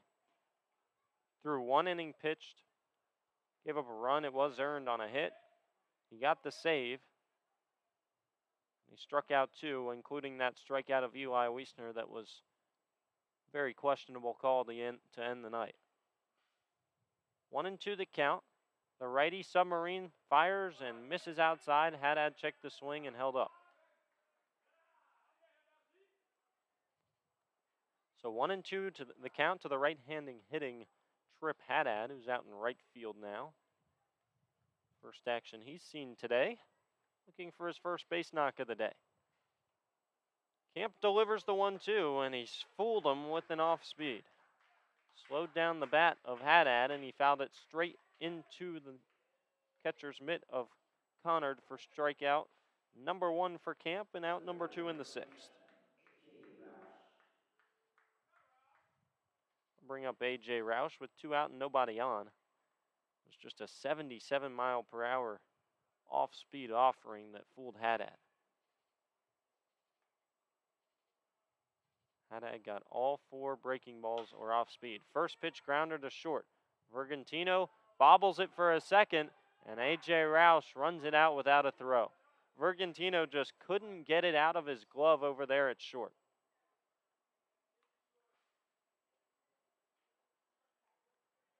The errors just keep piling up for this Forest City squad, who had 4 of them in game number 1, still managed to win by 2. And now that's the 3rd here in game number 2.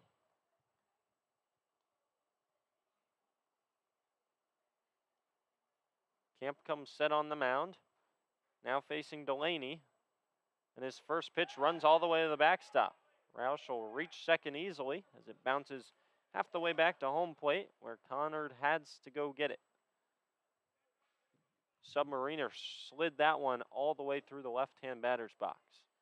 1-0 the count to Delaney.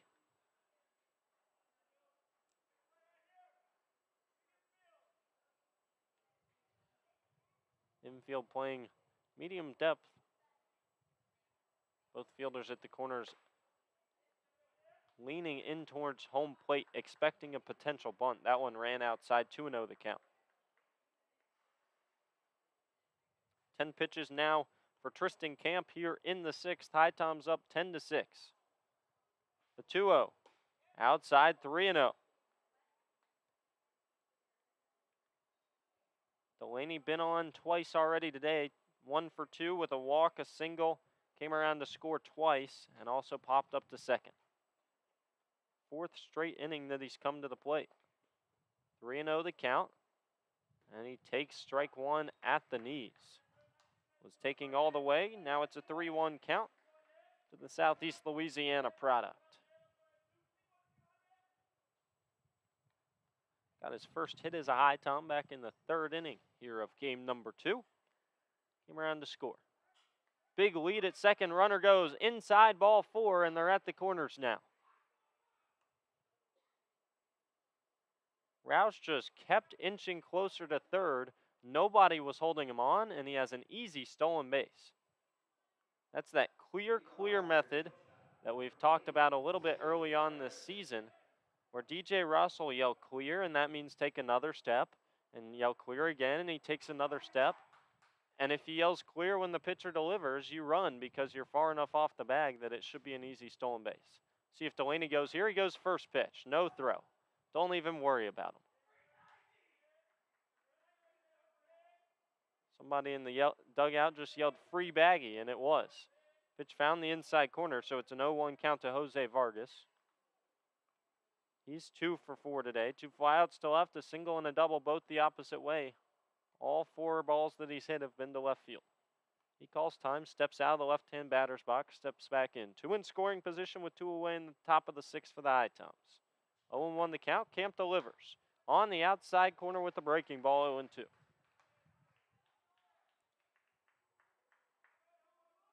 Two stolen bases in this inning already for the HiToms. Has them set up with 2 in scoring position, but an 0-2 count to Jose Vargas. Same position he was in the 5th when he doubled down the left field line. Camp comes set, and he delivers the 0-2. Up and away, 1-2. This feels like a very big game for the HiToms, who finally snapped that 5-game losing streak Saturday, got it to a 2-game winning streak. Lost a game that they could have won earlier today. It would be a huge bounce-back win to try and keep the momentum going into tomorrow. That one misses low and away, 2-2 the count. As long as you can salvage at least 1 here from Forest City, you would think the HiToms go home at least relatively happy. Would always like to take 2, but when you lose the first, you need to bounce back to take the second. 2-2 the count. Deuces are wild. The delivery misses inside, and the count run full. 3 solid takes in a row from Jose Vargas, the starting shortstop in game number 2 for HPT. Base hit would score 2 with Delaney's speed on second. Anything that lands in the outfield gets him home. The full count offering. Rope to right field. Coming in is the right fielder, Jonas, and it hangs up just long enough. First ball that Vargas has pulled all night. He hit it hard, but right at the right fielder. And so the HiToms leave 2 in scoring position. They still lead 10-6 as we head to the bottom half of the 6th here at McNair Field on HiTom Radio.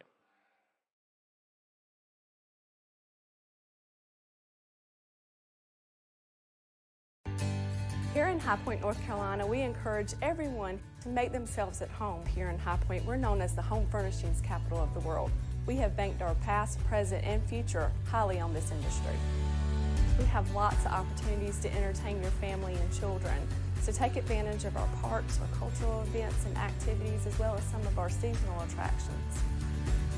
High Point has a variety of entertainment to suit your needs. Whether you're looking for the newest craft brewery here in town or some live music, come to High Point. We've got what you need. We here at High Point welcome you to make yourself at home. Novant Health offers unrivaled care for every woman at every age, stage, and walk of life. We know that the care you need today might not be the same care you need tomorrow, and we're proud to offer expert services that are as diverse and multifaceted as you are. So whether you're having a baby, battling cancer, or boosting your overall wellness, you can count on Novant Health to get you back to the things you love faster. Discover care that always puts you first at NovantHealth.org/everywoman.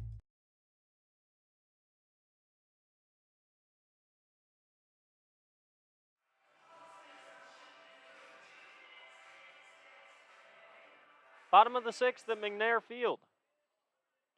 8-9-1 due up for the Forest City Owls, who trail 10-6 to the HiToms.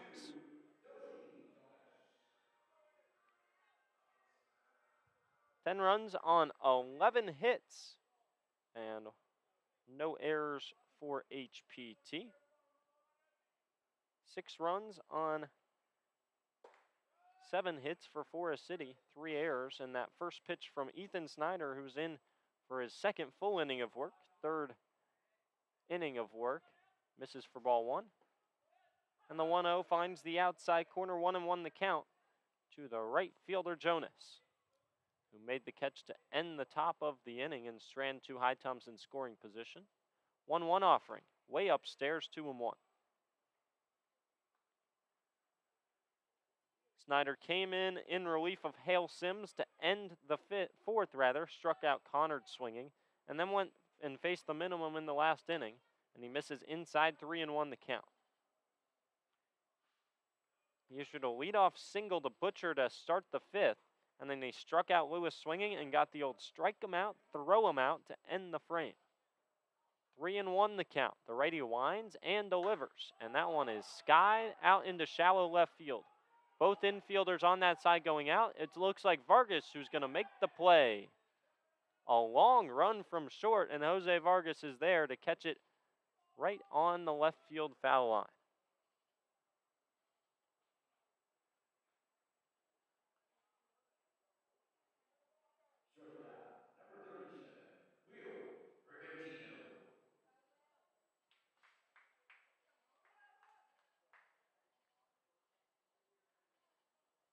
So 5 pitches in, and it's a fly out to left. That brings up Will Vergantino in the 9 spot. He's 0 for 1 with a walk and a strikeout, and that one misses way upstairs at the eyes for ball 1. This will be the 25th pitch for the reliever Ethan Snyder from the right side, right on right matchup. He winds, kicks, and delivers, swing and a miss. Rather a foul tip at the plate that bounced away from Mitch Smith. 1-1.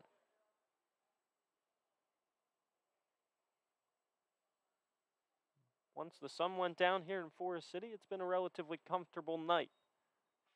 Lights in full effect as we're just past the 10 o'clock hour, and that one skips to the backstop as Smith couldn't quite snag the backhand stab attempt. 2-1 the count.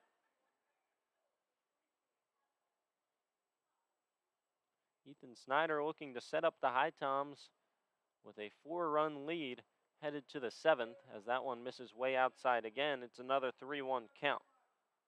75 degrees now. It'll get all the way down to 60 tonight here in Forest City. Topped off at 93 right around game 1 start time. 3-1 from the righty. On the outside corner, Vergantino thought it was ball 4. Full count now to the starting shortstop for the Owls.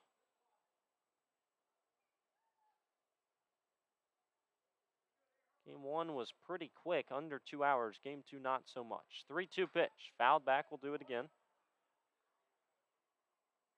This one started before 8 o'clock. We're already past 10 o'clock, so up to about 2 hours and 20 minutes now here in the bottom of the 6th.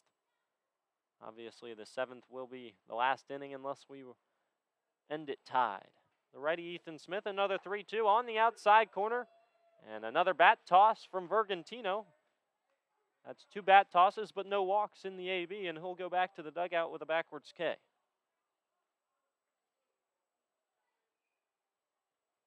The 30th pitch from Ethan Snyder was a good one. He dotted the fastball at 86 on the outside corner. He goes and faces the first 2 and retires the first 2 at the bottom of the lineup for Forest City in the 6th. Now he faces Costa. Dylan Costa came in as a pinch runner, and that one fouled back to the backstop, 0-1 the count. After Dalen Thompson, who started game 1 and game 2, game 1 at shortstop, game 2 at second base, walked in his 3rd AB in the 4th. He was pinch run for by Dylan Costa, graduate transfer from the Citadel. 0-1 pitch. Just missed on a slider inside. 1-1.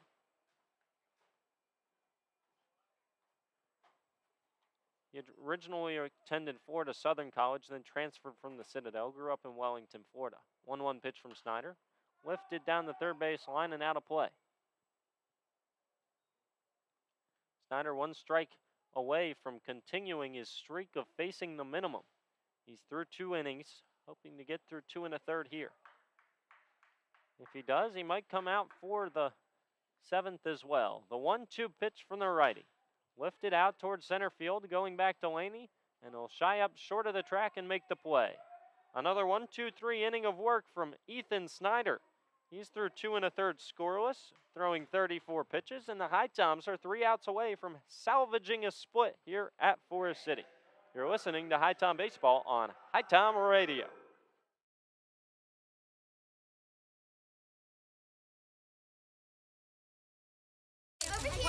Thank you for coming to my press conference. Don't worry, I just sprained my ankle. Novant Health said I'll be back in no time. Hey, honey, your wife here. Can you still coach Little League? Yes, I can. Dad!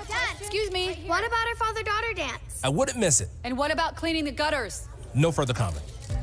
With locations throughout the area, online scheduling, and same-day appointments, Novant Health can help you get back in the game fast. Visit novanthealth.org/rapid recovery. Novant Health, making healthcare remarkable.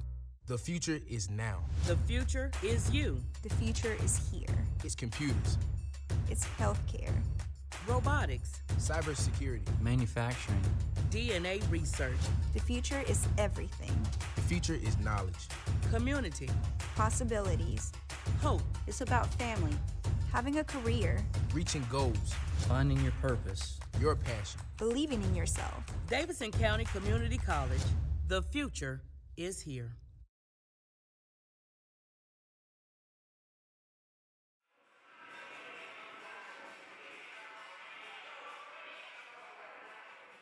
Top of the 7th as they play the Cotton Eye Joe here at McNair Field. Tristan Camp on for his 2nd inning of work. Stranded 2 in scoring position back in the 6th. They'll face 2, 3, and 4 due up. And that includes Eli Wiestner and Jarrett Brown, the first 2 to the plate this inning, and both are, well, it's safe to say scorching hot coming up. Wiestner comes into this inning 3 for 4 in game number 2 with 2 singles and a triple and 2 runs scored and 2 RBIs. Meanwhile, Jarrett Brown, well, he's just 2 for 3, but he has a walk, a double, and a home run, 4 RBIs and 3 runs scored. First pitch to Wiestner is absolutely shot down the line and left, but it tails just foul. Had the distance to land just at the base of the monster. It was hit so hard the left fielder Turner had no shot. It just tailed off the bat of the righty about 5 feet foul. 0-1 the count. 18 pitches required for Camp to face 5 batters and not allow any runs in the 6th. Hoping to do the same in the 7th. That's not a good start. He comes in and plunks Wiestner right on the back. So Wiestner scorched one down the line, and then Camp lost control of that pitch, and he hits him square in the back with the off speed. So Eli Wiestner is aboard as the leadoff base runner reaches again for the HiToms in the 7th via an HBP, and that brings up Jarrett Brown. So Jarrett Brown went 0 for 4, reached base with an error in game 1. That's not the case here. Check on the runner at first, plenty of time for Wiestner to get back. After a line out in the 1st, he's reached base in all 3 of his most recent plate attempts in the 3rd, 4th, and 5th, with a walk, a double, and a home run. First pitch to him. Swing and a miss. Big cut from the righty. Obviously, Georgia Southern had ended their season in the regional round after they hosted a regional as the 16 seed. Notre Dame got out of that regional. So since then, which was about 2 weeks ago, Brown hadn't seen any live action. 0-1 finds the outside corner 0-2. So you can understand why it might take a little bit for him to catch up to live action, but all it took was 1 7-inning game, and now here in game 2, he seems to have found his approach at the plate again. 0-2 the count to the HiToms' new 3rd baseman. Camp comes set. Long wait, and he delivers. That one misses inside 1 and 2.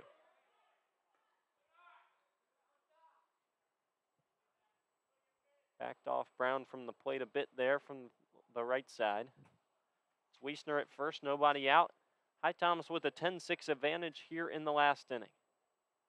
Camp checks on Wiestner again, plenty of time again as he goes sliding back. Get to the final check of a CPL scoreboard in between innings. All of those games should be final at this point. That one roped to the left side, could be 2 for the second baseman, shortstop rather. Vergantino over to the second baseman, Costa, and his throw over to first not in time. So a fielder's choice off the bat of Brown. He hit that one hard, but right at the shortstop Vergantino. Came off the bat at 85 miles per hour. So Wiestner's retired on a 6-4 fielder's choice. Now it's Brown at first for Mitch Smith.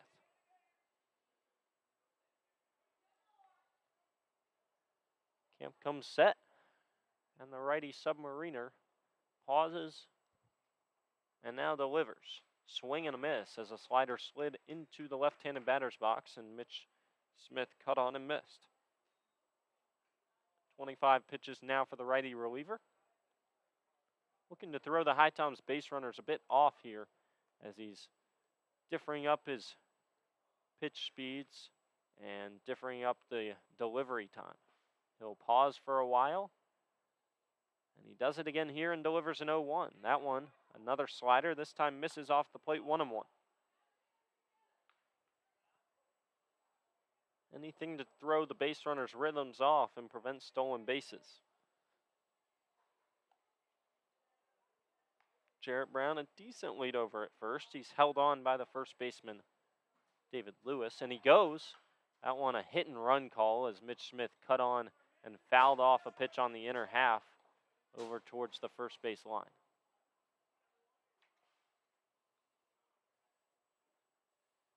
One and 2 now, the count to the backstop here in game number 2 for HPT. Mitch Smith, another one who's reached base 3 times this game. A single, a walk, a fly out to right, and reach base on the air back in the 5th. He also stole a base that inning. 1 and 2 the count to him. Right on right matchup, Camp delivers. That one slides off the plate again. Count even at 2 and 2.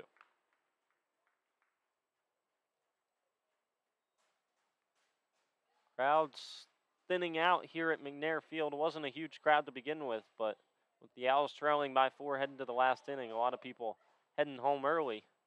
Late night at the ballpark, playing 2 beginning at 5:15. Already past 10:15. 2-2 swung on and missed. Mitch Smith fouled that one actually into the glove of Connard. He's down on strikes, and there's 2 away for Brandon Stallman.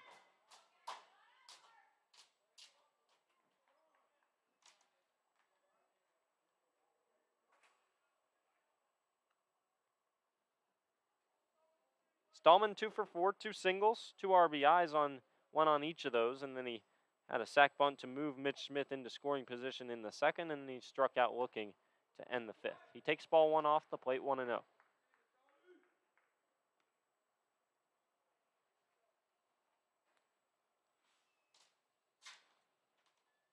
Brandon Stallman headed to UNC Charlotte next year. That's from the left side. Versatility, can play all around the infield. That one misses up and in, 2-0 the count.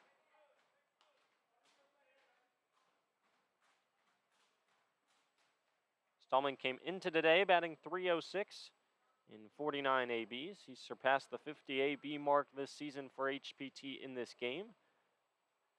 And the average will stay above 300 with the 2 base knocks in game number 2. 7 RBIs as well and a home run. That one at the knees for strike 1. Connor didn't even catch it. It fell out of his mitt and ran up the first base line, but still got the call surprisingly. Usually on a call that's borderline, if your catcher can't glove it, then you're not going to get that one. Tristan Camp this time did. Instead of 3-0, it's 2-1. They put Jarrett Brown in motion again at first. Try and get him into scoring position with 2 away. Takes another step in the lead. Doesn't go.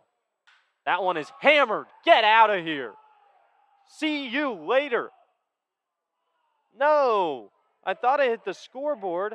Instead, it hit the base of the wall. It's going to score a run. That ball was killed off the bat of Stallman. Everybody here thought it was out. It looked like it hit the scoreboard. It's hard to see. The scoreboard connects to the wall. And from here, it looked like it hit at the bottom row of the scoreboard. They're going to say it's actually a double and not a home run for Stallman. But still, he gets his third RBI of the day. That one was scorched. He hit it a good 380 feet to right center. Somehow didn't get out of here.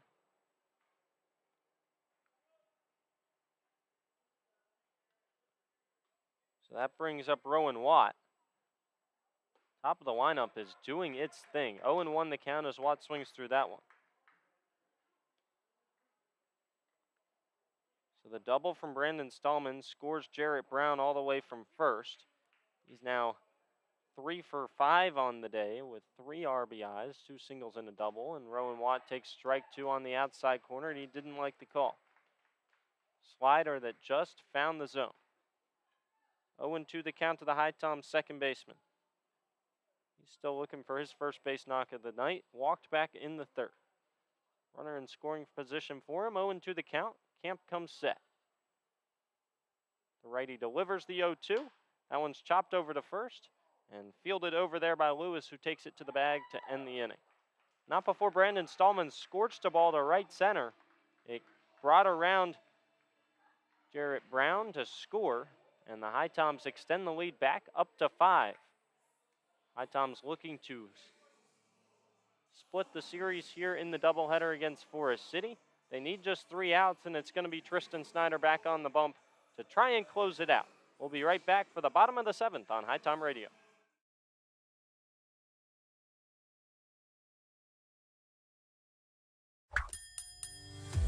So at Sheets, we really exist to make people's lives easier every day. In this moment, we have a once-in-a-lifetime opportunity to connect with some of our lucky fans to help make their dreams come true. How are you? I'm Ryan Sheets. Here's a brand new truck for you, man. A once-in-a-lifetime dream vacation to Turks and Caicos. Have you ever been there? No, I've never been anywhere. A check for $25,000. This is a testament to why everybody should be at Sheets for week.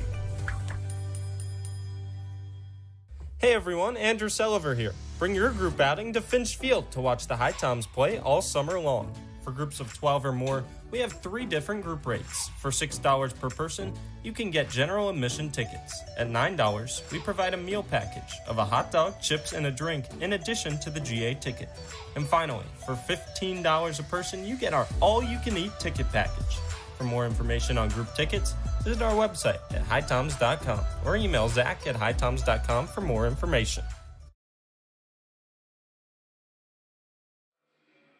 Bottom of the 7th, and it's Tristan Snyder on to try and slam the door. He's faced the minimum through 2 1/3, and he's facing 2, 3, and 4 for Forest City.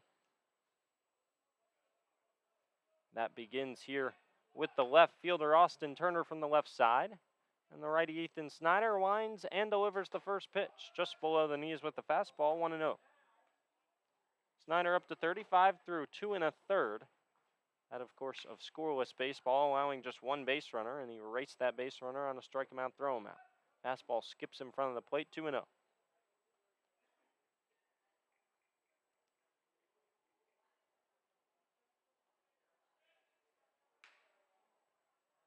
The 2-0 pitch. Low and outside, 3-0 the count.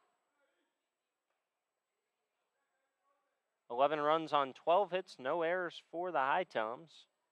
6 on 7, 3 errors for Forest City. And a 4-pitch walk issued to Turner to start the 7th.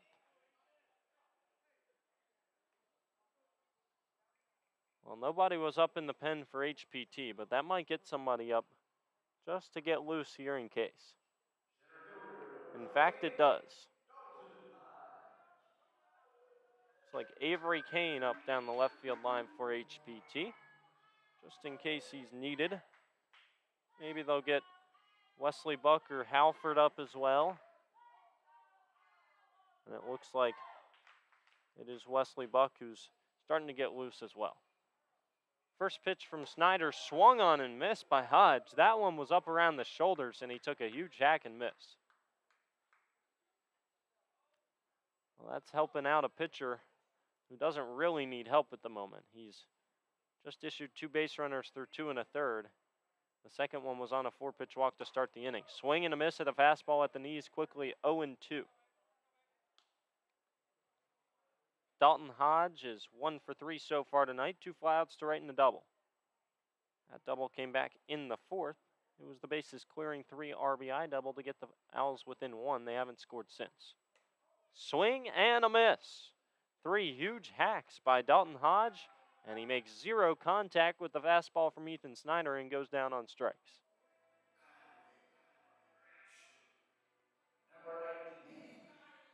Ethan Snyder saw him coming up swinging huge, and he threw him back-to-back-to-back fastballs, challenged him with the heat, and he just couldn't make contact. That brings up Connard, 1-on-1 away. First pitch, misses outside, 1-0. HPT now within 2 outs of getting back in the win column after falling in game 1. Ethan Snyder looking to finish it out here at McNair Field as we close in on 10:30. As promised, we got that CPL scoreboard check coming. 1-0 pitch, swung on and missed.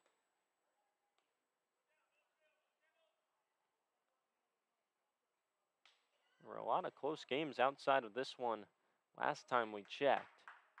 1-1 the count. Ethan Snyder from the stretch delivered, and that one's skied out of play behind us, 1-2.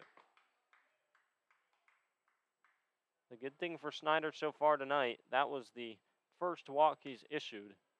And as usual, when he finds the zone, he's tough to hit, and he has been tonight. So it was a 5-3 Forest City win in game 1. Moorhead beats Peninsula 5-2. They put up 3 in the 9th to win that one. Swing and a miss at a ball at the shoulders again. We've seen 2 elevated fastballs that have gotten huge hacks from Owls, and that one sends Connor down on strikes. Back-to-back Ks for Ethan Snyder.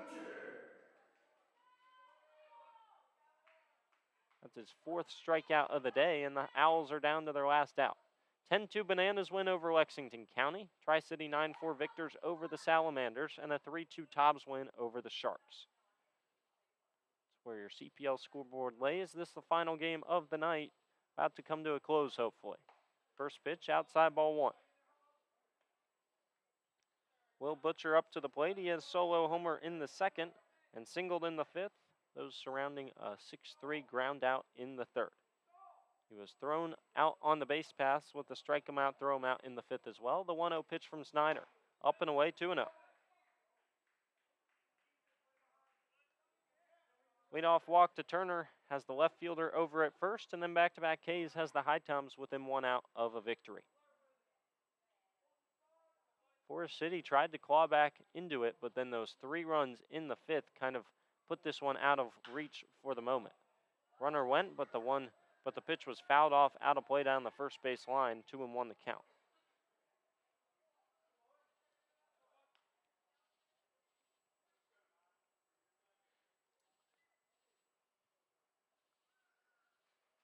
Officially 10:30 here at McNair Field. HiToms 1 out away from victory. Looking to get back to 2-3 on the season against the Owls. Split the doubleheader here before seeing Forest City for another doubleheader this Friday at Finch Field. Runner goes again in the dirt. Not even a throw down from Mitch Smith. That was the 50th pitch for Ethan Snyder on the night. 3-1 now the count to the batter and the designated hitter, Will Butcher.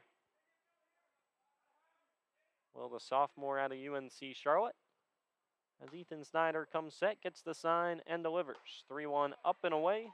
5-pitch walk. 2 walks in the inning.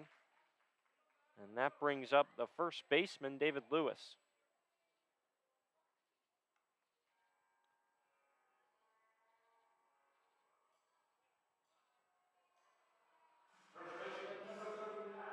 It's going to be a right-on-right matchup here for David Lewis, who's 0 for 2 with a walk and 2 strikeouts. Ethan Snyder would love to make it 3 and end the game right here. The righty sets and delivers and misses low, ball one. One skipped a bit away from Mitch Smith, but no advancement from the runners. No need to get thrown out to end the game on the base paths. Those runs really meaningless in a 5-run game right now. For HPT, they head back home tonight after this game and take on the Martinsville Mustangs tomorrow. That game at 6:30 at Finch Field. Want to know the count? Ethan Snyder rocks and fires, and that one's fouled off down the right field line, 1-1.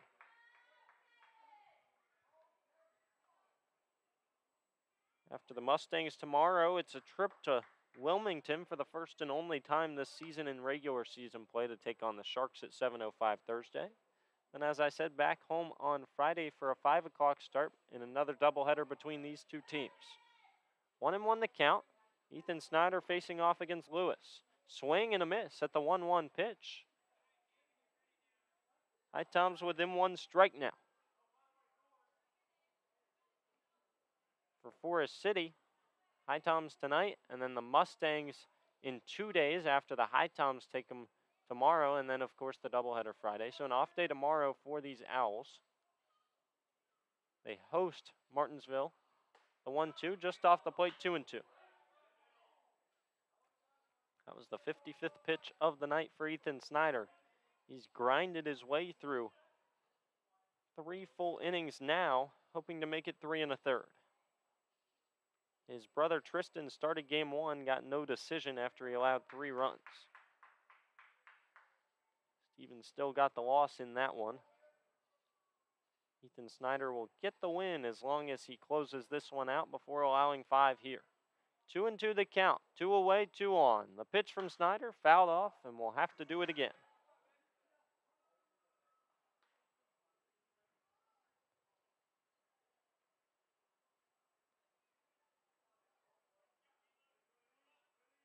Snyder stayed pretty constant with that fastball velo, still 85 to 87 from the righty, as it has been pretty much all night. And he's stuck with that fastball almost all inning. Another 2-2. That one hit hard out towards center field. Delaney going back. He's at the track, and he shies up short of the wall, and the HiToms win it. Another ball that everybody thought was gone, as Lewis gave that one a ride to dead center, but it hung up in the air and stayed in the ballpark for Delaney, and HPT snatches the second game of the doubleheader. They win it by a final score of 11-6 over the Forest City Owls. They split the doubleheader here today and get back to within 1 game of 500. It's a 9-10 record for the HiToms and an 8-13 record for Forest City.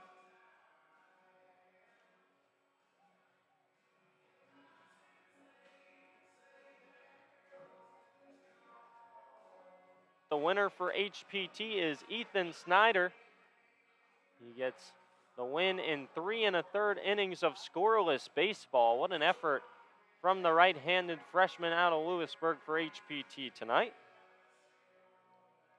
And then the losing pitcher tonight is Matthias Marchesini. He gave up the lead back in the 4th when the HiToms scratched across 4. He just faced 3 batters, but he gets the loss tonight for Forest City. Final tallies on the night. 6 runs for Forest City on 7 hits and 3 errors. And for the HiToms, it was 11 runs on 12 hits and no errors. We thank you for tuning in to this coverage of HiToms baseball. As I said, HPT back in action tomorrow at Finch Field at 6:30, taking on Martinsville, looking to get to 500 with a win over the Mustangs. We'll be there with all the coverage on HiTom TV. This concludes the 4-game road trip, but the HiToms will be shortly living and enjoying that homestand because they're back on the road on Thursday. So we hope you tune in to HiTom TV on Flow Baseball tomorrow at 6:30 if you can't make it out to Finch Field. And of course, HiTom Radio will be back at Wilmington on Thursday. Once again, we thank you for tuning in to this doubleheader action between the HiToms and the Owls from McNair Field. Signing off, my name's Andrew Sullivan for HiTom Radio. Again, your final scores from McNair Field. Forest City Winners in Game 1, 5-3, and the HiToms get back in the win column in Game 2, victorious 11-6. We hope you have a great night, and we'll see you tomorrow from Finch Field.